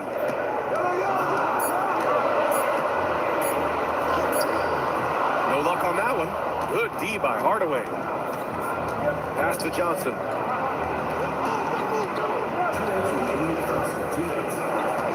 Hardaway with a screen on Banchero. Up top, Johnson. Guarded by Banchero. Here's Hardaway. And another basket for Denver. You know, really, Hardaway Jr., guys, is a threat to score from anywhere. Magic trail by 5. They're searching for a way to score. Yeah, buckets have been very tough to come by. Carter. And it's slammed in by Carter. With the explosive leaping ability, he's able to play center despite being undersized. So David Adelman's decided to call timeout here. He's going to take a moment to give him a breather and talk things over.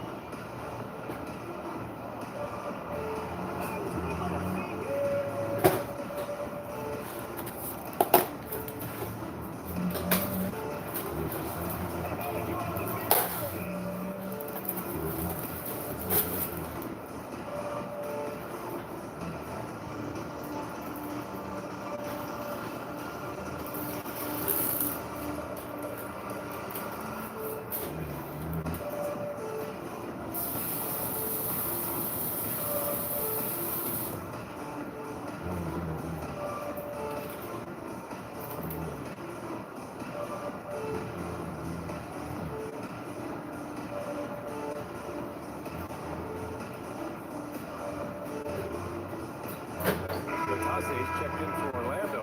De Silva comes in for Paolo Banchero. And then for Denver, Holmes, he's checked in for Watson. Strawler comes in for Johnson. And it's Brown in for Jamal Murray.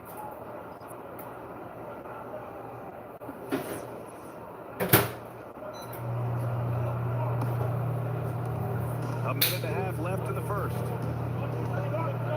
Brown passes to Valanciunas. And here's Hardaway.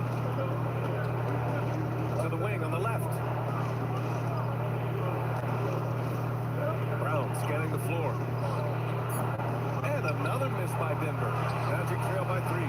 Making a name for himself. Goga Bitadze. What do you like about him, Clark? Well, you start with that wingspan and his basketball IQ. I mean, anytime he's near the rim, he's a problem at both ends. He's got a knack for scoring the ball in the paint. And again, you just can't overlook that size and length.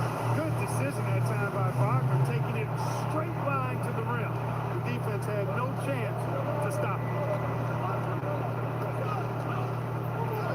Brown with it. He had a 12-point outing in their last game against Houston. That's good from Hardaway on the assist from Valanciunas. Well, he's a go-to guy for them because he's that consistent. Time and time again, he delivers. 9 seconds separating the shot clock and game clock. Wagner with it, and it's Holmes picking him up. The Batase a screen on Holmes. And there's a 3-second violation. Orlando making a switch here. Isaac's checked in. Tyson, he's checked in for the Nuggets. Murray comes in for Strother.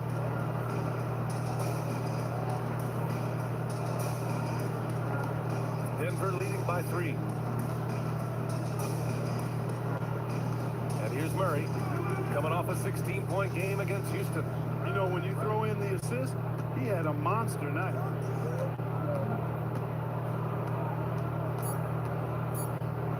Here's Tyson.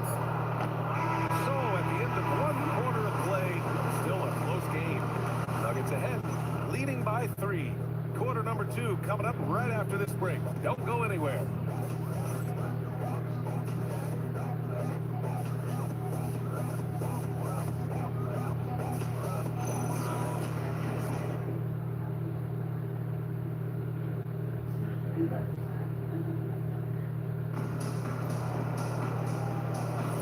And some good action in the books as we get back to a game that's been pretty close so far here. And before we move on, what have you guys seen from Denver? Well, it looks like hitting the boards hard was an emphasis of their attack. They knew how valuable it was to do so. Yeah, and you know, when a team establishes an edge on the glass early, it really sets things up for the rest of the game. Anthony Black out there with Desmond Bain. Then there's Jonathan Isaac. Then it's Goga Batase. And it's De Silva in at the 3. That's who's out there for Orlando. And Isaac, really a big-time player on the interior. When he's near the basket, he's looking to score the ball. Here's Murray. The Magic making their last shot. Nice one-handed jam. Simple and effective, PA. Hey, with the lead, I'm surprised he didn't come up with something a little more creative. Well, I think he did plenty of damage nonetheless. I mean, it was only with one hand, but he still threw that down pretty hard. Black outside Bain, puts up a 3. Oh, he nails that one. 3 for 4 now. Anytime he can, Bain is taking this shot. I mean, he is supremely confident from range. Well, it's hard to stop a 6'10 wing who can handle and play through contact. And the Magic have 2 of them, Graham. Yeah, the numbers remarkably similar for Paolo Banchero and Franz Wagner. Banchero is stronger and more of a rebounder, but both of them are stars. Let's check in with our reporter, Allie LaForce. Hey, the Nuggets have gotten used to success. Nikola Jokic said, quote, winning is a lifestyle for us. It's really good when you're winning. Everybody's happy. Everybody wants to play. Everybody is buying into the system. I was here when we were losing, so I do not want to go back to that. Back to you. They're good with him in the lineup. All right, Allie, thank you. Black, no good. This has been a close game in a lot of ways, but they do have an...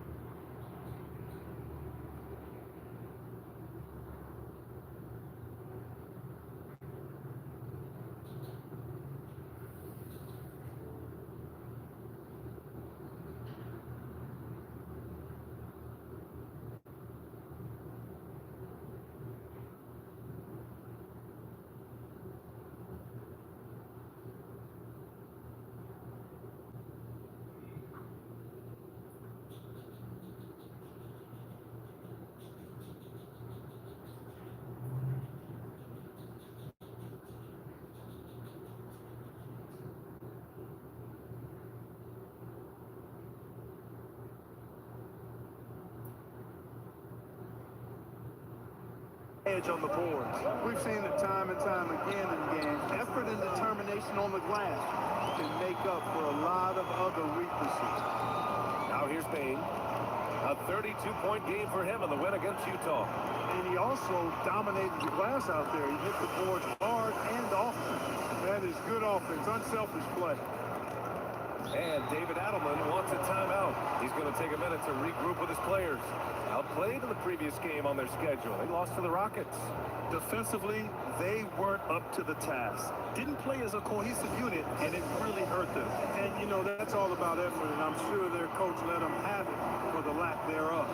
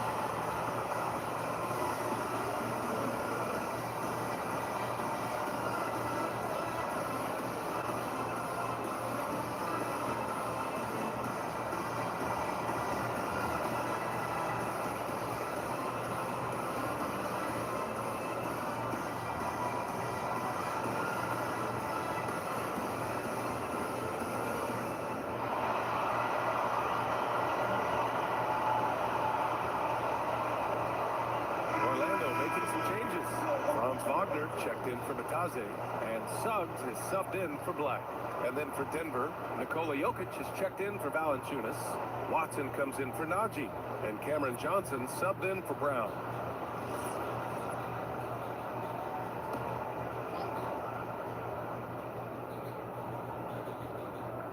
And here in the second quarter of action, just a hair under 2.5 minutes played. Back to Hardaway. The layup off target. The Magic have gotten 3 of 4 field goals in the second quarter. Wagner looking it over. Pass to Isaac. He puts up a 3. Rebound by the Nuggets. They'll face the Jazz after this game. That'll be at home. And that's a 1-game homestand for the club. Johnson finds Hardaway. Now Jokic, defended by Wagner. They kick it out to Murray. Murray from deep. As the team, when you're trying to construct your best lineups, what are you looking for, Greg? You know, I think balance is probably number one. Each lineup has to have enough defense and offense. Otherwise, you're just vulnerable. And it's Wagner missing. Denver leading by 3. Right side Murray. And the foul called on Jalen Suggs. That's his first foul of the game. Paolo Banchero, he's checked in for Orlando.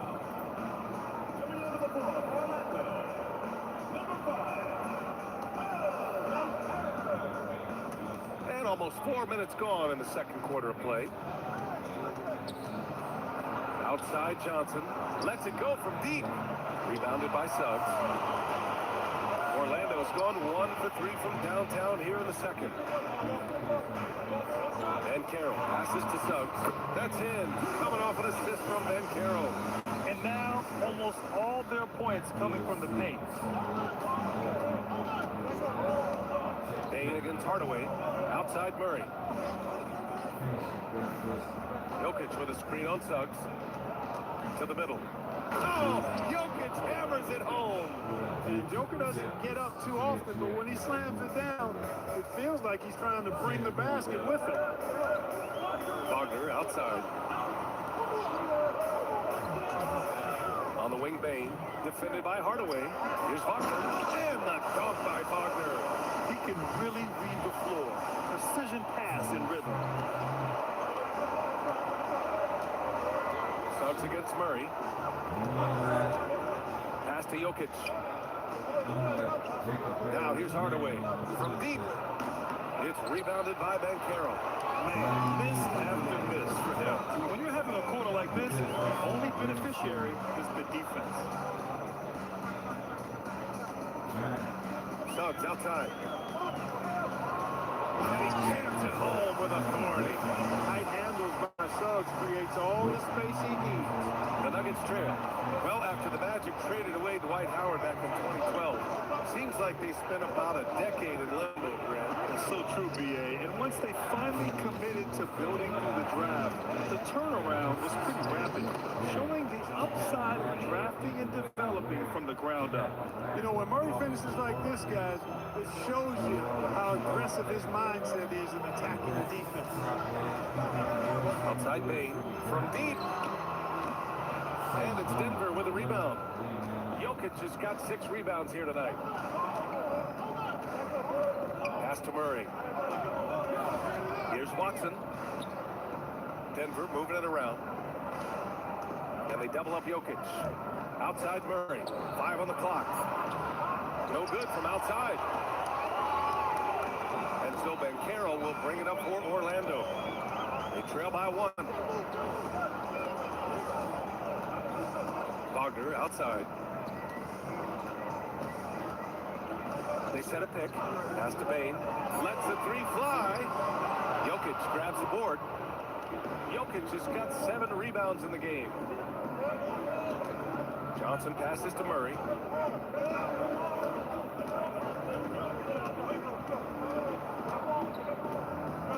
Now Jokic. Hardaway from outside. The shot is good on the assist by Jokic. 3 points. Jokic has got 3 assists tonight. And we're through the first half of play here in what's been a good one. It's Denver up by 4. And we'll be right back after halftime to get the third quarter underway.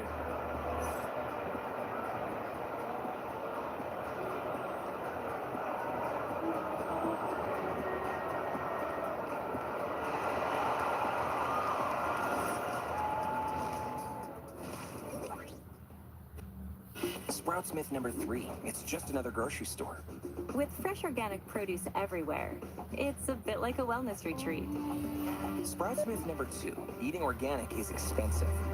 Not when you've got surprisingly great prices on delicious organic finds. Smith number 1. I'm not a Sprouts person. If you like fresh finds and better-for-you discoveries, you're probably a Sprouts person. Come see for yourself at Sprouts Farmers Market.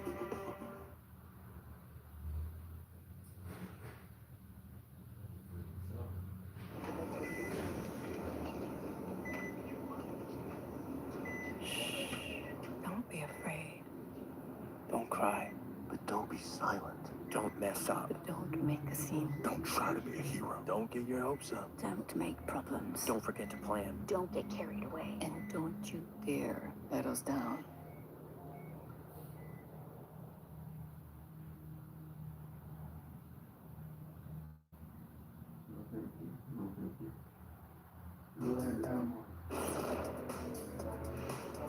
Howdy, folks. The moment you've been waiting for is here. Before we recap the first half, let's see what the standings look like in the East. Taking a look here at Orlando, they've underperformed thus far, but they're still tremendous. Now comes the hard part. They've got to tinker with the team until they find that championship recipe. And turning back now to talk about the Orlando Magic. What a close game this has been. I got to see more fight on the glass. They're in a slugfest. Winning the battle of the boards can swing this game. But do they have the personnel to do it? I agree with you. They need to do it better, but can they? That's it for us. Thanks for tuning in. Now let's send you over to Brian Anderson with the third period. Welcome to the whatever dating podcast where we try to make sense of the modern day landscape. I'm your host, Brian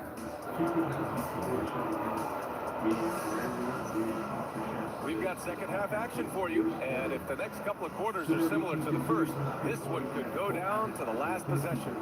Tim Hardaway really making a difference here. Yeah, even with the extra attention he's getting from the defenders, he's finding ways to excel. Well, we're not surprised by that. No more than what we've come to expect of him. He can adapt and adjust to anything a defense tries to throw at him. Getting underway here in the second half. Here's the 5 for David Adelman. They've got Johnson. Nikola Jokic is out there with Peyton Watson. And it's Murray. And it's Jones in at the small forward position. Now here's Jokic. Here's Murray. The kick out to Johnson. Three-pointer. Rebounded by Suggs. Surprising to see him miss here, but they'll be happy with that shot most possessions. Wagner against Jones. Wagner, the pass to Bankero.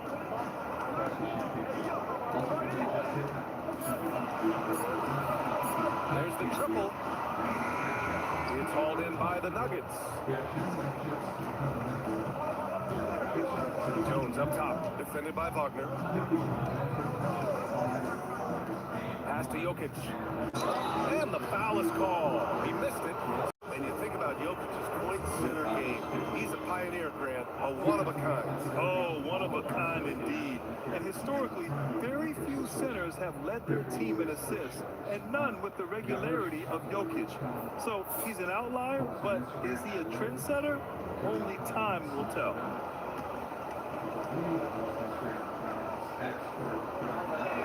The first one falls. And Grant, David Adelman, a second-generation NBA head coach, grew up immersed in the game. Yeah, B.A. Basketball was a family obsession. David, a ball boy for the Blazers in the 90s, went on to coaching, which he's done for decades. His whole life has led him to this. And so he hits both.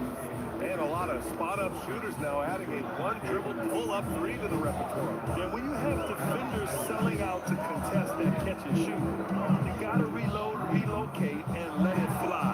It's a valuable counter for those long-distance specialists. Let's go now to the sideline and catch up with Allie LaForce. Thanks, guys. Cameron Johnson stays even. He said, I just try to come in and do my job every game, no matter what that looks like. And as somebody who shoots a lot of threes, some days can be better than others. So you just ride the waves while you can and focus on that next play, the next shot, and your results, they'll be the results. Guys, back to you. Thank you, Allie. And out of bounds, Denver will have it. Now let's check out the Western Conference standings and see how they look here in December. Taking a look at the Nuggets, here around the midway point, they've proven to be a top-3 team in their conference. Seeing where the Nuggets are, I recall them having a lot of naysayers at the start of the season, but now they may not have any. This team is ready for a deep playoff run. They do have the pieces in place for a title run, but the competition in the playoffs will be stiff. Now here's Jokic. They lead by the biggest margin of the game at 9. Got it! Jokic down low! I have a lot of respect for Jokic's feel for the game. He plays the right way, sees everything, great vision, and he processes what he sees so quickly. Carter, a screen on Johnson. Jokic against Spain.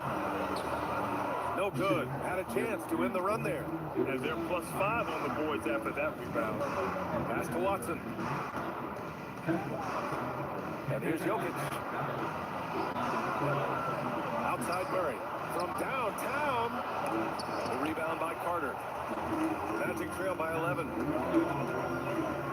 Wagner with it, and Johnson picks him up defensively. Wagner, the pass to Carter.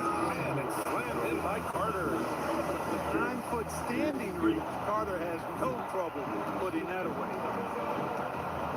And David Adelman wants a timeout. A moment to rest and confer on the game plan. Well, when you need a bucket late in games, Franz Wagner seems to be your guy, Clark. Yeah, he's made a name for himself as a fourth-quarter producer. I mean, time and time again, Wagner has made a big play at both ends of the floor to help his team late. And that's how you become a clutch performer.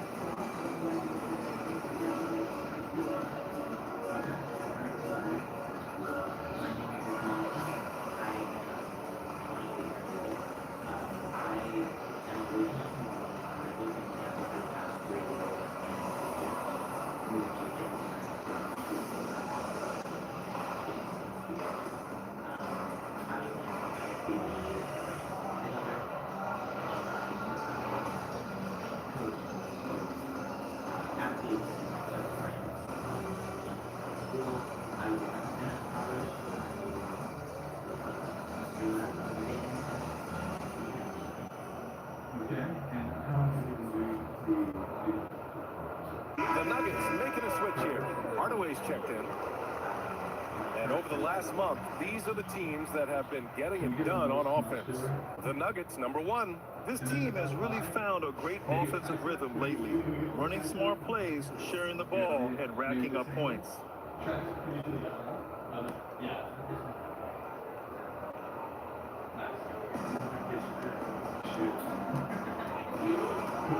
Outside Johnson. Back to Hardaway. Pass to Jokic.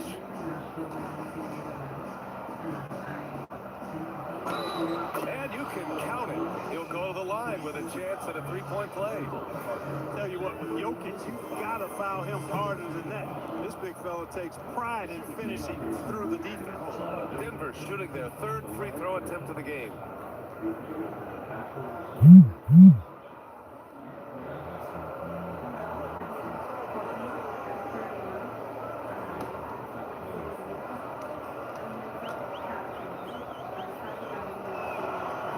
Multiple MVP winner. I mean, the former second-round pick, Jokic, continuing to add to his legacy. Pass to Banchero. Here's Payne. That's in. Coming off an assist from Banchero. Banchero's got his 3rd assist of the night. Doing what he can to help shrink the deficit, but it has to be a team effort. Now here's Jokic. Unable to get that one. Oh, nice D from Carter. To the inside. Banchero uses his size down there. I mean, 6'10", about 250. Banchero imposing his will inside. Jokic with a screen on Suggs. Down low. And Jokic throws it down. He's pouring it on at a nice clip, and the rest of the team is stepping up as well. Carter, a screen on Hardaway. And looks like an illegal pick was set. That gets the ref's attention. The screen was leaning a bit right there. His feet may not have been planted. Pretty obvious call by the officials. Yeah, I agree. You know, sometimes that can be a tough call for the refs to make, but not that time. It was easy there. Black's checked in for Orlando. Now here's Murray. He's got 5. With the Verizon Visa card, you get up to $200 cash back as a new cardholder and 4% in rewards when you shop at the grocery store, get gas, and dine out. Plus, your rewards can be applied toward your Verizon bill. Apply today. When you've got a classic ride, you need tools you trust. Whether you drive it every day or only take it out on the biggest night of the year, count on Harbor Freight, your holiday destination for tools. How long were you guys dating for? Pass to Hardaway. Lays it up and banks it in. And now it's a 12-point Nugget lead. Far from just a perimeter threat now, Tim Hardaway Jr. is also capable of converting inside. Now here's Black. Beyond the arc. Rebounded by Denver. Jokic has got double-digit rebounds now in the game. Here's Murray. Again, Denver scores. In the mid-range, Murray can really make it happen now. He's just that versatile a scorer. And Carroll with a screen on Murray. Well, Brandon, 6'10", 250. Dan Carroll is a guard in a big man's body. Yeah, B.A., he has a great handle, which allows him to get wherever he wants on the floor. And the vision to create for his teammates, too. But if you put a smaller guy on him, he plays bully ball.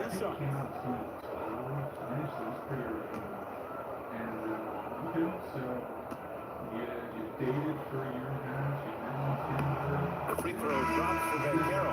When you're the #1 pick, like Banchero, the expectations are through the roof. But Paolo is well grounded. He's got his feet on the ground, head squarely focused.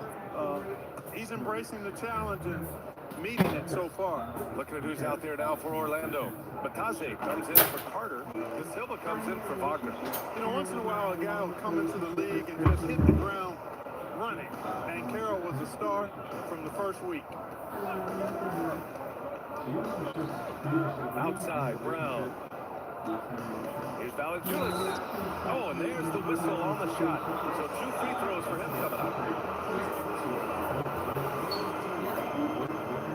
And a moment and now to quickly take a look at the offensive approach for the Nuggets. Well, you love their unselfish play. Keeping that ball moving, good shot to great. That's winning basketball. And, you know, they've done a fantastic job scoring inside as a result, finding plenty of opportunities to cash in near the hoop.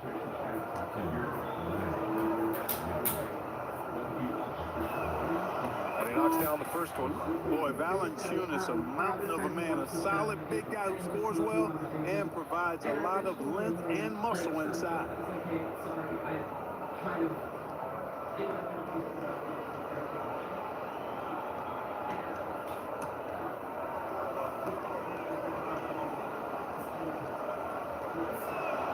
And Valanciunas drops them both. A minute and a half left in the third. Magic trail by 14. Up top, Bane.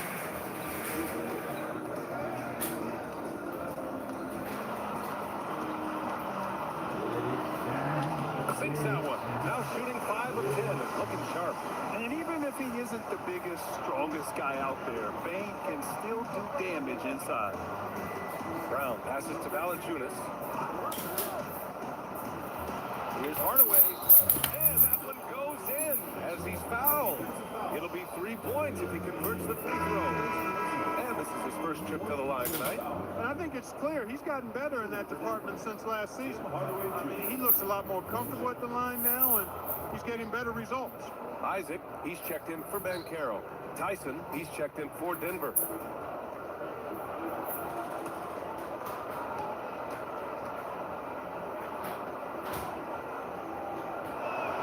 That one's good from Hardaway. Yeah, they've really made a concerted effort to get to the line here in the second half. That's exactly how you do it. Defender pressing up on you, you press right back. Now here's Black. They look to him to score consistently, averaging around 13 and a half a game. I'll tell you what, they've rebounded the ball tremendously well. Yeah, you look across the board, it's actually sizing up, shaping up to be a great game. Strong performances throughout, and they've really been strong on the glass. Here's Bane. Good D by Hardaway. He's had a hard time finding his shot this quarter. Just 1 second separating the shot clock and the game clock. Orlando with a rebound. Clean look from mid-range. Coach will probably want to run that play again. Pass to De Silva on the wing. Bane. Now Batadze. Takes the three. No good. Misses at the buzzer. And so it's the Denver Nuggets liking their chances, ending the quarter with a 15-point lead. We hear teams talk about wanting to get the ball inside, but this is how you do it. And don't go far. We'll be right back.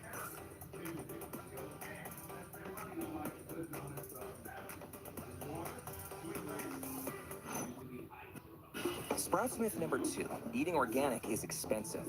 Not when you've got surprisingly great prices on delicious organic finds.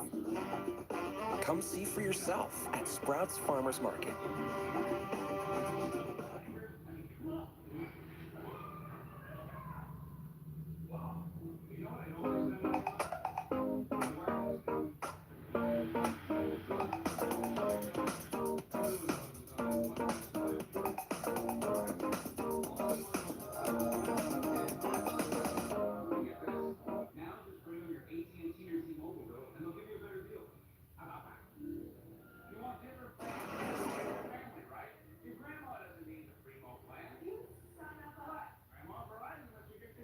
And it's time to bring up the State Farm assist to the game. And he definitely deserves the award. Reading the defense like a point guard. Terrific versatility coming from a big man. Not something that the majority of big guys possess. And there have been 2 very different performances from these teams today as we get going in quarter number 4. They've got Goga Batadze, Anthony Black out there with Suggs, then it's Franz Wagner, and it's De Silva in at the 4-man position. That's who's out there for Orlando.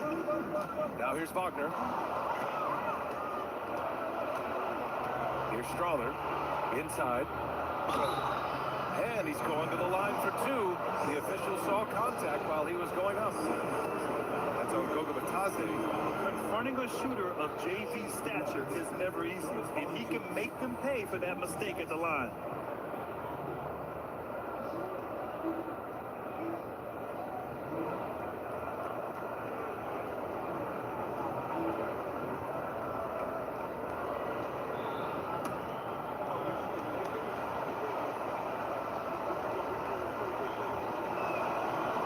He's off on the first.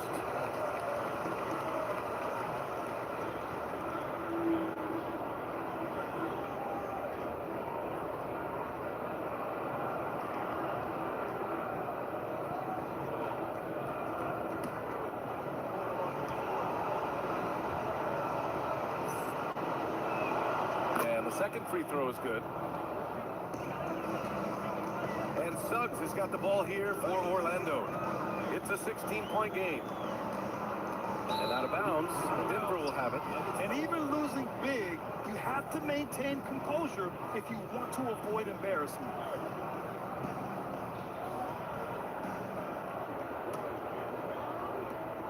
The Nuggets lead by 16.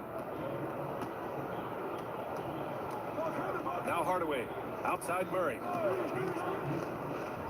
Valanciunas with a screen on Suggs. Murray, shot is good. Their long-range shooting since halftime has been as strong as you could hope for. And now's the time for them to step on the gas pedal. Don't let up. Keep letting it fly from deep and build that lead. Play through the finish line. Out to it. Keep the pressure on. Well, guys, they need to do something to reduce this deficit. We'll see if that's the answer. Now here's Brown. On the wing, Murray. He's covered by Suggs. Just 4 to shoot. Here's Brown. Rebound by the Magic. Suggs, the pass to Black. To the middle. Here's Wagner. And so he draws the foul, headed to the line to shoot a pair. Check out Wagner getting tricky with it. Pump fake totally got the defense all out of sorts. Franz Wagner. 2 shots. Take a break. Take a break. 2 shots.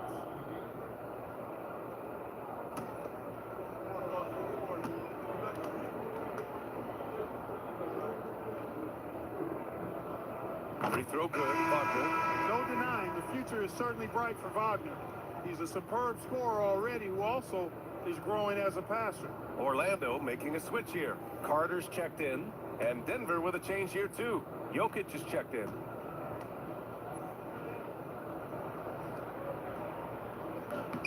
And both free throws good for Wagner.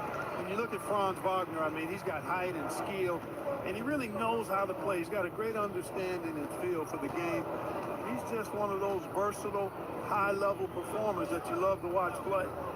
Now here's Murray, and it's all from three-point range. And the shooter had very little space on that attempt. And guys, that's exactly the kind of high-impact defense they want to see out of him. Outside, Brown.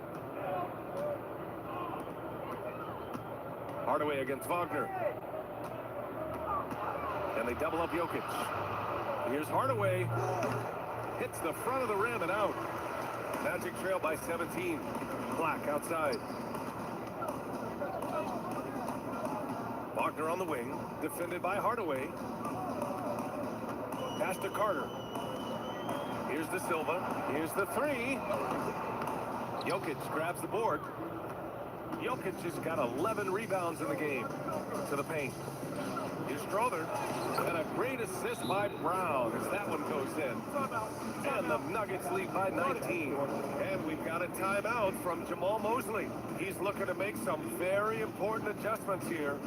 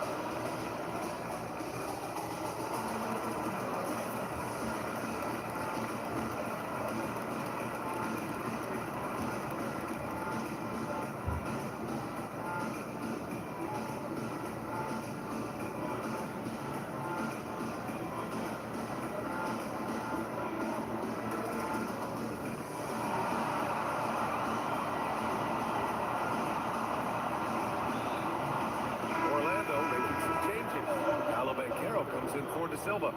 And it's Bain in for Black. And then for Denver, Watson, he's checked in for Strother. Jones comes in for Hardaway. And Cameron Johnson subbed in for Brown. We're in the final quarter play here. 3 minutes in. Suggs surveys the D. Pass to Carter. Here's Banchero using his post moves to get the 2 points. The offensive talent, the ingenuity, size, strength. Banchero has a full book bag, folks.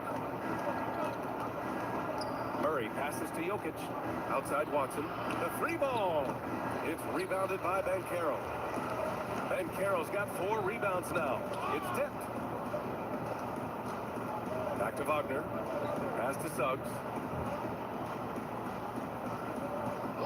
Banchero outside. From distance, Paolo. His ability to shoot off the catch is a big plus. Banchero has quick reactions, a really versatile scorer. Outside Johnson. Here's Jokic.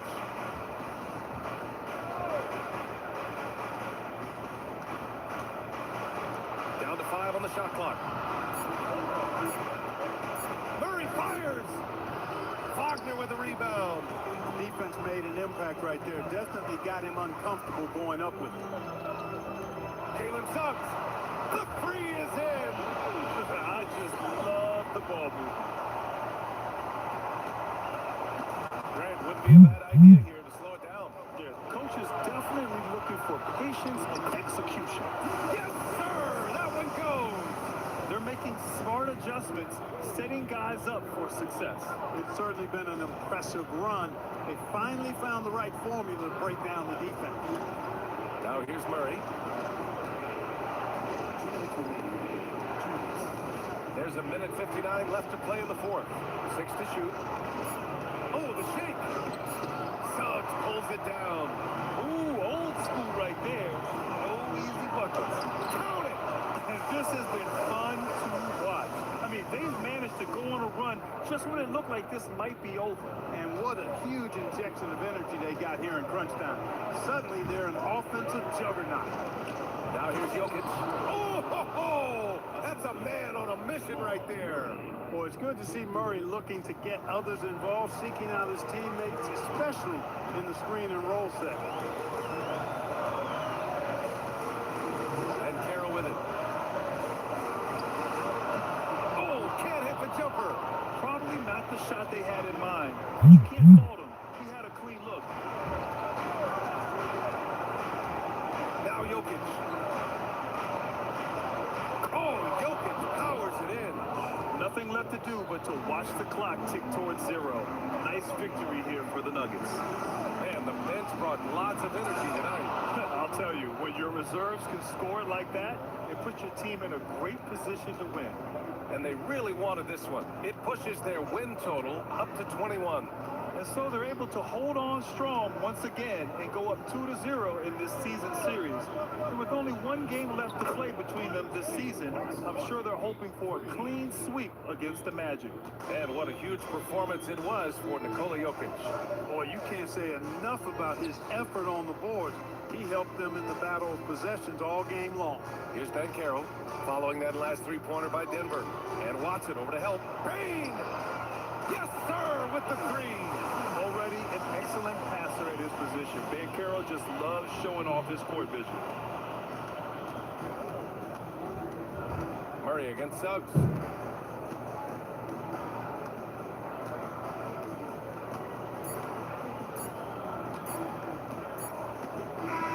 So it's the Nuggets winning this one easily. That's, boy, a nice win on the road. By the time this one was winding down, this building was stone cold silent.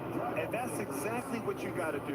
You have to try to take the crowd out of it. And now we have Allie LaForce standing with the player of the game. Allie, take it away.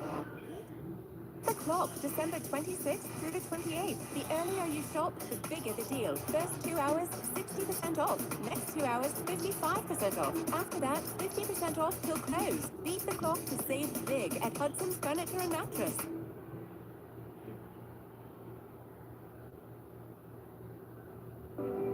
Pain doesn't care who you are or why why you hurt, but pain can be mastered if you know the way. Fight back with Tiger Balm's legendary herbal power. Trusted for over 100 years, our proven blend of camphor, menthol, and essential oils tames pain with the strength and speed of the tiger, so that you can rise above pain and get back to living. This is the way of the tiger. Congratulations on the win. What does a win like this say about your team? I mean, we are looking for each other. We are finding it. When we start playing like we're supposed to play, we are really good. So hopefully we're going to continue to play like this. Thanks, Nicola. Back to you guys. All right. Thanks, Allie. Thank you for joining us. That'll do it for now. For Grant Hill, Allie LaForce, and Clark Kellogg, this is Brian Anderson thanking you all for tuning in tonight. And let's reveal our player of the game, Nikola Jokic.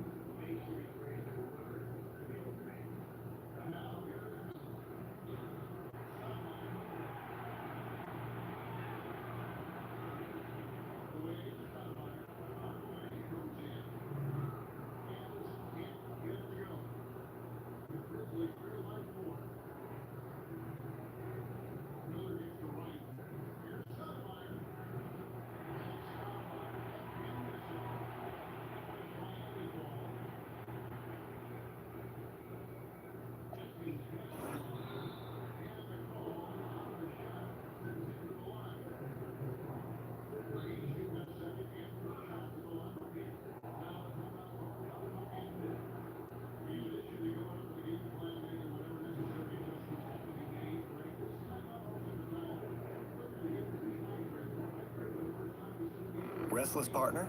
We can match you with a Tempur-Pedic that can help. Mattress Firm. We make sleep easy. For your next need-to-know moment, or your next, how will this affect me? And every, whoa, check this out. For the moments you have to see live. For your next, time to catch up. And the soonest moment you can stream away.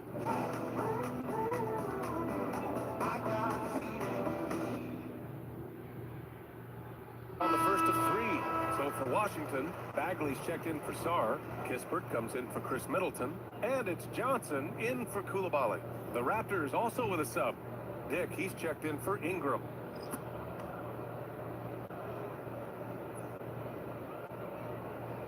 He does not get the second one.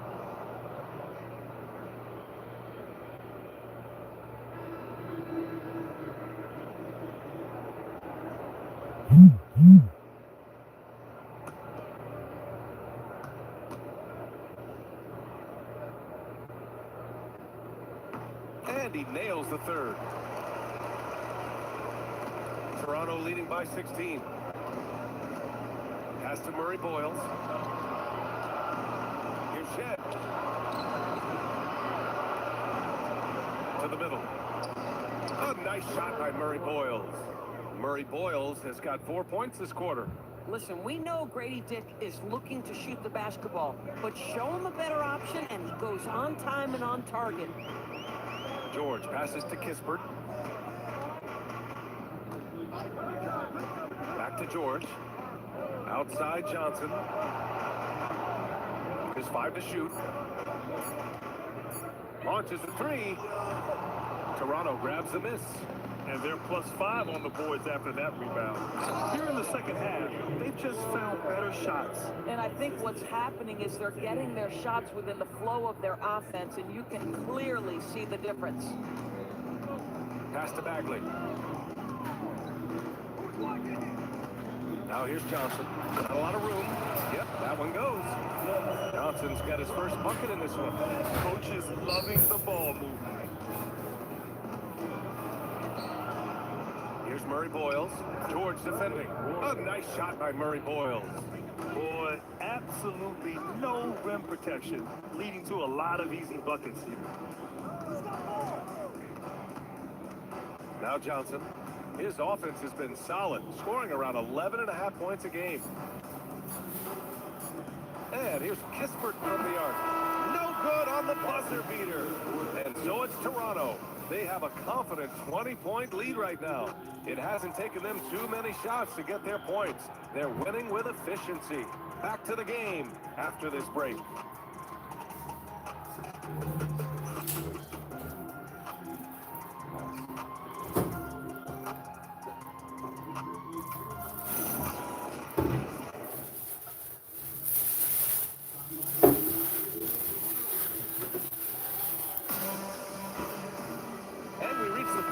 In a game that may already be out of hand. So for the Raptors right now, they've got Dick, and it's Barnes in at the shooting guard position. Here's Johnson. Softly drops in the floater. Boy, no one is blocking that shot. Excellent use of the floater. Here's Shed. Pass to Mamukelashvili. Here's Murray Boyles. Outside Barnes. The 3. Rebounded by Johnson. The Wizards trail by 18. McCollum outside. Barnes against Johnson. Inside. Deflects the pass. And that one's good. Bagley. Fourth quarter of basketball. We're about a minute into it. Pass to Mamukelashvili. Outside Barnes. They set the pick. And he was camped in the lane there. He gets a 3-second call. Shadows checked in for Toronto. Number 77. And it's Washington with the ball. Here in the fourth quarter, their defense has been very strong. No baskets allowed. And here's McCollum. Shot clock at 6. Rebound, Toronto. And you have to think that they're leading this game because of how they've controlled the boards tonight. Here's Murray Boyles, defended by Kispert. Murray Boyles can't get it to go. The Wizards trail by 16. It's Carrington on the wing. He's guarded by Barnes. Bagley passes to McCollum. Washington again can't hit. Nothing going his way. Boy, it feels like he's forcing it and to no avail. Pass to Murray Boyles. That one's good. And it's Barnes with the assist.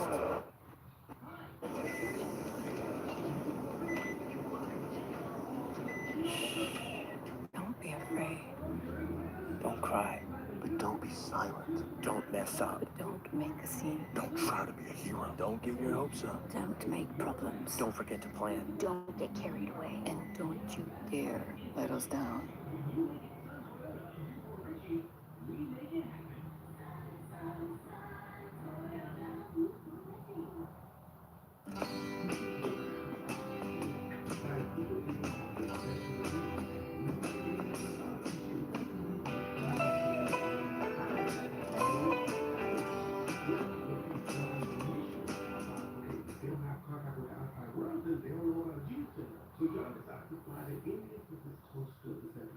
And the Raptors lead by 18.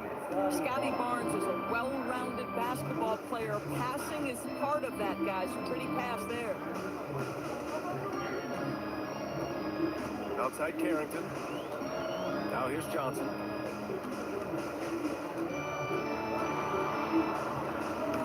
The Wizards with another miss. Toronto leading by 18.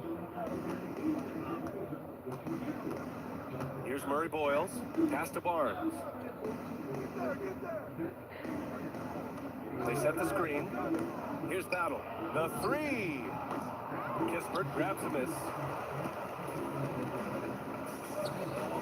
Left side Johnson. Played it in with a nice touch off the window.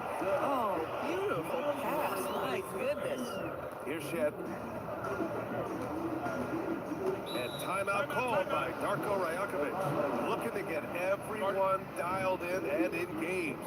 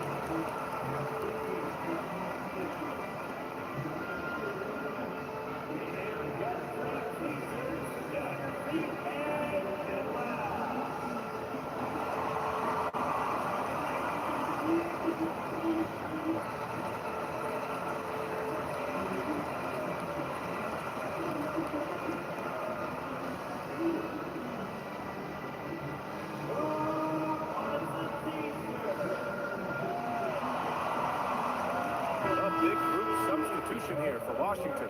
Sars checked in for Bagley. Middleton comes in for Kispert. George, he's checked in for Johnson. And it's Bilal Coulibaly in for Carrington.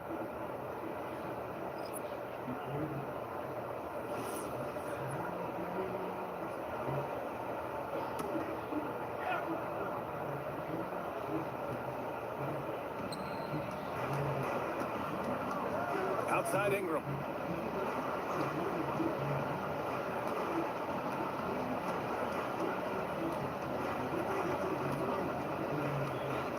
On the clock. Oh, he sticks that one from 20 feet. And the Raptors lead by 18. And just totally relentless, only increasing the intensity level. One thing I enjoy is watching players who don't pay attention to the score. You lock in on the moment and play the right way. They really have a commanding lead, not just in points, but in rebounds as well. Pass to Star. Middleton buries it from outside. Boy, that's his second three. First of this half, though. And Ingram has got the ball here for the Toronto Raptors.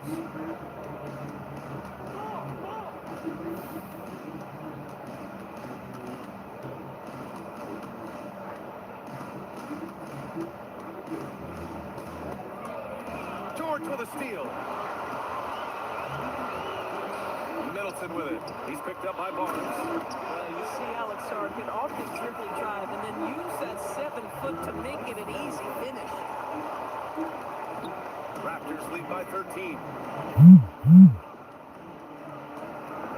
Outside Ingram.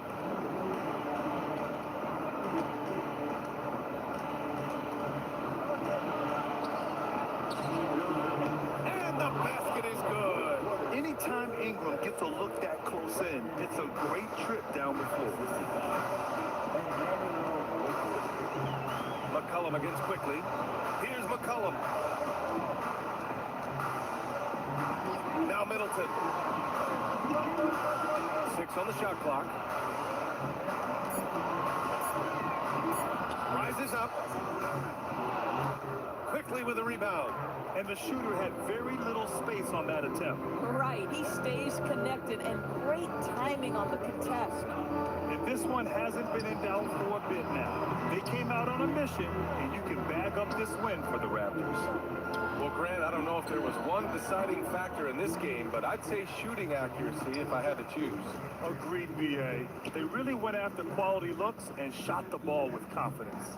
And a good performance to bring them their 18th win of the year. And once this game is all said and done... Hot sub, you dip into hot au jus. Firefighter approved.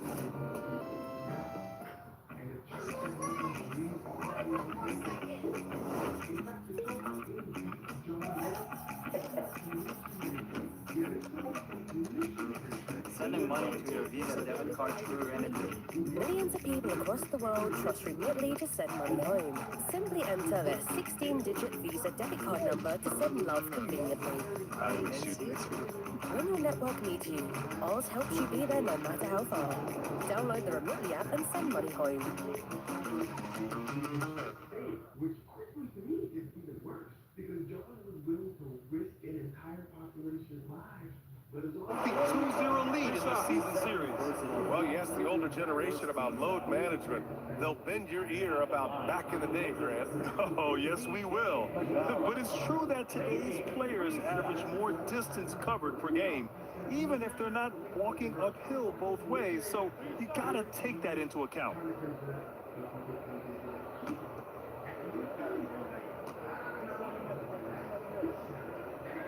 The first free throw is good. And now a veteran in the league, McCollum's combo guard style of play is valuable to this team. So Washington going with an almost entire new group here. Bagley's checked in for Sarr. Kispert comes in for Middleton. Johnson, he's checked in for George. And it's Carrington in for Koulibaly.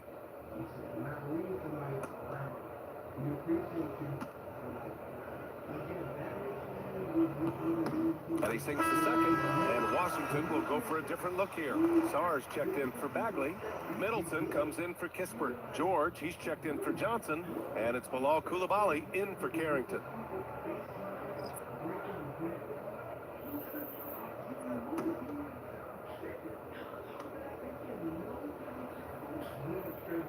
And he makes all three. A 12-point game. It's stolen by Koulibaly. Now McCollum. There's 49 seconds left in the fourth quarter. Hurdle rips down the board. And so here is Toronto. Both hands there for a little extra. And they knew it wasn't going to be easy to win on the road, but they've controlled the pace on this one. And sometimes when everyone's rooting against you, it seems to bring the unit closer together. It certainly did tonight. Now here's McCullum. Oh, it's off target. McCullum against quickly.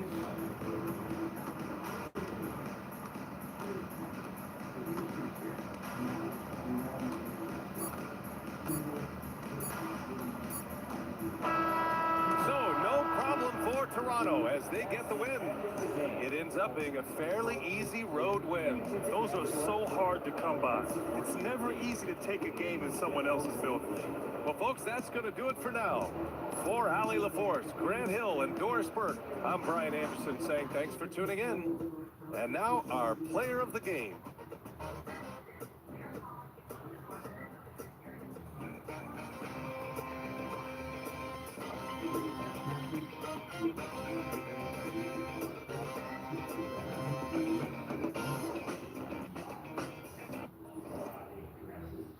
You know why we call them on?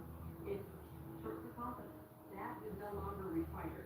The bar to entry into this field of scamming people is a crack in the sidewalk. They can just carpet right over it.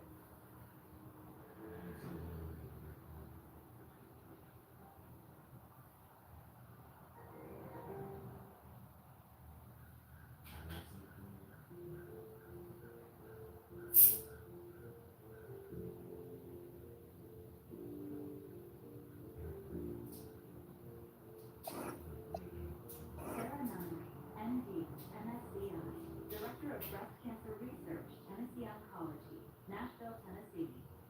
I feel comfortable choosing Orserdu for patients with liver and lung mets, patients with HER2 low disease, and patients who express both HER1 and TCA mutation. My approach to what I recommend doing is discussing with the patient in terms of their goals and what treatments they feel comfortable with for the second line. They can end up being a preferred option for a lot of patients, so it's something that I always discuss with them.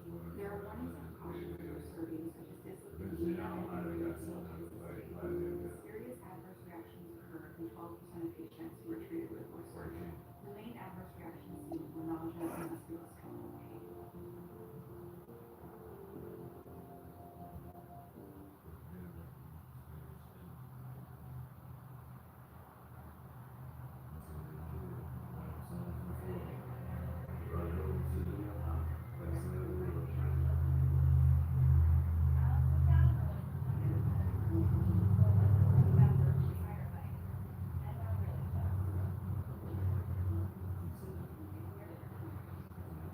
What's that here?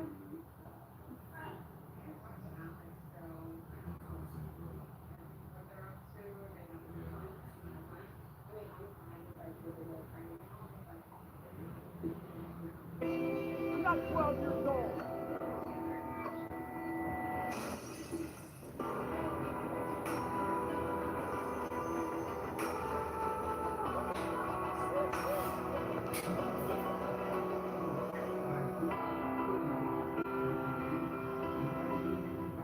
People we rely on every day are fueled by Circle K.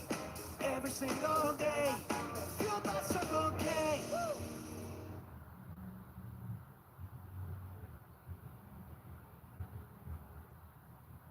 What a hard thing to like to get over is the feeling of betrayal.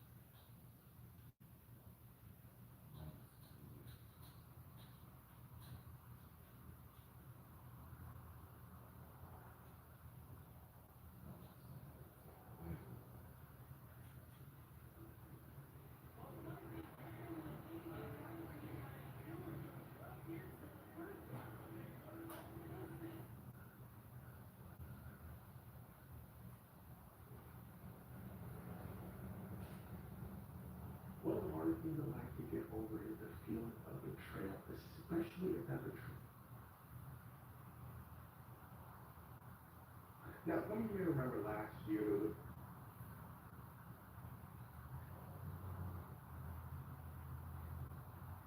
Donald Trump had a problem. Currently, many people in the world believe that he may have gave Bill Clinton that coffee.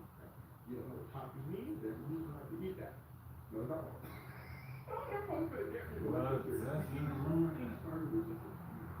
Democrats believe.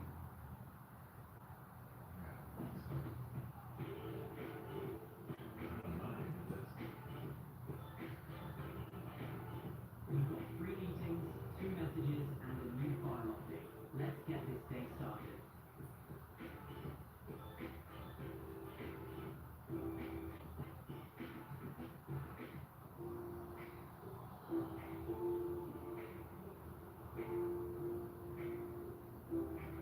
This graph is showing high growth compared with previous years.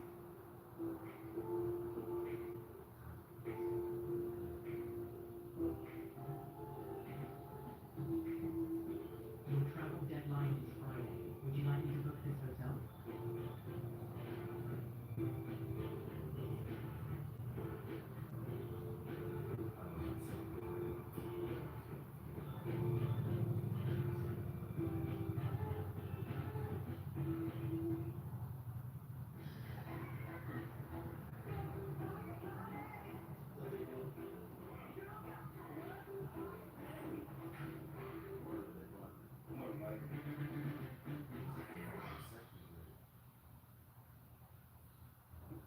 Read emails. Now, these emails were Jeffrey Epstein's emails, basically alluding to the fact that he knew Donald Trump. And remember, the whole time Donald Trump was saying he stopped talking to Epstein like decades ago. Meanwhile, in Jeffrey Epstein's email, he's saying, hey, Donald Trump spent hours with victims at my house. Another email from Epstein saying, of course he, Donald Trump, knew about the girl as he asked Jelaine to stop. I think we'll get to it later. And there's another email allegedly showing Trump and Epstein had a relationship, but you get the point. Republicans come out heated. They say, look, the Democrats only showing a couple emails to make Donald Trump look bad. We're going to release everything. Donald Trump is not going to release what? Y'all ops. Republicans did not. Seems far off, and even tough looks can go his way. And the Pelicans making a change here. Queen's checked in. Williams, he's checked in for the Suns. He doesn't get the second one. And so Booker will bring it up for Phoenix. O'Neal passes to Dunn. Got it. Good job in the low post. And the Suns lead by 15. Nice ball movement there. That's how you break down the defense. Poole outside. Over Goodwin. Here's Queen. And takes it in for the layup off a very nice feed. Right there, Poole had a decision to make, and he chose wisely. Phoenix leading by 13. O'Neal outside.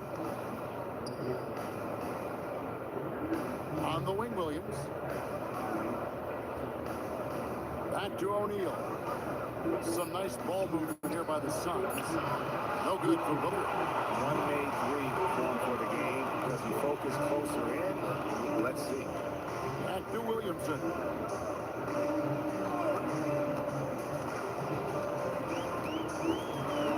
Down low and stolen by Booker. O'Neal wide open. Good. A nice assist from Booker. O'Neal's got his first 3 points of the game. He's just stretching him out. The defense has got to do a better job of staying attached to him.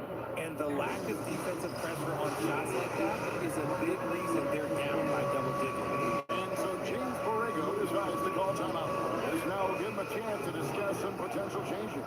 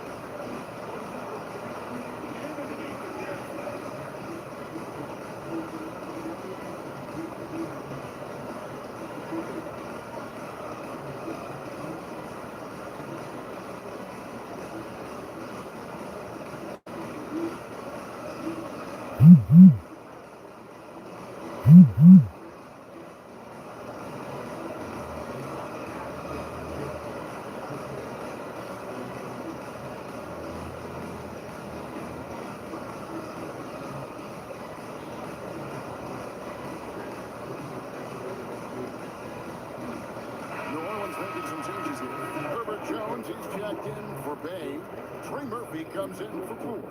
And Fears is subbed in for Jose Alvarado.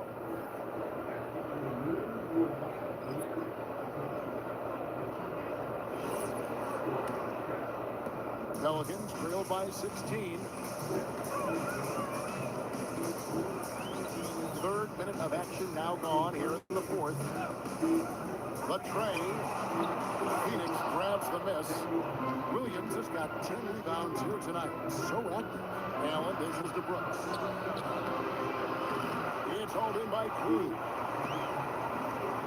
The Pelicans have gone 2 of 4 from the field since we started the final quarter of play. Here's to Williamson.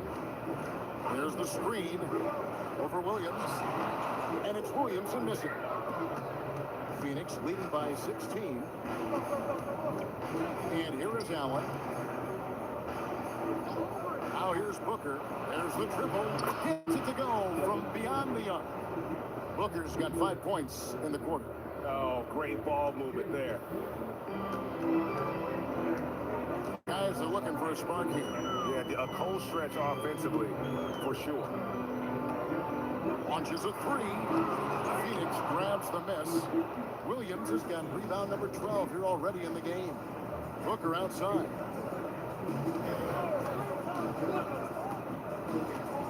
Pass to Brooks. Here's Gillespie. Down to 5 on the shot clock. It's rebounded by New Orleans. Now Fears. Here's Queen. There's the pick. Jones for 3. Rebound by Williams. Williams has got rebound number 13 with that last one. Now here's Booker. Williams a screen. And it's Williams with the jam. That gives him the double-double. 10 points and 13 rebounds. Booker just keeps getting better at orchestrating the pick and roll, setting up his teammates out of those sets. Timeout called here. The Pelicans decide to talk it over.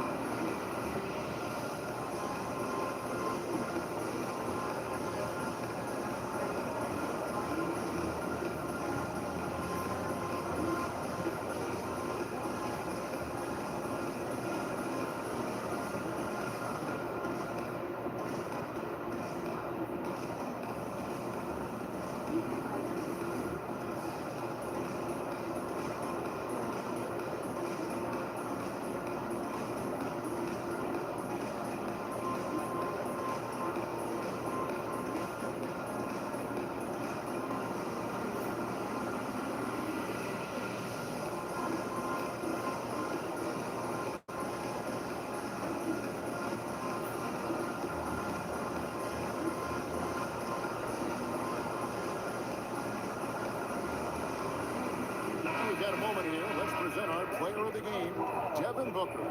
Hey guys, no doubt who our pick is gonna be. He's made everyone else on the court look like they're playing at half speed. It's been total domination, and you can't help but just sit back and admire that performance. And this is exactly what a star player is supposed to do. Coming off a loss, he made sure they weren't going to make it 2 in a row.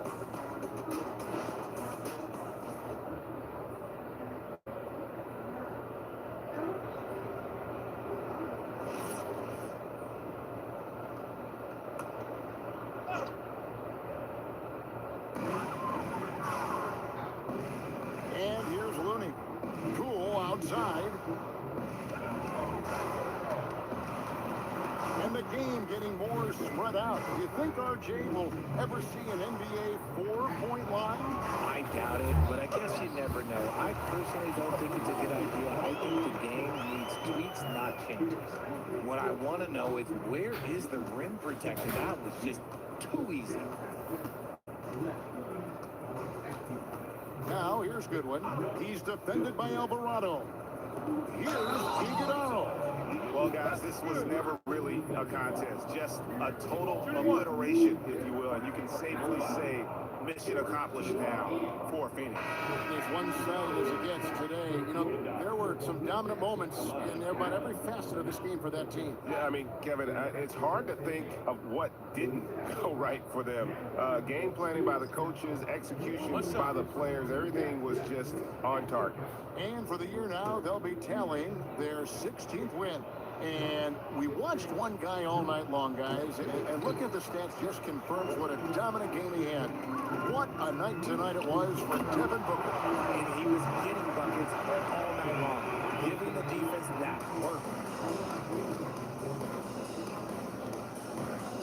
1:15 left here in the fourth quarter. Here's Lifford. They set the pick for three, and it doesn't go. Williamson with it. Here's Queen. And he makes that one count. 46 seconds left in the fourth quarter. Here's O'Neal. And he jams it in. They just blocked out the noise, kept on grinding, and this is their reward. All road wins. They're just so sweet. They're just so sweet. You know why? Because they are so hard to come by. Here's Jones after the Suns pick up two.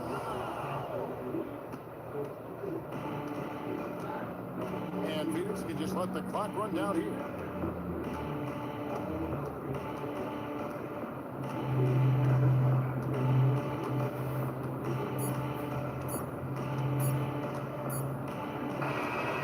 So it's Phoenix easily grabbing this one. This crowd was stunned by the manner in which their team was dismantled. Well, you know what? Shocking. I don't care what the matchup is. You never expect the road team to come in and just cruise to the kind of win they did tonight. Thank you for joining us. That'll do it for now.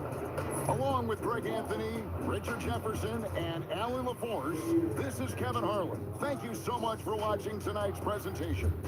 And now, our player of the game, Devin Booker.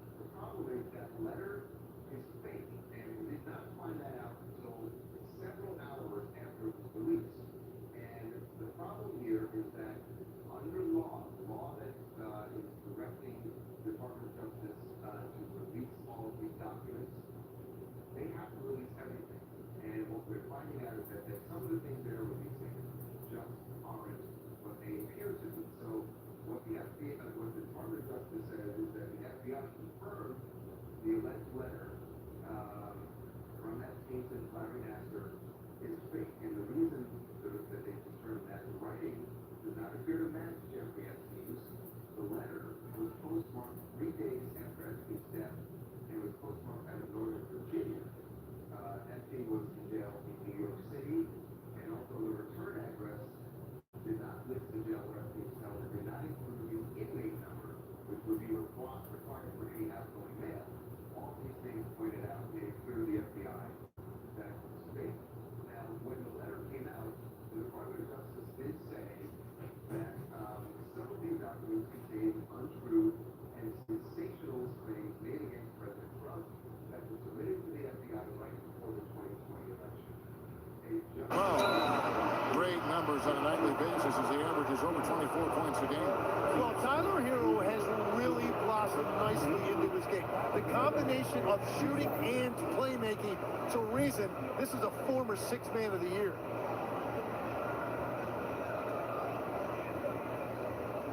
Three shots.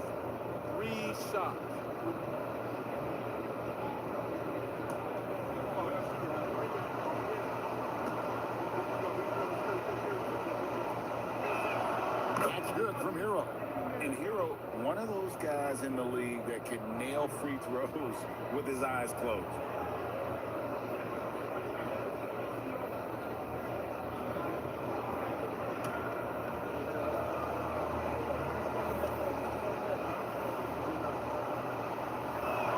And the second free throw, good.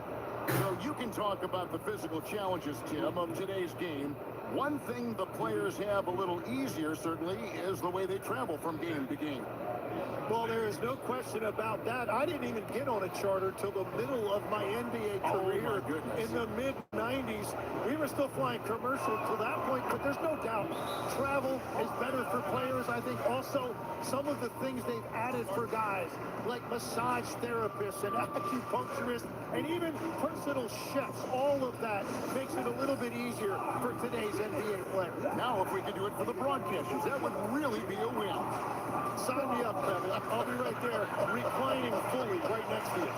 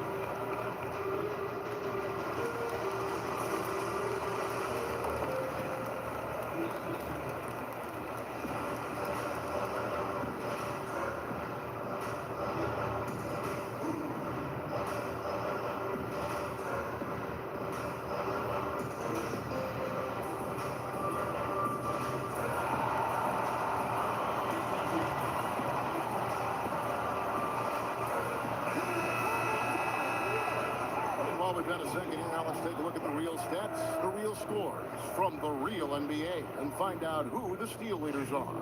Second is Dyson Daniels. And he's been a rock for them defensively. Just so many steals for him this year, and so many of them have been in key moments for his team. Now, here is Young. He's got 6. Johnson outside. Off target from three-point range. And you know what? He's just not on his game, no doubt about it. Their deficit isn't totally on him, but he has not been an asset for his team. Hero, that's a two-pointer. Adebayo, it falls through, making him 6 for 11 in the game. And a big reason they have this lead is the way he's shooting the ball.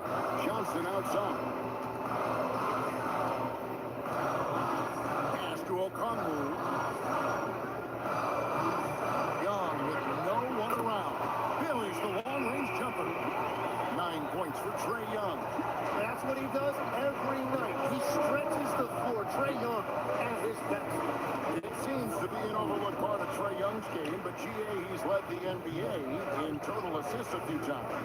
No doubt. You initially think about Trae shooting, scoring, but he also runs the offense really well and wants to facilitate. Now Young, following Davion Mitchell's three-point attempt. And how about the bounce pass there being used to perfection? And so it's Mitchell, who brings up the ball for the Miami Heat. They lead by 1. And Powell gets it to go on the assist by Mitchell. Hey, guys, the D has to show a little more fight on the interior than they did on that trip. To the paint, stolen by Hero. And here we go, fast break. Wiggins has got it. Pass to Mitchell. Powell outside. Rebound by the Hawks. Johnson's got his 5th rebound in this one. Tonight has just not been his night. It's that simple. Luckily, they have found success elsewhere. Here's Ricochet, guarded by Powell. Shot clock at 5. Atlanta needs to get off a shot here. Here's Young. It's Adebayo with the rebound. Adebayo's got double-digit rebounds now in the game. Wiggins, a screen on Okongwu. Powell, the pass to Adebayo. Great ball movement here by the Heat. Hero from long range. Pass to Wiggins. Mitchell sets the screen for Hero. Goes back up. And the layup is good. Hero's got 8 points here in this quarter. And they're forcing the ball inside, and it's working like a charm. Johnson outside. Back to Ricochet. Off target from outside. 5 seconds separating the shot and game clocks. To the middle. One-on-one here. It's good. 8 points for Andrew Wiggins. Well, that's an easy opportunity for Wiggins, who runs the floor so well. Mitchell against Young. Pass to Okongwu. Jackson coming off the assist from Young. Young's got 3 assists now in this one. He can't get it to go. Tyler Hero has been leading the charge for the Miami Heat. He notched 8 points in the quarter and has that terrific basketball instinct on display. And we'll be right back after this.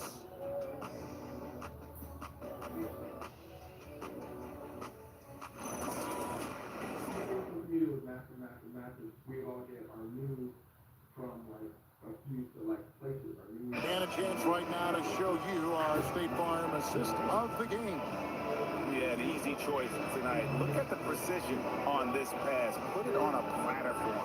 Yeah, playing for one another. That's the definition of teamwork. 3/10 quarters behind us. 1 more to go. Thanks for being with us as we begin the 4th. On the floor for Miami, starting the 4th. They've got Mitchell. Khalil Ware's out there with Bam Adebayo. Then there's Jaime Jaquez. And it's Larson in at the 2-guard position. Sinks the triple. Something's brewing, guys. The 3-pointers just continue to flow. Mitchell passes to Larson.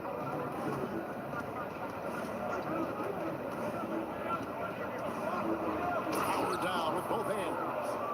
Making the most of the screen. That's how it's done. And it's in the perfect spot. Greg frees him up to get all the way to the bucket. Yeah, not only does he create the space he needs, but then he attacks downhill. Now here's Johnson. Here's Gay. And shot on the way. It's hauled in by Bam Adebayo. Adebayo's got 13 rebounds in the game. Class eating. Larson with the bucket. And it's a 6-point Miami lead. And they're scoring much more efficiently here in the second half. And they've gotten that field goal percentage above 50. Kennard with the ball. And Jaquez picks him up defensively. Kennard with the ball. Pass to Newell. And there's Johnson outside. And again, Atlanta with the triple. Yeah, they're relying on their 3-point shooting and getting pretty good results. Last quarter of play, about 2 minutes in now. Outside, Adebayo. Here's Larson. Trying to come right fight back with the three of his own. It's no good. Johnson outside. Down low. Hawkins with the steal. Now, here's Mitchell. Defended by Alexander Walker. Pass to Adebayo. Over Kennard. The shot by Adebayo, no good. The Hawks trail by 3. Kennard finds Alexander Walker. Now here's Johnson. Here's Gay. Trying to find Johnson. He's got it now. Hawkins with the rebound. Miami leading by 3. Pass to Mitchell. And here's Adebayo. Now Hawkins. Here's Adebayo. Fades. And the shot goes in. And the Heat lead by 5. Yeah, he's more than just an interior scorer. Adebayo also has a nice jump shot that he will work in there from time to time. And timeout is called by Quinn Snyder. It's a chance for them to regroup and refocus.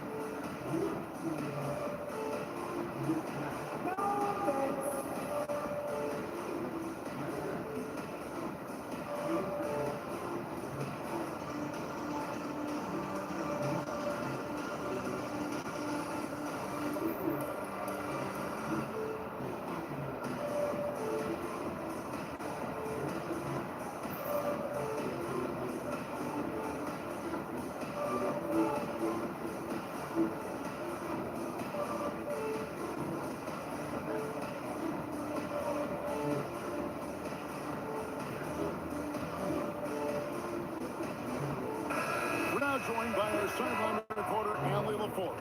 Allie, it's all yours. Hey guys, well, Quinn Snyder was just reviewing the plan with the team, and Coach challenged the team, asking them to bring the fight inside, telling them to play with pride, telling the team, you're getting bullied near the hoop. Let's see if it works, guys. Allie, thank you so much.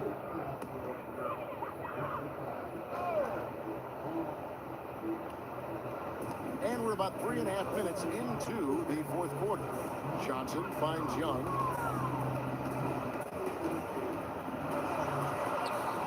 Hangs in midair and converts on the double clutch layup. And you can see where he's made the adjustments. This half has been much better. Outside, Hero. To the inside. Here's Adebayo.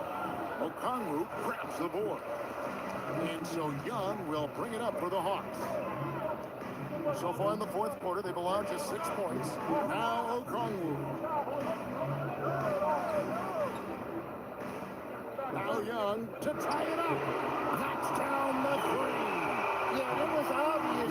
Young is the guy you would go to right there. He is so efficient, even when the defense knows he's the one that's going to take the shot.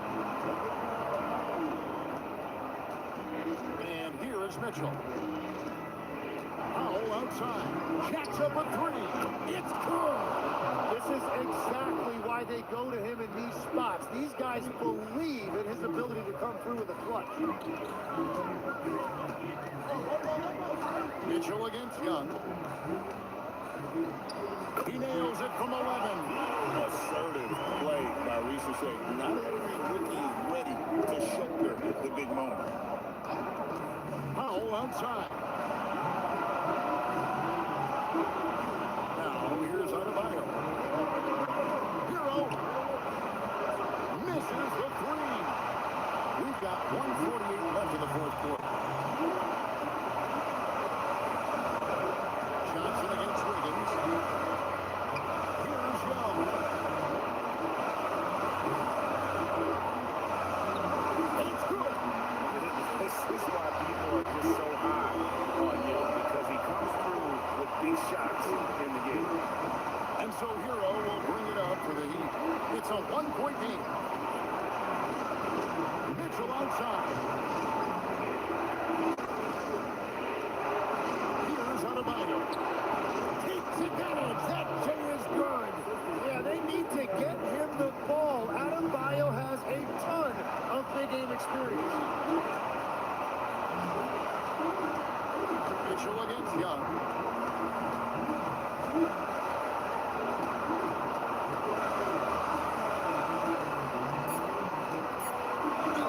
And that one is good. That is world class. What a huge shot at this point in the game.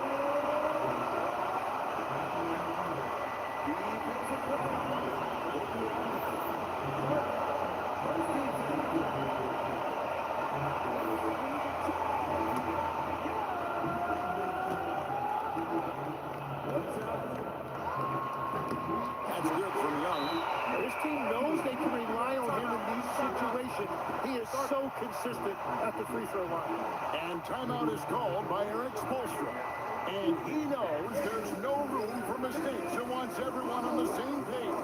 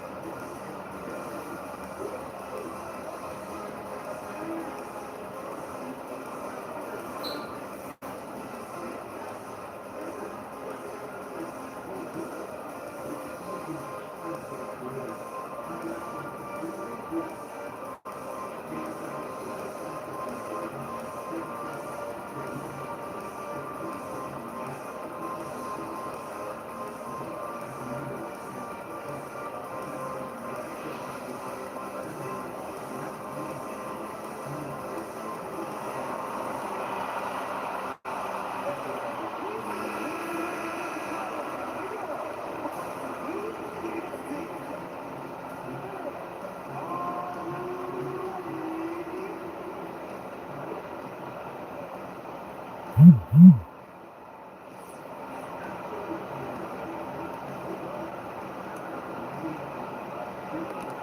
stolen by Daniels. Offensively, Daniels has really come into his own, and now he's taking charge in important moments. Adebayo with the screen on Daniels. Here's Adebayo. It's good. Well, Adebayo just stepped up at a critical point in this game. Tremendous amount of confidence. So, guys, it comes down to this. Time for your stars to shine. 8-second difference between the shot clock and the game clock. Okongwu with a screen on Wiggins. Johnson goes in. It's in. They're in total command of this game with time starting to run out. And this is where you really want to be mindful. No turnovers, no sloppy play. Now a timeout called by Miami. 15 seconds left in the fourth quarter. What do you think Coach's focus is going to be here? Score, then hope for some missed free throws or a turnover at the other end. Well, at this point, everything has to go through. Only have the Arvizo guy. So they said, okay, Arvizo is on it. Real good. We got you. Right? Y'all are made it work. We got you. Right? The mom goes up. He says, look, let me get it simple for y'all. Michael Jackson kept us in his house and he didn't let us leave for months. And remember, kids, if you're going to tell a big lie, you might want to have all your facts straight, okay? Maybe keep your lies really soft. My sister taught me that a long time ago growing up. If you're going to lie, you know, keep them small with a little bit of truth, okay? She said, Michael Jackson kept me and my family in the crib for months. Michael Jackson was like, okay, this is an easy one. They said, so you said months from about January to August? Well, that sounds about right, yeah. They said, okay, so it says here in July, you went to the store, February, that's perfect. March, you got your nails son, when were you in the house? He said, I want to see my tractor. They were sleeping on that. She said, what did you buy? He said, okay. Nah, ain't no way. I was sorry that I had a triple check. I said, ain't no way. They caught her in a straight up lie. No recourse, nothing to say. She just said, oh, well, damn. Y'all got me on that one. Y'all got me on that one, right? And I said, okay, hold on. Let me just keep going in. You know, they must have some sort of research here. There must be some leg of truth because I'm thinking how the media is covering this. This must be debatable. This conversation must be debatable. Like, they go over to the Sun RV zone. They said, Michael Jackson, you know, he said, yes, Michael Jackson did. I was at his crib. When my mom said I was at the crib, they said, son, we're asking you. He said, he was basically looking at his mom for answers on it. His story was very, very, very inconsistent throughout the trial. He kept screwing up what sounded like a story that was given to him. But we'll put that to the side again for now. Let's go back again. I heard her mom there. Now, she was dead. I bet she was dead. Let's go back again to the first family, the Cameron family, because they wanted to bring them in for the second trial. The son said, I'm not testifying against my dad. They said, we need you to do it by force. He fled the country. He said, I'm gone. Y'all not going to testify. Right? The dad said, no, I got my grandmother. The mom pulled up. They thought they had a star witness. The prosecution said, okay, cool. They got the money from Michael. She about to flip it out. The prosecution bring her up. They sit her down. They said, Michael Jackson did all the things to your son, Chandler's son, right? She said, no. Shocked the courtroom. She said, no, I don't think he did it. I don't think he did it. I think we just shown that I don't think he did all that. And I go, she said, oh, yes. Celebrity pull up. Chris Tucker said that's what I said in the beginning. He said, yeah, I went to Michael Jackson. I told him, do not mess with our evil family. It seemed like they were trying to extort lose for cash. Jay Leno pulled up. He said, yeah, they were saying the same thing to me as well. George Lopez pulled up, you know, he's a comedian. He said, boy, how long has that kid had cancer? He said, they done said they had cancer. Can I get some money over and over and over again? Our legal family. Their friends pull up. Snitch him out. Matter of fact, it's her co-workers. The Mama Arbizo's co-workers. They pull up, they said, yeah, you know, she just snitched herself out. You know, we were using water cooler chilling. She said, yeah, man, I be telling all these celebrities my son got cancer. And he does have cancer. That's wrong. Turns out he does have cancer. But his cancer treatments are paid for completely by insurance. Now, this is what she said. She said her son had cancer and they're paid for by insurance, but she's scamming people. But I do believe he did have cancer, but it was like a remission of his children. Now, regardless, celebrities didn't know it was in mission, didn't know it was paid for, so it's pretty much a scam. Now, all this to say, it's pretty cut and dry that the family seems to be extorting money. I know that's what they're saying. Jury thought they walked in, they walked out. No way to extend this game.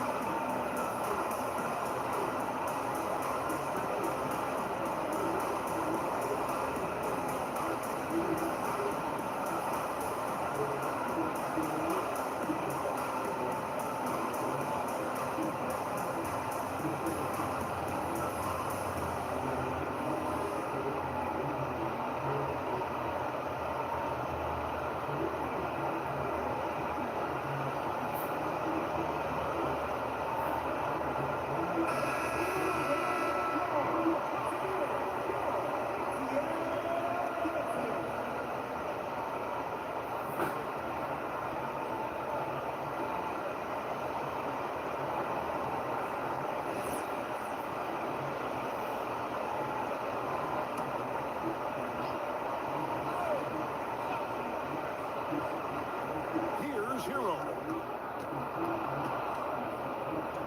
Now, Adebayo. 3. Good. And you can see he just caught a glimpse of the open man on the perimeter and immediately got him the basketball. And that's an intentional foul. Honestly, just doing what they have to in order to get the basketball back.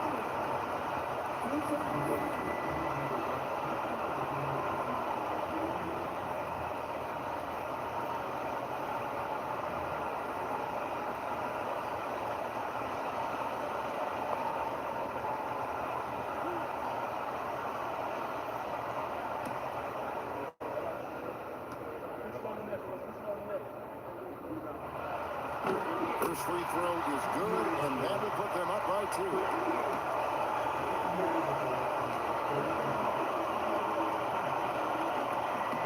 And he hits both free throws here, so now it's a 3-point game. Big time conversion there puts them up 3. From deep. And so the big one by Atlanta in a tight game. That was a fun night of basketball. Fabulous finish as they continue to wait out until the very last moment to see it. And there are so many times when you see these tight games won at home, that advantage of having that crowd behind you oftentimes is the ultimate X factor. So now, let's send it over to the sideline where Allie LaForce is standing by with our player of the game. Trey, you guys had a look in your eyes tonight. How satisfying was it to get this win? I mean, it feels great. It feels great getting the win. At the end of the day, I mean, I'm just here to help my team win, whoever we're playing against, and that's all I care about. Thanks, Trey, guys. Ah, terrific job, Allie. Thank you so much. That was enjoyable. And that'll do it, folks. For Tim Legler, Greg Anthony, and Allie LaForce, I'm Kevin Harlan. This is the NBA on 2K Sports. And as we leave you, let's take a look at our player of the game, Trey Young.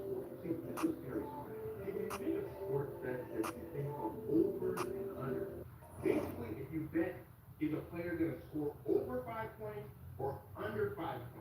If you guess right, if you guess over, then you get some money. So Terry's plan was to have his friend bet that he was going to score under a set amount of points. And he knows how many points he's going to score in a game. Terry does. And that's what makes this so illegal. And it's why the government takes players betting on themselves so seriously. Because now it's not gambling. It's basically scamming. So Terry tells his not even gambling, it's still over. I'm going to be injured. His boy said, damn, Terry, you okay? You're going to be injured. Fool, you going to bet that I'm going to score a low amount of points.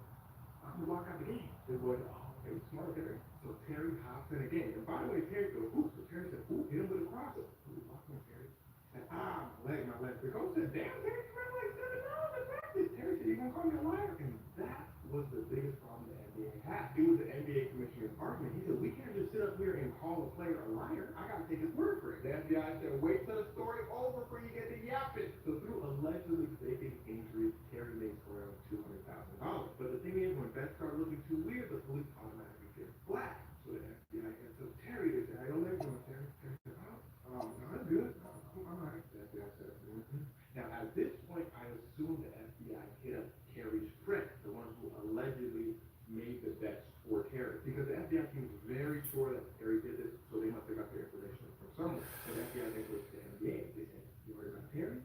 The NBA said, yes, but we're doing our own investigation. No big deal. The NBA does an investigation. They come up with nothing.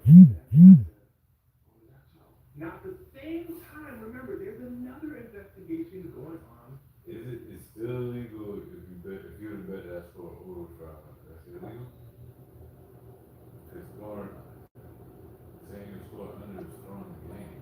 Fucks up. But if I say I'm gonna score over, that means I'm going in that day. I know this motherfucker can't go. That's the name of the few rules. Few rules is that I'm going to win. Yeah, don't dance. It ain't never gonna stop. Search. Lean back. Lean back.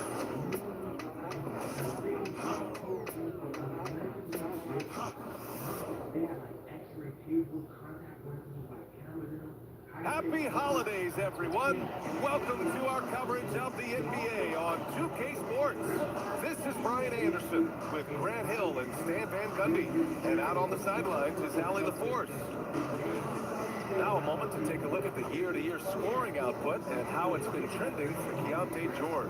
Yeah, the scoring has improved, and I know that's exactly what Coach and his fans want to be seeing. They loved watching him evolve his offensive game and are hoping to see that trend continue as time goes on. Now a look at Detroit's starting lineup. Harris and Duren together in the middle.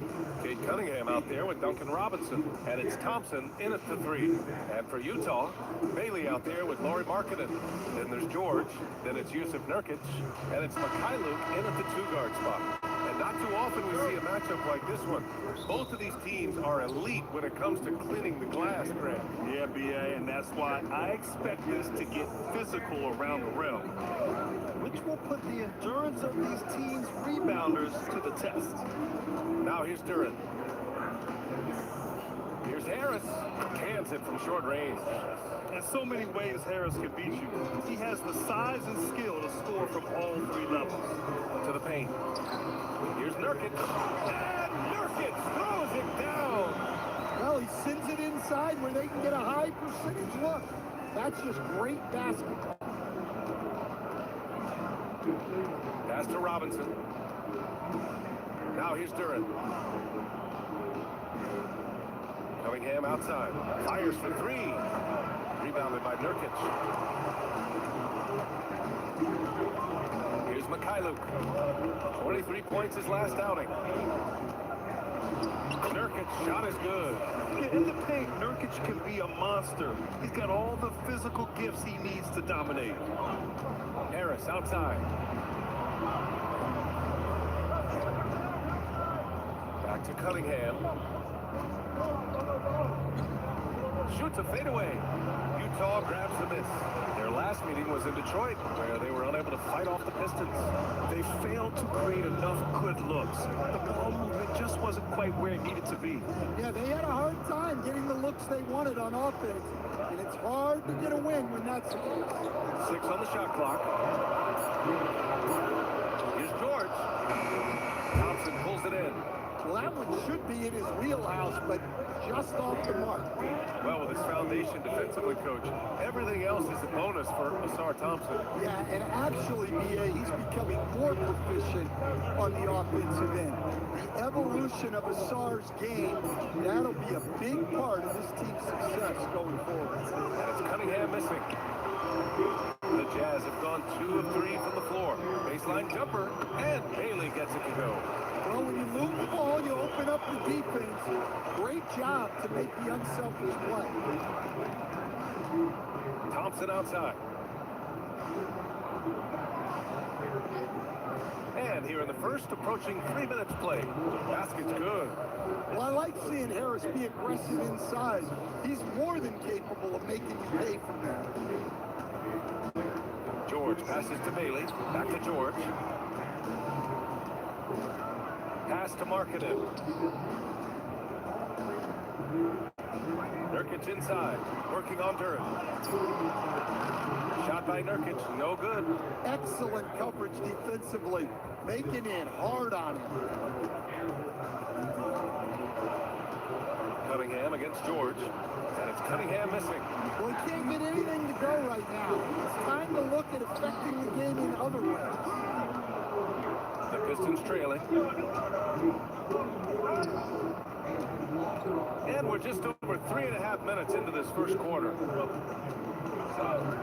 Back to Thompson. And the slam dunk by Thompson. Flying high, Ausar Thompson. I wish I still had hops like that. Markkanen with a screen on Cunningham. George's shot is good. They may have talked about shot selection coming into this. And so Cunningham will bring it up for the Detroit Pistons. Coming off a win against the Hornets. And they got into a consistent offensive flow, largely because the defense they were facing was poor. Yeah, but even against weak defense, your execution still matters. Luckily, they were able to take advantage. Now here's George. He had a 27-point outing in their last game against Orlando. Yeah, plus he got himself to the line. Playing aggressive, pushing the action. On the wing, Thompson. It's guarded by Markkanen. Cunningham passes to Harris. And he lobs it up to the rim. It's stolen by Nurkic. A chance here to catch up with Allie from the sideline. Hey, thanks a lot, guys. The Pistons are growing. Coach J.B. Bickerstaff said, I appreciate the work that the guys have put in, and I'm proud of what they're becoming. But we have more work to do. We're still taking steps. Our guys have improved. The team has improved. But we're not finished yet. Back over to you. On the rise. Allie, thanks very much for the report.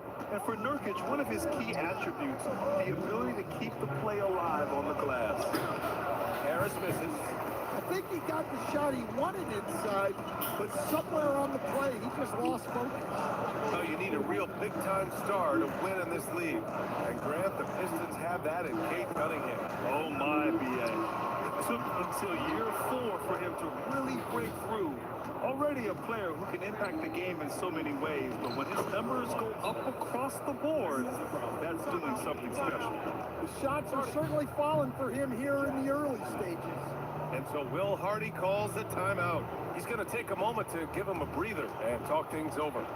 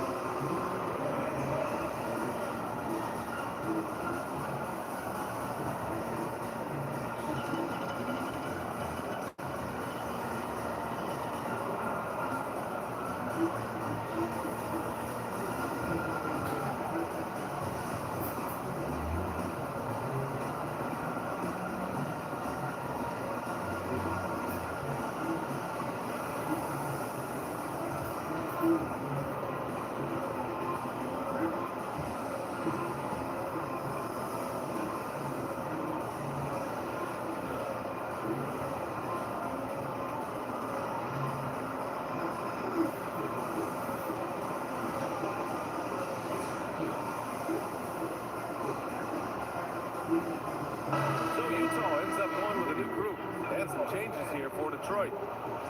And a look at the stats for Jalen Duren. Through the last 10 games, we've seen his rebounding numbers start to slide. He's not being as aggressive on the glass, not like he was earlier on in the season. He needs to get that fire back. The Jazz have gotten 5 of 11 shots to go. Here's Collier. He had an 18-point outing in their last game against Orlando. Yeah, and how about his assist numbers, too? He was their offense. He was just doing everything. And there's the rejection. Down low. Ball stolen. Utah's gone 0 for 2 from outside. Here's Sensabaugh. Ivy defends.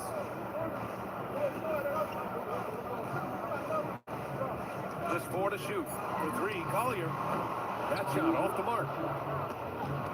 The Pistons have gone 4 of 10 shooting the rock in this first quarter. And here's Ivy.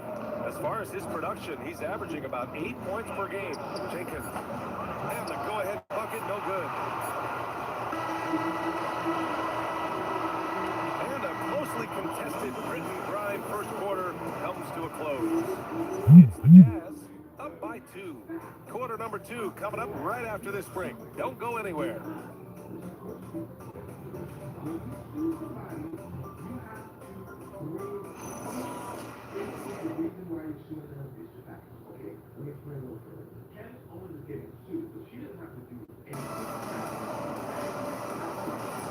And if you're just joining us, it's been a pretty even game through the first quarter.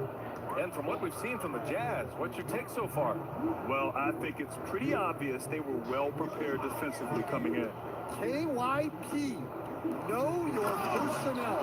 So far, Good attention to the scouting report. Here are the five Detroit has to start the second. Holland out there with Isaiah Stewart. Then there's Ivy. Then it's Karis LeVert. And it's Jenkins in at the point. Here's Holland. No points so far. While we have a small sample size of Isaiah Collier, he has shown impressive flashes so far. Yeah, I really like how confident he is. When he's out on the floor, he carries himself like he belongs here. A confident mentality can go a long way for a young player. Now here's Ivy. Three-pointer. The rebound by Filipowski.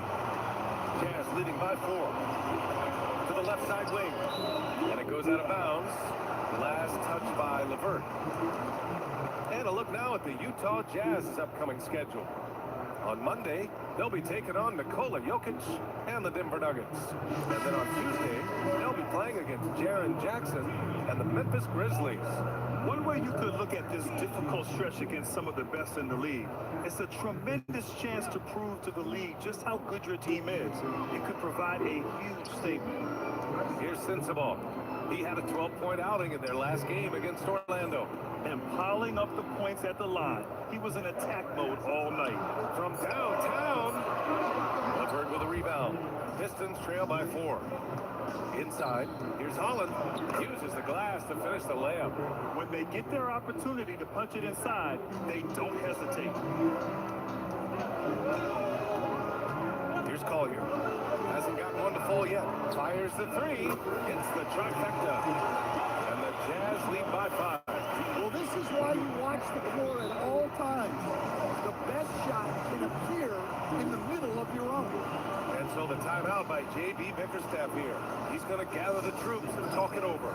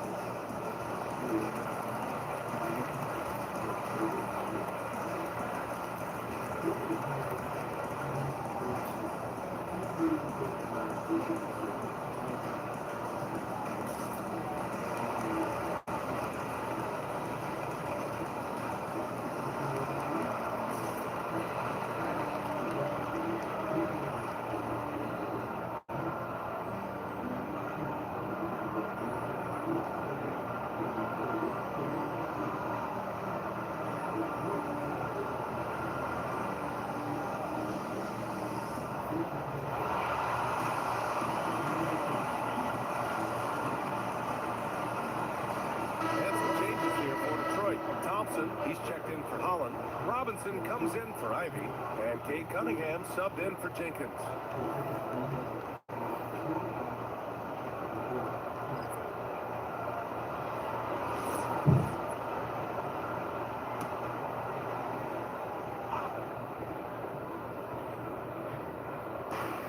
We're now about 2 minutes into the second quarter. Detroit moving the ball around. And stolen by Markkanen. Fast break Utah. There's Filipowski. And that's off the glass and in. And the Jazz lead by 7. And a breakdown here, guys, of the hustle stats for the Jazz. Well, so far they've done a great job of reading the offense and repeatedly putting themselves in the right place to interrupt the play and force turnovers.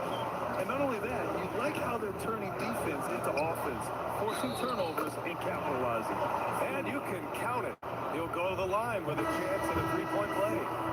It's going to be Filipowski shooting. That one on Thompson. Utah shooting their first free throw of the contest. Yusuf Nurkic, he's checked in for Collier. And the Pistons making a change here as well. Harris is checked in.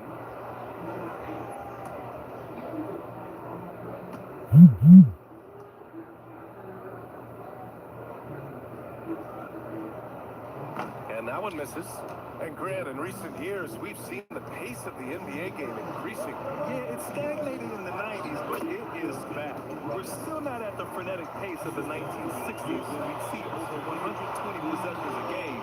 But the efficiency is at an all-time high. And Utah has possession. Following the score by Detroit. And the call will be against Cade Cunningham. That's his first foul. The Jazz making a switch here. Collier's checked in.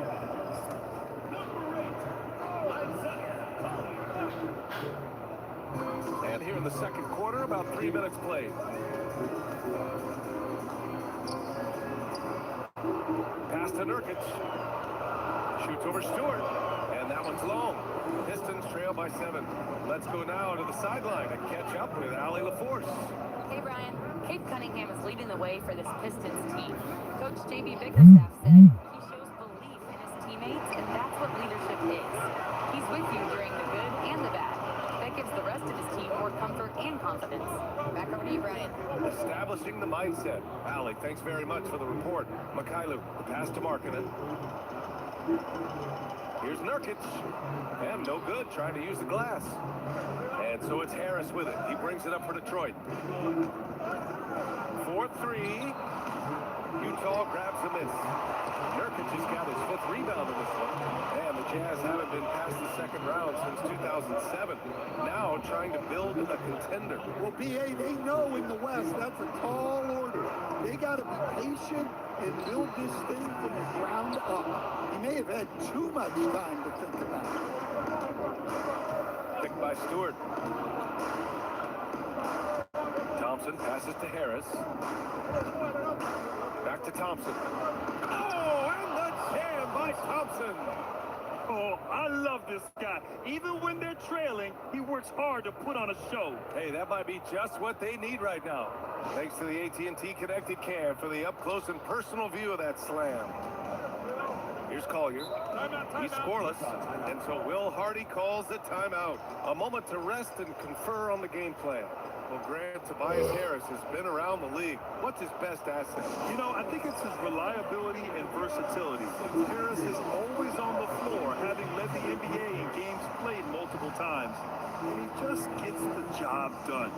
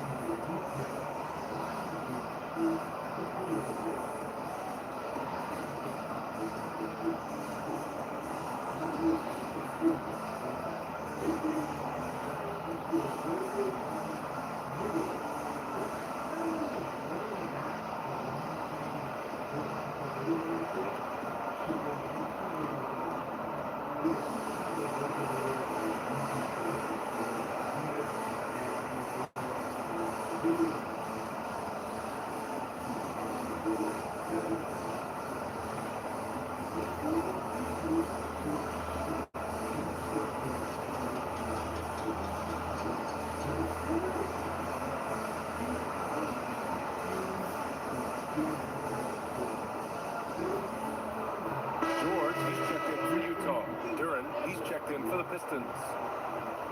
All right, with this brief pause, let's take a look at the league's best passing teams. Utah, second. The passing on this team is very strong. They really move the ball, and you can see it in the assist numbers.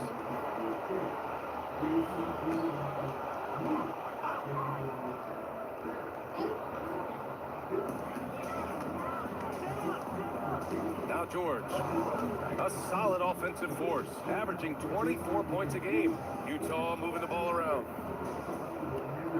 Nurkic, a screen on Cunningham. Down to 5 on the shot clock. And Nurkic throws it down. Oh, the big man, Nurkic, from super close range. George against Cunningham.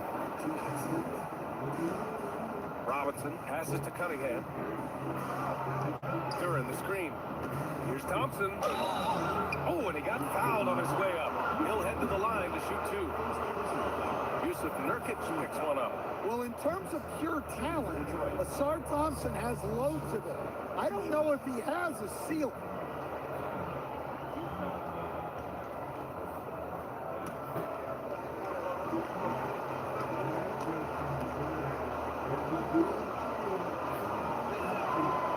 free throw's good from Thompson.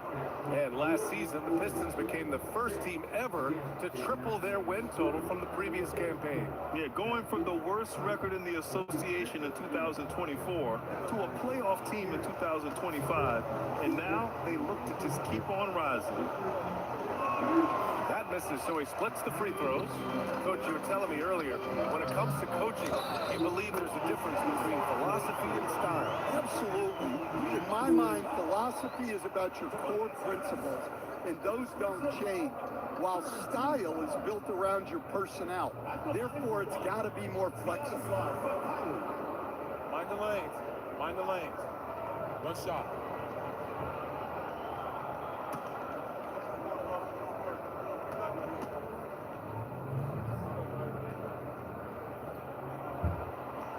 And the free throw, no good. And last season, the Jazz with the worst record in franchise history, man. You're losing with a plan, though. Utah, such a smart organization. If you're going to tear it down to the studs, do it in a good draft year. Now here's George.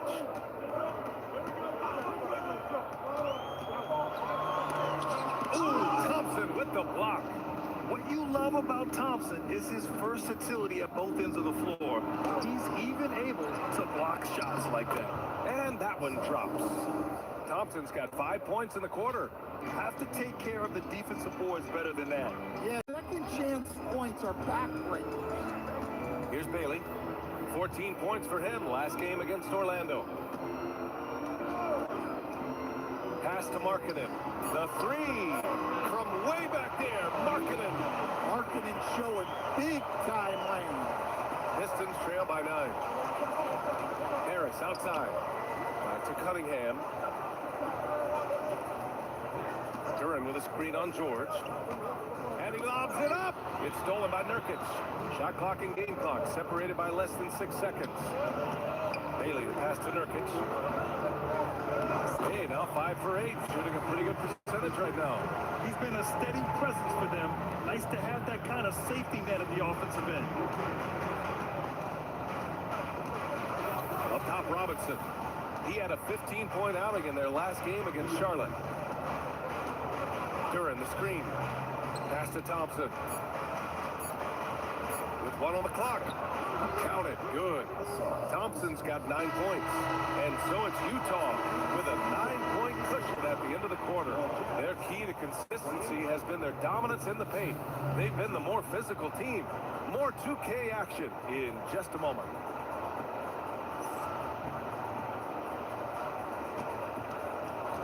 Make some noise and get ready for the big half-court shot. Please direct your attention to center court. Drums. They're thinking about the shot.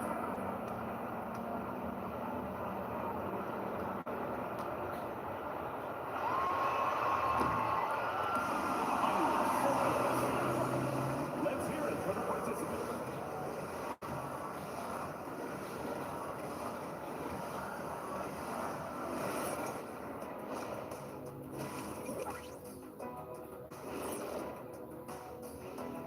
Hey everybody, with plenty of action going on right now, let's get you up to date on the latest. For the Kings, a closely contested game against the Houston Rockets. Down 3 points in the second quarter right now. Yeah, so far neither team can capture momentum and sustain it. So let's dig into that first half now. And what was a very solid performance for the Jazz. Good things happen when you take care of the rock. Yeah, they're certainly not giving away possessions. That's helped put them in the driver's seat. Hey, you guys are putting me to sleep. Likewise.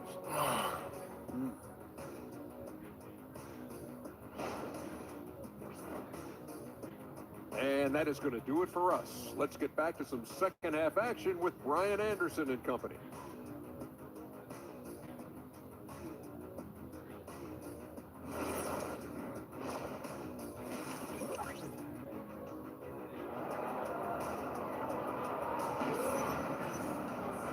And if you're just joining in, one half is in the books, one half to go. Without question, Yusuf Nurkic displaying his skills today. I like how they control the tempo and play to his strengths. Yeah, he's found his spots, been patient with his shot selection, and it's paid off for himself and the team. Utah leading by 9. We've got Lauri Markkanen. Vladislav Mikhailuk is out there with George. Then it's Yusuf Nurkic, and it's Bailey, and it's the 3. That's the 5 on the floor for the Jazz.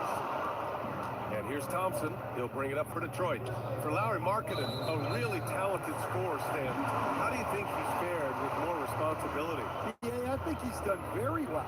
He's a prototypical stretch 4 who scores at an efficient rate, and with his elevated role, he's just grown in his confidence. Now here's Markkanen. Back to George. Markkanen sets a screen. It's George with the drive. Uses the glass on the layup. And the Jazz lead by 11. Seeing the opening, George does not hesitate. I mean, just a great move. With the step back. Out to Harris. Thompson with the screen. Harris' shot is good. Harris has got 8. The grown man strength there from Harris, able to power his way for the finish. George passes to Nurkic. Back to George. Nurkic, a screen on Cunningham. For 3, George. Rebounded by the Pistons. Pass to Robinson. That falls. Nice setup by Harris. Harris has got 3 assists in the game. It had to be lightning quick, and Robinson got it away. Here's Mikhailuk.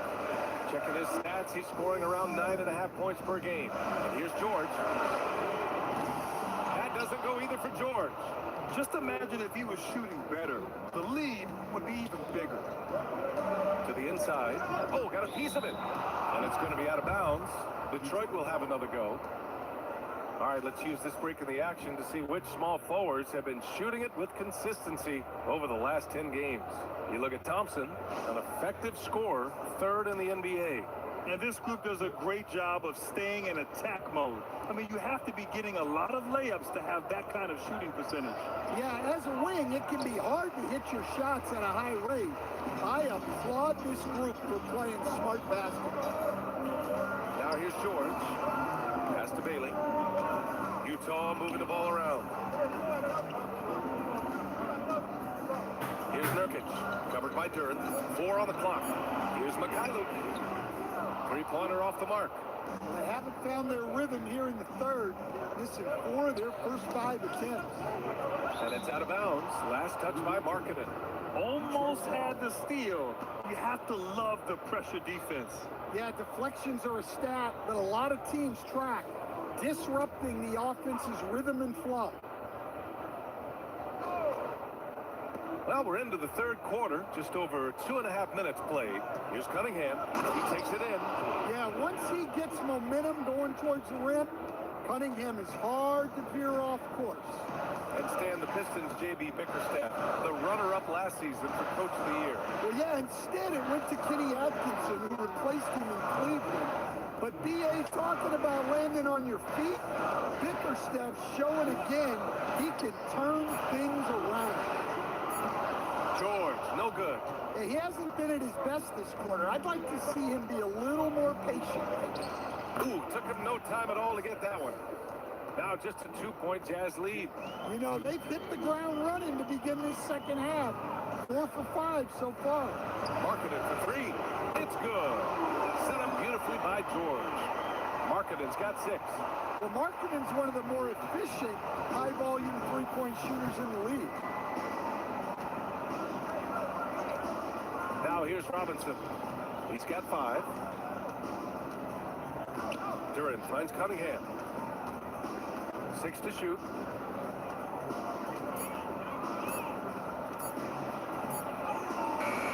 It's rebounded by George. Familiar results for him. He can't get anything to go. Pass to Bailey. Here's Markkanen.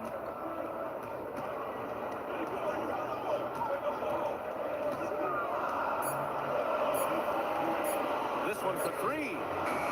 Duren with a rebound. Duren Duran's got his 5th rebound in this one. Cunningham passes to Robinson. Cunningham on the wing. And George with some nice D. Well, they know he can finish at the rim, but the defense did just enough to force the miss. Pass to Harris. And Harris throws it down. Terrific energy at both ends to sustain this run. Yeah, it's normally the defense that fuels a comeback, but let's see how much they have left in the tank.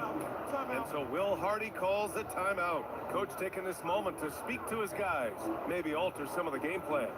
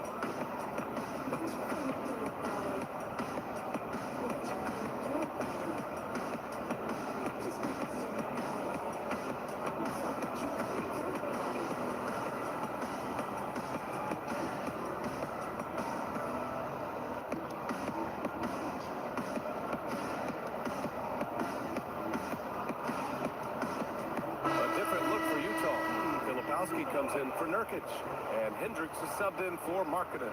Detroit also making some changes. Karis LeVert checked in for Harris. Jenkins comes in for Cade Cunningham.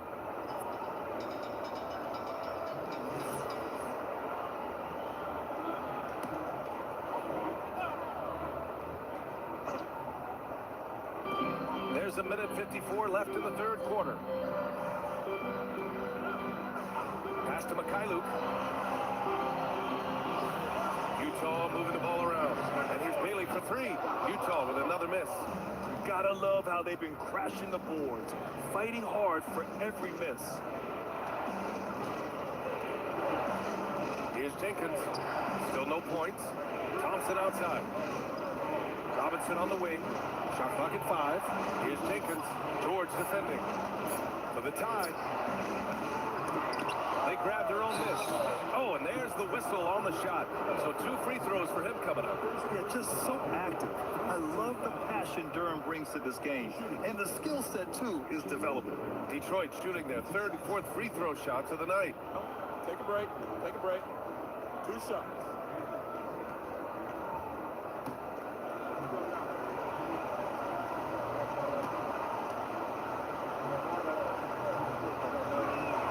And the first one at the line is good. And over the 5 decades of the Jazz franchise history, almost half of those years, they were coached by the great Jerry Sloan. Well, the Jazz were a team that took on Jerry Sloan's toughness and a willingness to fight at all times. Those days are in the past, but they still echo in Utah. Sensabaugh is checked in for Utah. Collier comes in for McKyluk. Yeah, as of right now, Jalen Duren kind of seems like a classic big man. He can block, he can rebound, and he really focuses on finding close-range looks. Here's Sensabaugh. Looking at his numbers, currently he's averaging around 9 points a game. Filipowski sets a screen. And he takes it in for the layup off a very nice feed. Filipowski's got 6 points. LeVert outside. Pass to Duren. There's 37 seconds left in the 3rd quarter. Stewart outside. No good. That would have tied it. That lockdown defense against one of the best three-point shooters in the league. Here's Hendricks. Here's Collier. Still without a bucket. 3-pointer. Duren with a rebound. Duren's got his 8th rebound here tonight. play and a close one here. It's the Jazz leading by 3. And we're coming right back. Be sure to stay with us as we get set for quarter number 4.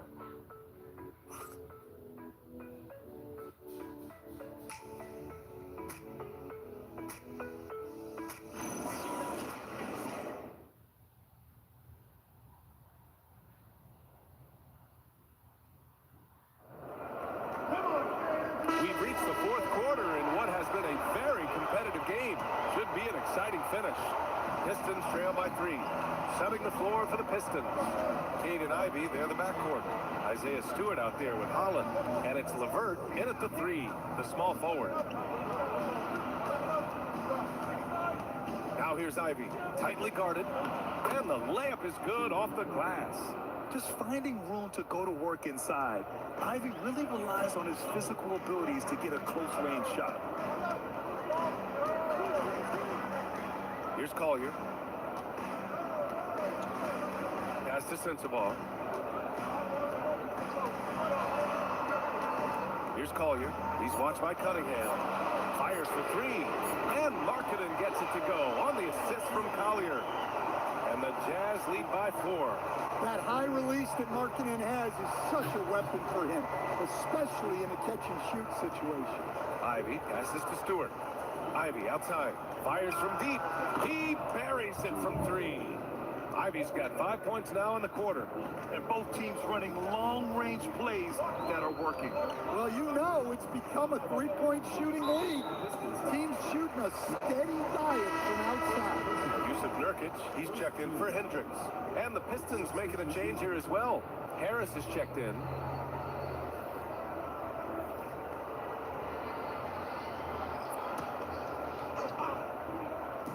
Markkanen for 3. The rebound by Detroit. He didn't make them pay for that weak defense, but they just can't rely on him to miss those kind of shots. Harris a screen.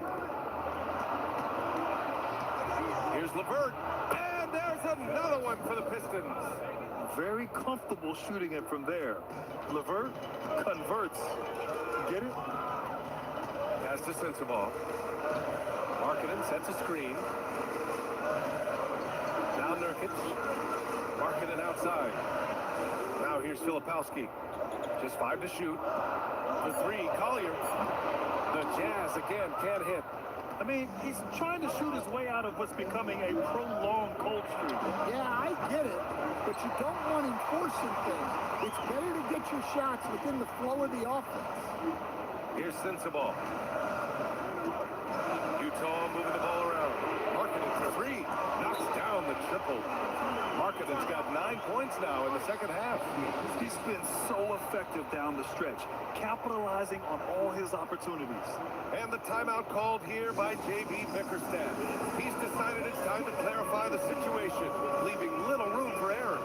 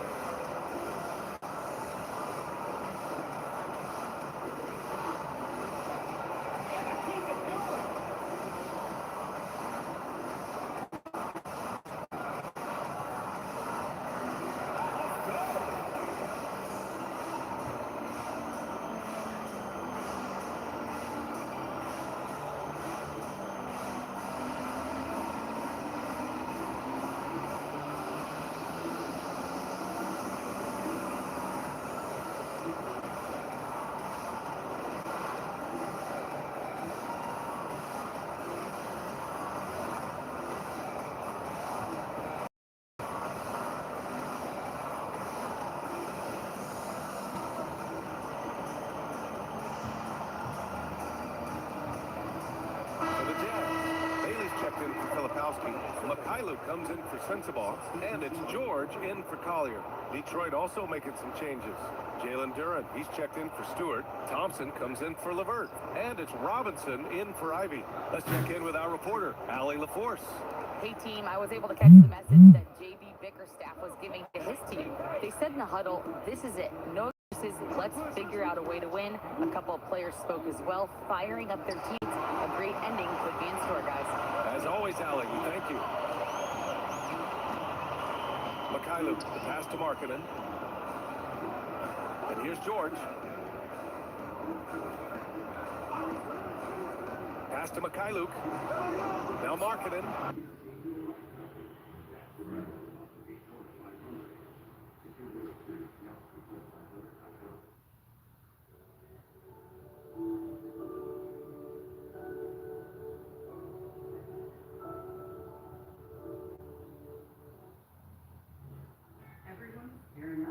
Pounded by Harris. The free ball. It's hauled in by Robinson. The Pistons have gone 3 of 4 in the fourth and looking confident on offense. Harris against Markkanen. Now here's Harris. Not a lot of room. And here's Cunningham outside. Nice work beyond the arc by Cunningham. Shut out from beyond the arc in the first period. He finally drains one. Pass to Nurkic.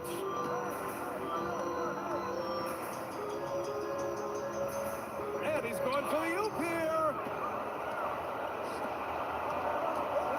Thompson right side.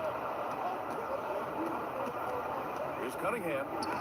Cunningham takes the hit and puts it in. Well, after that tough first half, you hoped he'd find his way to bounce back and get things going here in the second. George, a screen on Robinson. Now George. From deep. Oh, he can't hit it. Well, his shot selection's been poor. If I were coaching this team, he'd be sitting next to me. Here's Cunningham. Now Thompson. Ready off the pass. He lays it in. Well, that's where Cunningham is at his best, operating the pick and roll. Jazz trail by 5. Markkanen outside. Here's George. Nurkic, a screen on Cunningham. Now Nurkic. Oh, no good. Unable to end this run. No question, this offense has some firepower. And they're looking very confident in all that they're doing right now. Gets it to go. And they're building up steam, getting out in front, and trying not to look back. Well, look, we've seen that no lead is safe these days. You got to keep scoring and extending that margin. And so Will Hardy calls for the timeout, rallying his guys to make sure they all know the plan.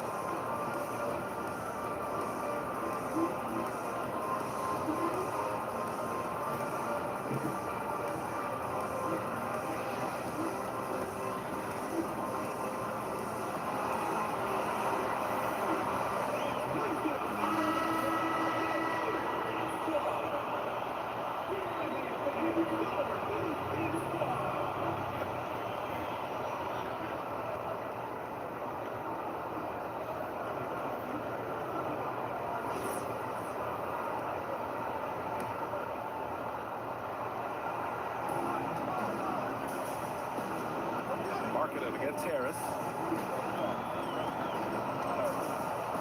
Markkanen outside. Outside George. Markkanen with a screen on Cunningham. Clock at 6. Now Markkanen. From downtown. And out of bounds. Detroit will have it.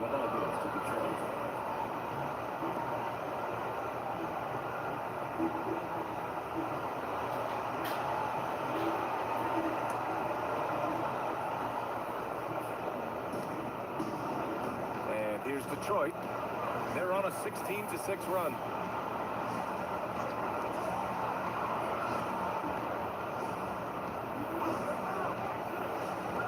minute 9 left in the game.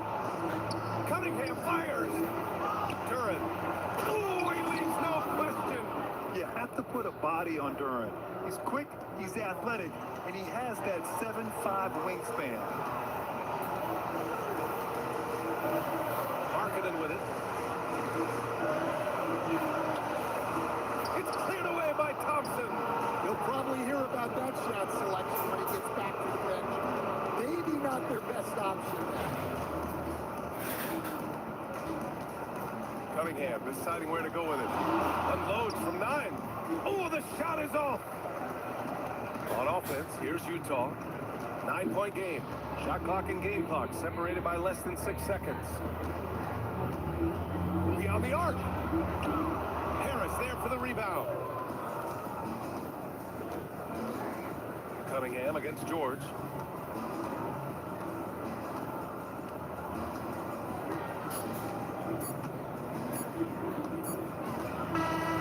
And so it's Detroit with the W. Exceptional effort on the road. They were ready and they were focused. Focused indeed. I mean, it takes a strong mental approach to block out the distractions. These guys stepped up 100%. Well, folks, that's going to do it for now. For Stan Van Gundy, Grant Hill, and Ali LaForce, this is Brian Anderson. We hope you enjoyed our broadcast. And let's leave you with our player of the game, Asar Thompson.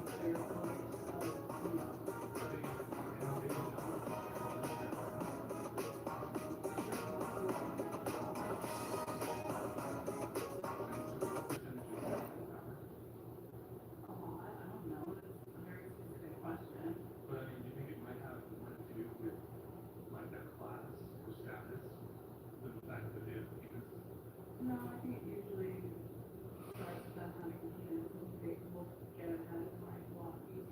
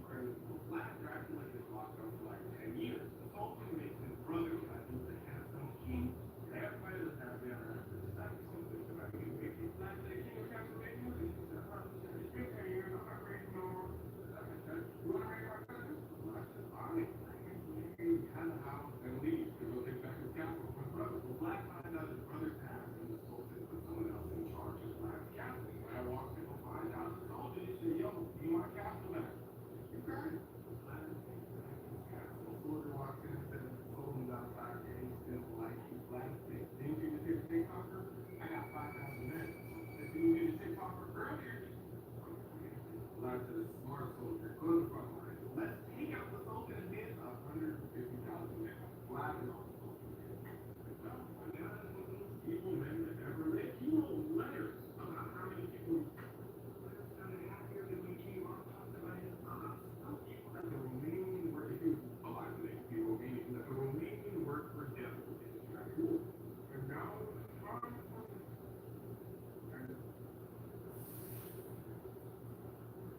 that ain't true.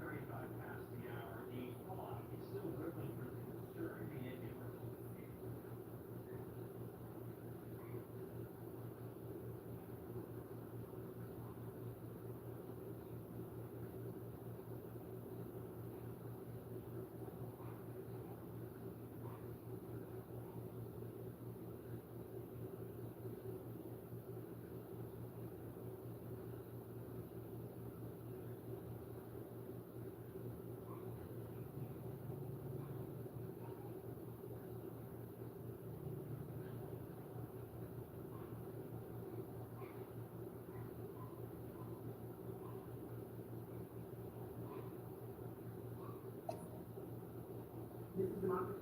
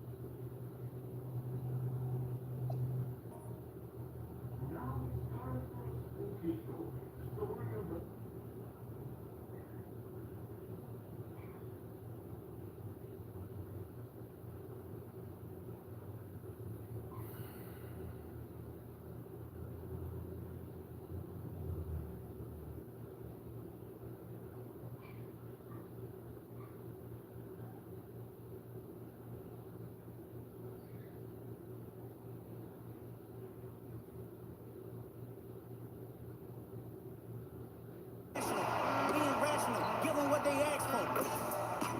It's not enough. You selling left, but it's not enough. Come on, somebody gotta do it. Hey, somebody gotta do it. Turn the TV off. Turn the TV off. Concentrate. Scared, spooky, hilarious.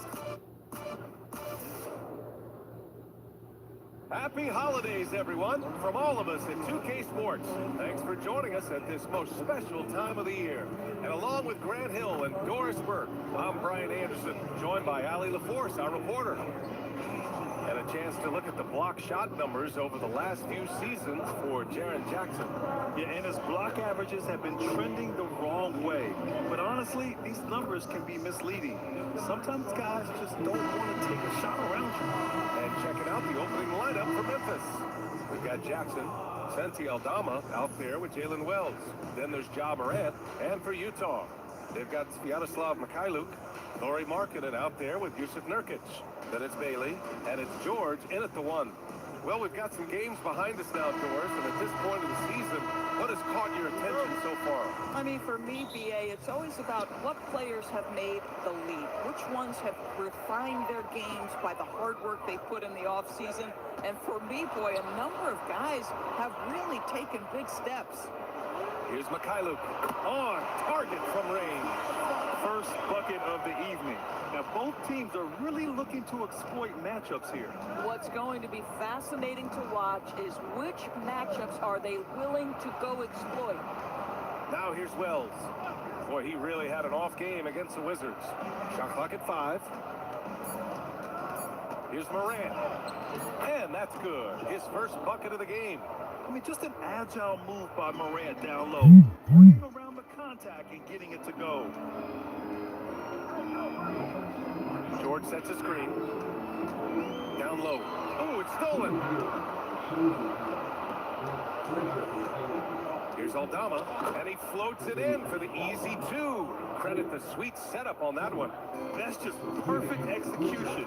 Nice job hustling, and as a result, he gets rewarded with the bucket.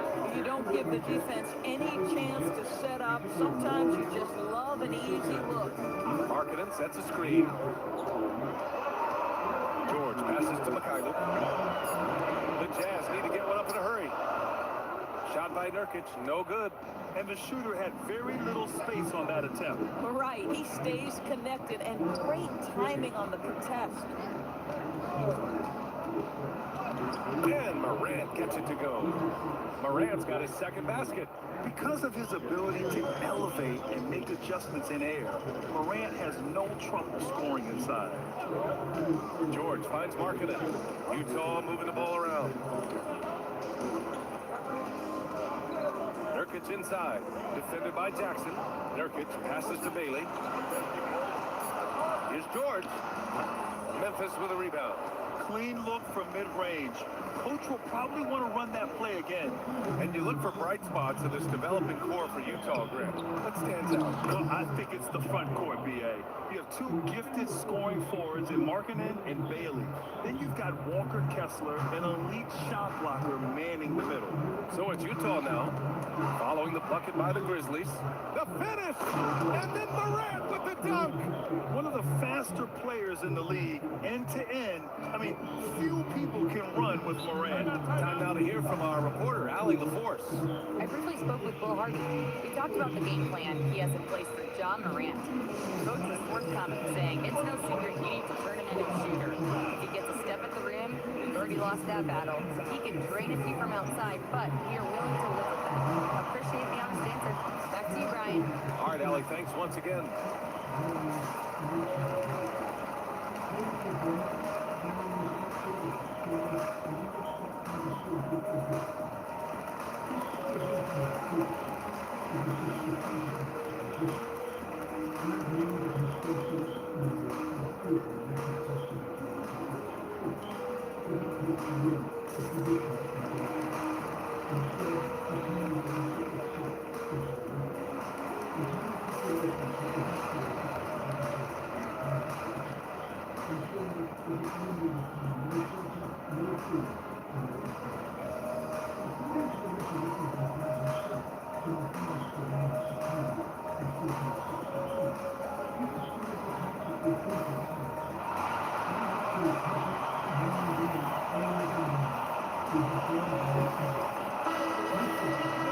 And right here on the 2K leaderboard, the best rebounding teams of the past 10 games.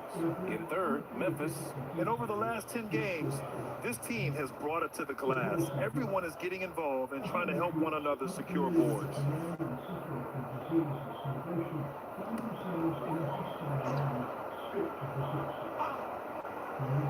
About 3 minutes gone here in the first quarter. It's Markkanen on the wing. Pass to Bailey. Inside, deflects the pass. And Markkanen with the stuff. I love it when Markkanen decides to throw it down. Show some fire on that finish. And here's Morant. Give him 8 points now.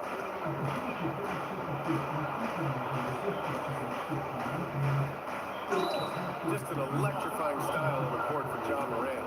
And Grant, he's not not shy when it comes to confrontations. Oh yeah, he's not ducking any smoke.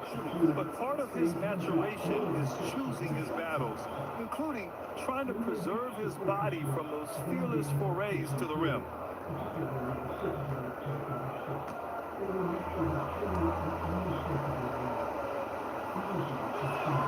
He makes a first. And Morant remains one of the most explosive guards in the league. A fearless competitor who doesn't back down from anyone and has unlimited confidence.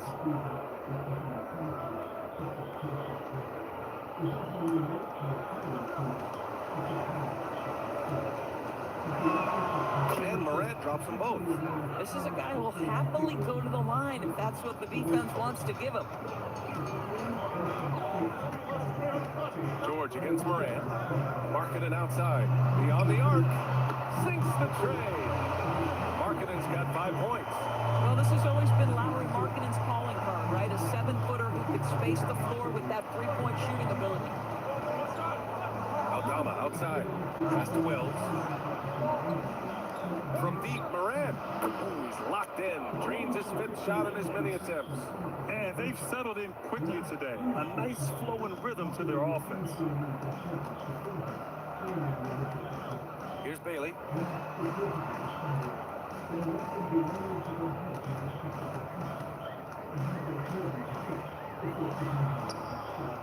Pass to Markkanen.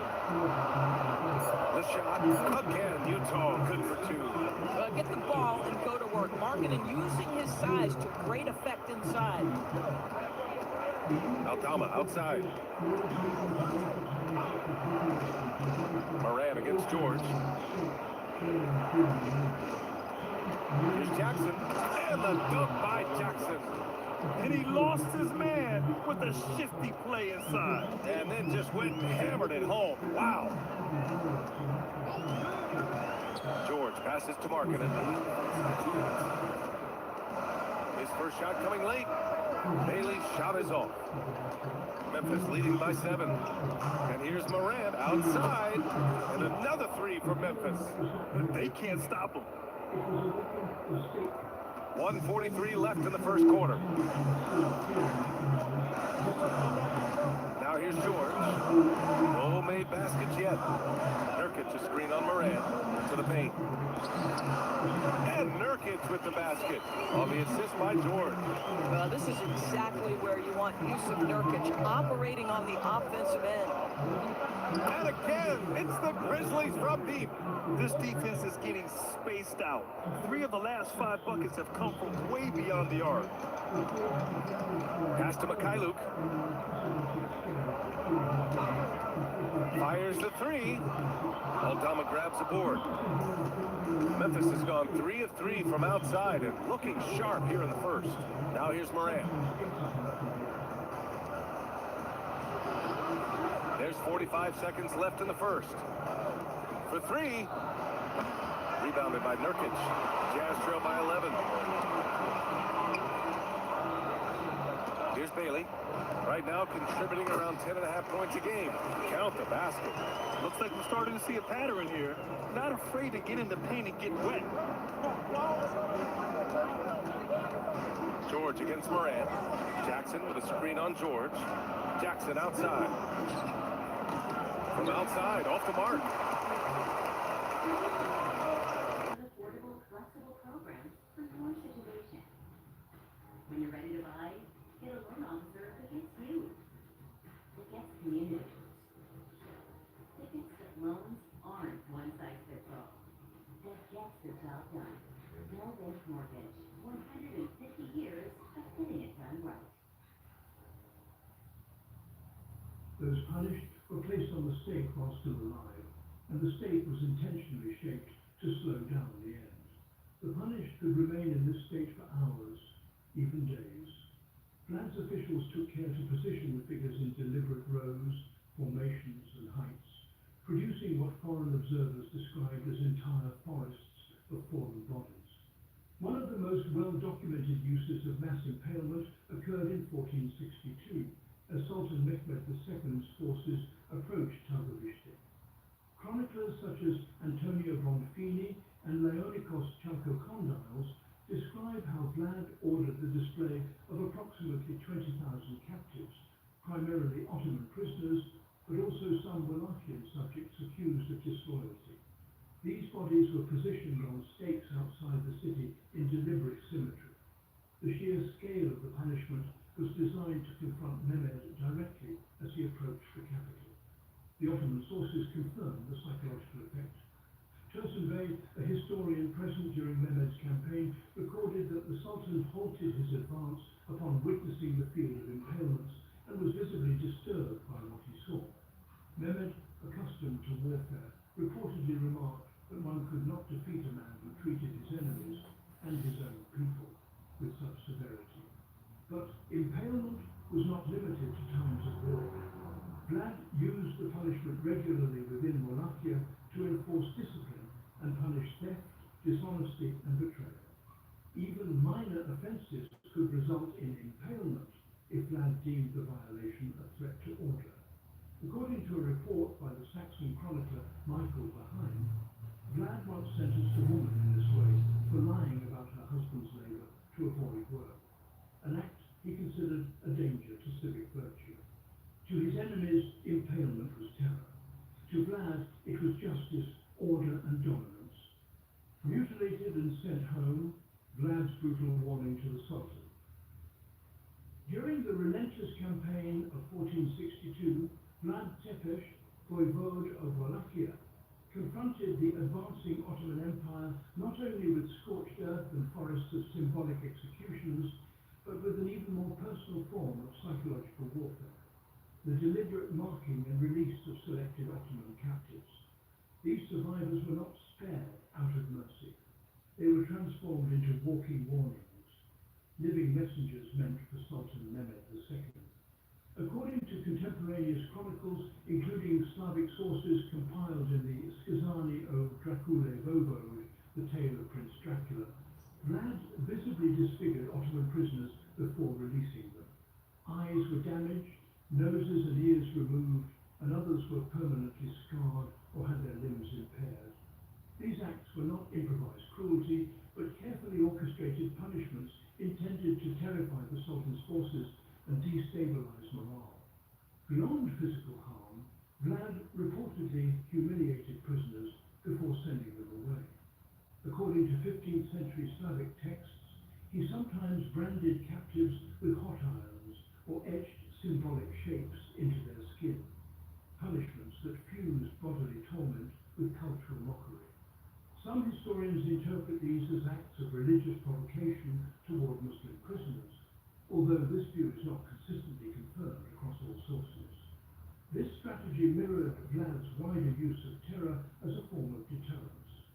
Unlike executions, which ended a message, these scarred survivors were spared, not to live freely, but to speak fear into others. Their altered forms spoke louder than any scroll could deliver.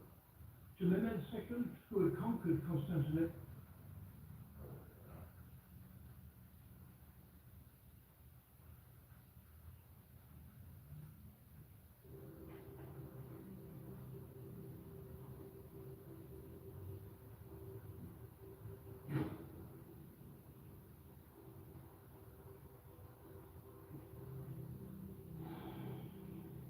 You speak of homage. Did I notice a man of you had the courtesy to remove your hats when you entered my court?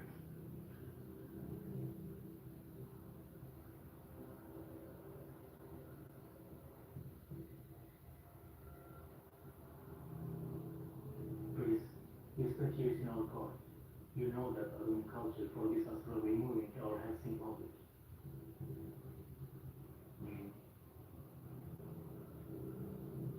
But you're in my court now.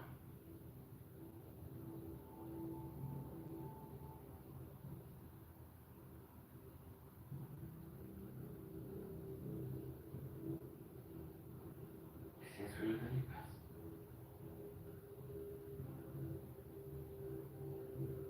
But I have a solution.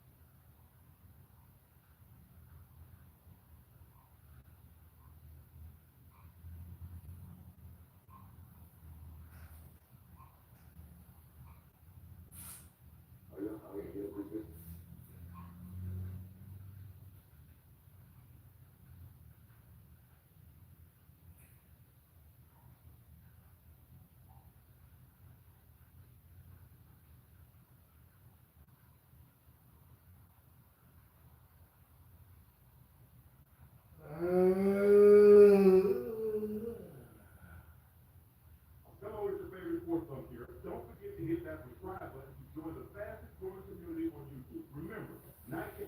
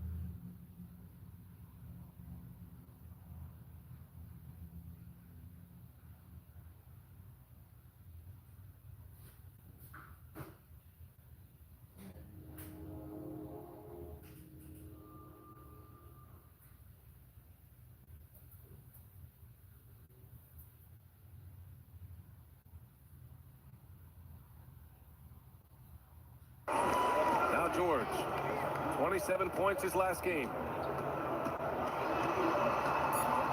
Here's Markkanen. Excellent D there from Obama. And we've reached the end of the first quarter. Memphis ahead, up 9. And back in a moment as we'll get underway with quarter number 2. Do you think would be inclined to victimize you in this way? I don't think this is not terrible. I would feel like sometimes I don't know what they're going to do. Like they genuinely are just so ignorant. And so far through one quarter, it's been a lopsided game. We'll see if that changes here in the second. All right, guys, let's get your take on the hustle stats for Memphis. You figure they might want to come out and run, and it's been the key for them early. They're just feasting on fast break chances. The other thing they've done a great job of so far is getting offense off of their defense, forcing turnovers, then quickly converting. Kevin Love out there with Filipowski. Then there's Collier, and it's Hendricks in at the 3. That's the group for Utah right now. Out of bounds, it'll be Memphis' ball. And in the building, Carlos Boozer, a 2-time All-Star with the Jazz. Yeah, show us some love here. Now, the big man always welcome here in Salt Lake City. Shibwe's checked in for Utah. Grizzlies lead by 11. All right, let's get a report from Allie. Thanks a lot, guys. Well, this September, Grizzlies legend Marc Gasol was enshrined in the Basketball Hall of Fame. A 3-time All-Star and Defensive Player of the Year, Marc was acquired in a trade for his brother, Pau Gasol, who was likewise an All-Star with the Grizzlies. Marc, a fixture on and off the court in Memphis. Guys, back over to you. Okay, Allie, thanks a lot. Here's Collier, following the bucket by the Grizzlies. Pass to Hendricks. Now Filipowski. 5 on the clock. For 3, Collier. Clark grabs the board. Memphis has gone 3 of 5 from the perimeter in this game. And here in the second with about a minute and a half gone by. Clark with the screen to the inside. Oh, Clark with the slam. Attacking the rim with power. Tremendous finish. Jazz trail by 15. Here's Collier. No points so far. And Hendricks gets it to go. And players these days with great ball handling, but occasionally getting away with a carry it to him. Oh, you know, BA, the old discontinued dribble. I mean, this might be where tracking cameras can start to help because that's such a tough call for an official to assess in the moment. And so Tuomas Isalo calls a timeout. He's going to take a minute to regroup with his players.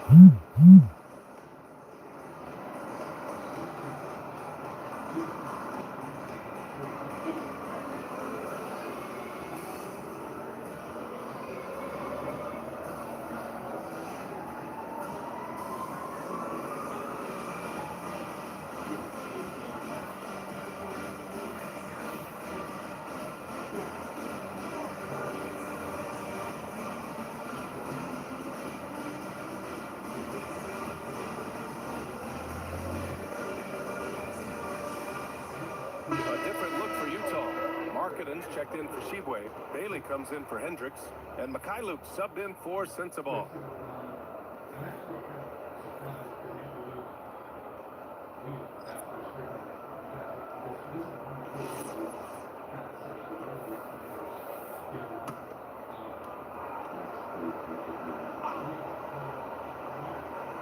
Here's Wells.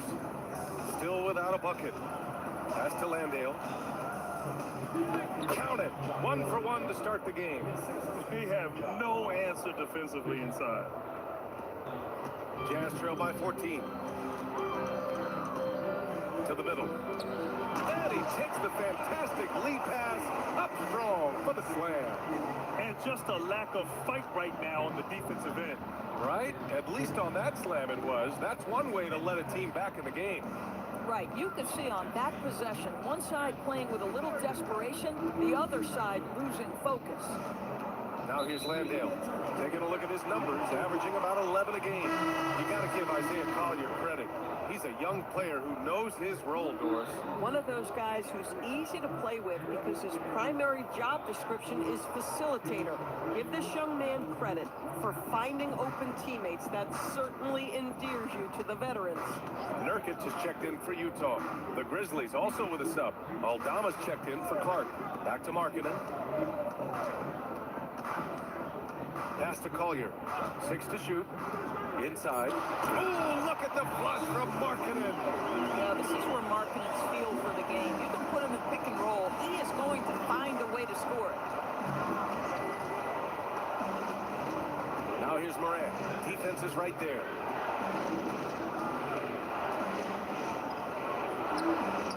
Outside Wells. Shot from the top of the key. Rebound, Utah. They traveled to Memphis last time they faced the Grizzlies. Came away with a win. They really scrapped out a win last time. Foul trouble on the other side helped them immensely. No doubt. Playing aggressively, forcing the action, that often works in your favor, and it did the last time around. Now here's Wells. Yet to see a basket. It's Wells on the wing.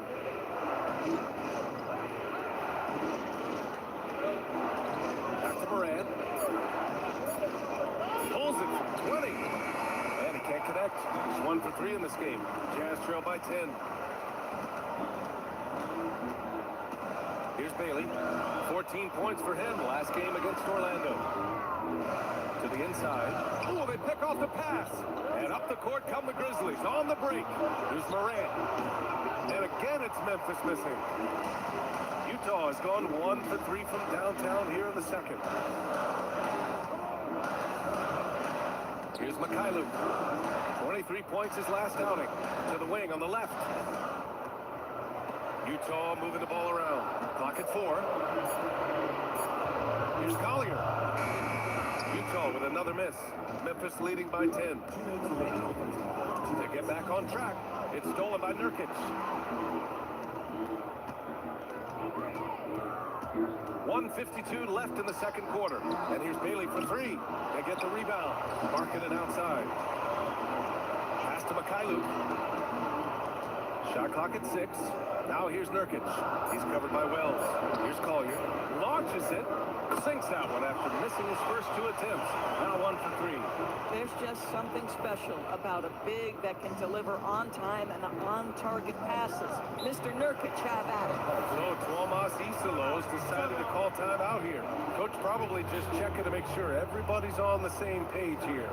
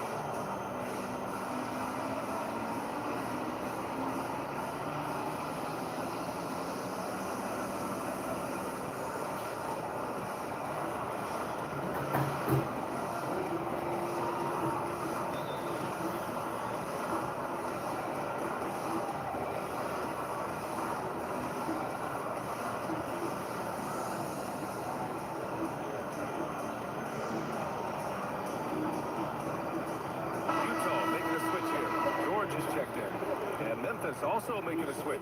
Jaren Jackson, he's checked in for Landale.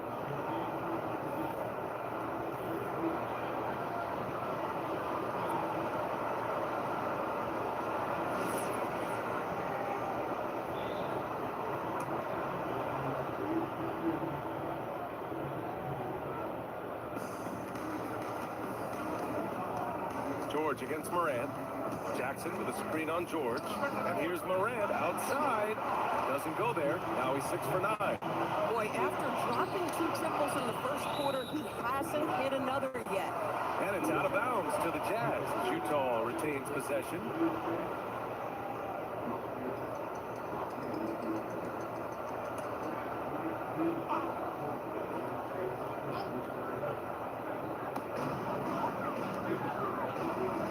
Here's Bailey. He's covered by Wells. Back to George. Nurkic a screen on Morant. Down low.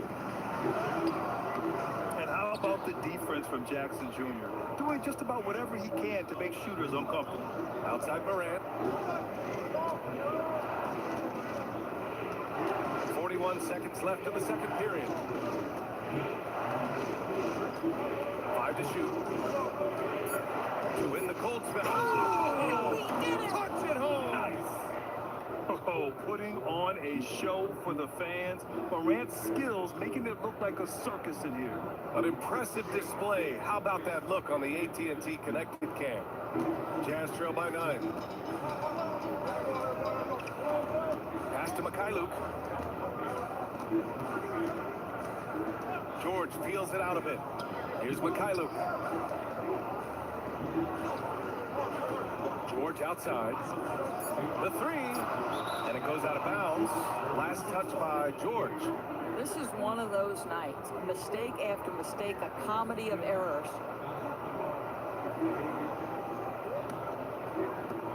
Nine seconds left to play in the first half. Morant with it. The 3. Oh, and the release was before the buzzer, but it's off target. And so it's the Memphis Grizzlies.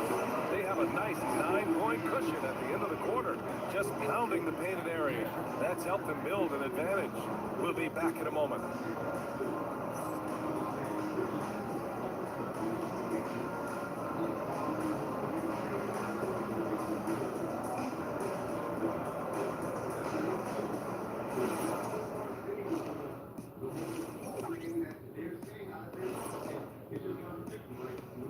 Welcome, everyone. Let's first get an update on the other games happening in the NBA.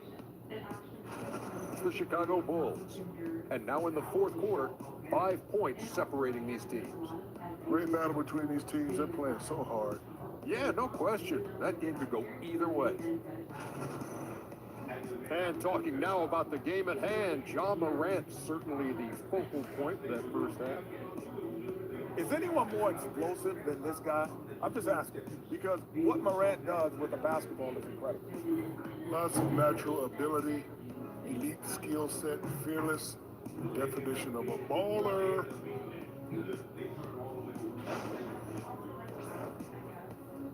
And that's it for halftime. Thank you for joining us. We send you back to Brian Anderson for the start of the third quarter.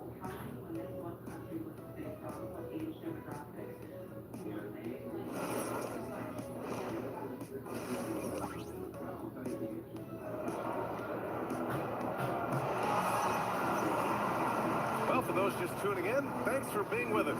Second half of this game still to play. Oh, a fantastic game from Ja Morant in this one. Yeah, they've done an amazing job of creating room to operate for him. And then, of course, executing. Well, one of the things every player is after is efficiency at the offensive end. And boy, this young guy has done just that. And so it's Morant who brings up the ball for Memphis. Checking out the group for Tomas Isalo to start the second half. Jalen Wells out there with Santi Aldama. Then it's Jackson. Then there's Ja Morant. Now here's Wells. He's scoreless. Down to 5 on the shot clock. Memphis needs to get off a shot here. The three-pointer off the mark. Oh, that is how you deny an open look with some in-your-face defense. Jackson with the block. Oh, that's a great block. Jackson protecting the house. And the fans love seeing incredible moments on defense like that block. Amazing indeed. And getting stops like that only encourages them to keep attacking on the offensive end.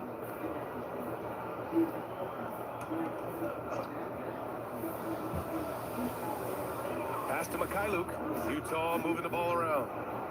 Marketing with a screen on Morant. Just 5 on the clock. George passes to McKyluk. No good from outside. He got his defender off his feet with a pump fake, but couldn't knock it down. And from the sideline, let's catch up with Allie. Hey guys, a couple seasons ago, set with injuries, the Grizzlies rode Jaren Jackson Jr. He said, I probably had never been put in a position to be that offensively free in my life. Getting those experiences, I can take that going forward. But it's more fun to have everybody around you for sure. Yeah? Great to see how he's grown. Allie, thank you. And so it's Utah with it. After the basket by Memphis. Pass to Nurkic. Oh, it's blocked by Jackson. The attention to detail on defense. Jackson reads shooters well and knows when to go for blocks. They're winning the battle down low by imposing their will. Now here's George. Hasn't gotten one to fall yet. There's a screen by Nurkic. Here's Markkanen. Here's McKyluk. Connects from downtown. After an ugly 0 for 4 to start the half, they get one to fall. Aldama outside.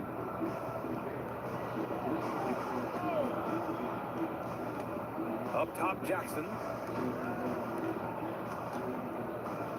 Now here's Aldama. He's guarded by Markkanen. Back to Aldama. Three-pointer. Rebounded by Nurkic. Nurkic just got his 8th rebound here tonight.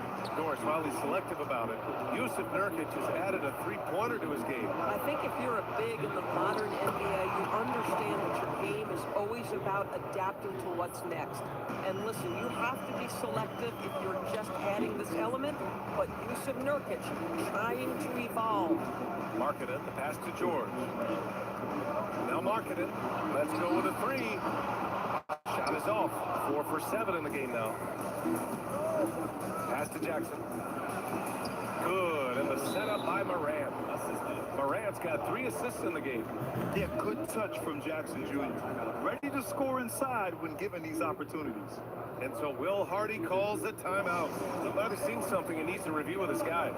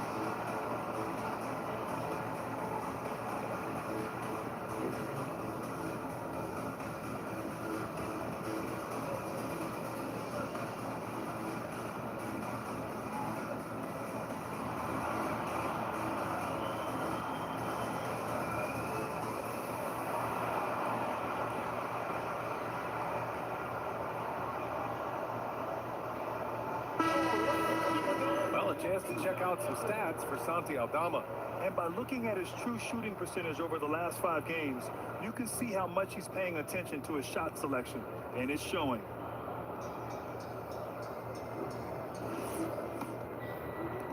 Jazz trail by 14. George passes to Nurkic. It's Markkanen on the wing. Here's Mikhailuk. No good on the triple. They've had a slight leg up on the boards and a big leg up on the scoreboard. Jackson outside. Jacks up a 3. A rebound by the Jazz. Nurkic has got 9 rebounds in the game. Boy, he's getting it done. It's tipped. Second half here, and we're just over 3.5 minutes into it. Wells up top. An important role in this offense, averaging around 12.5 per game. They're going old school out there now, working the mid-range part of the floor.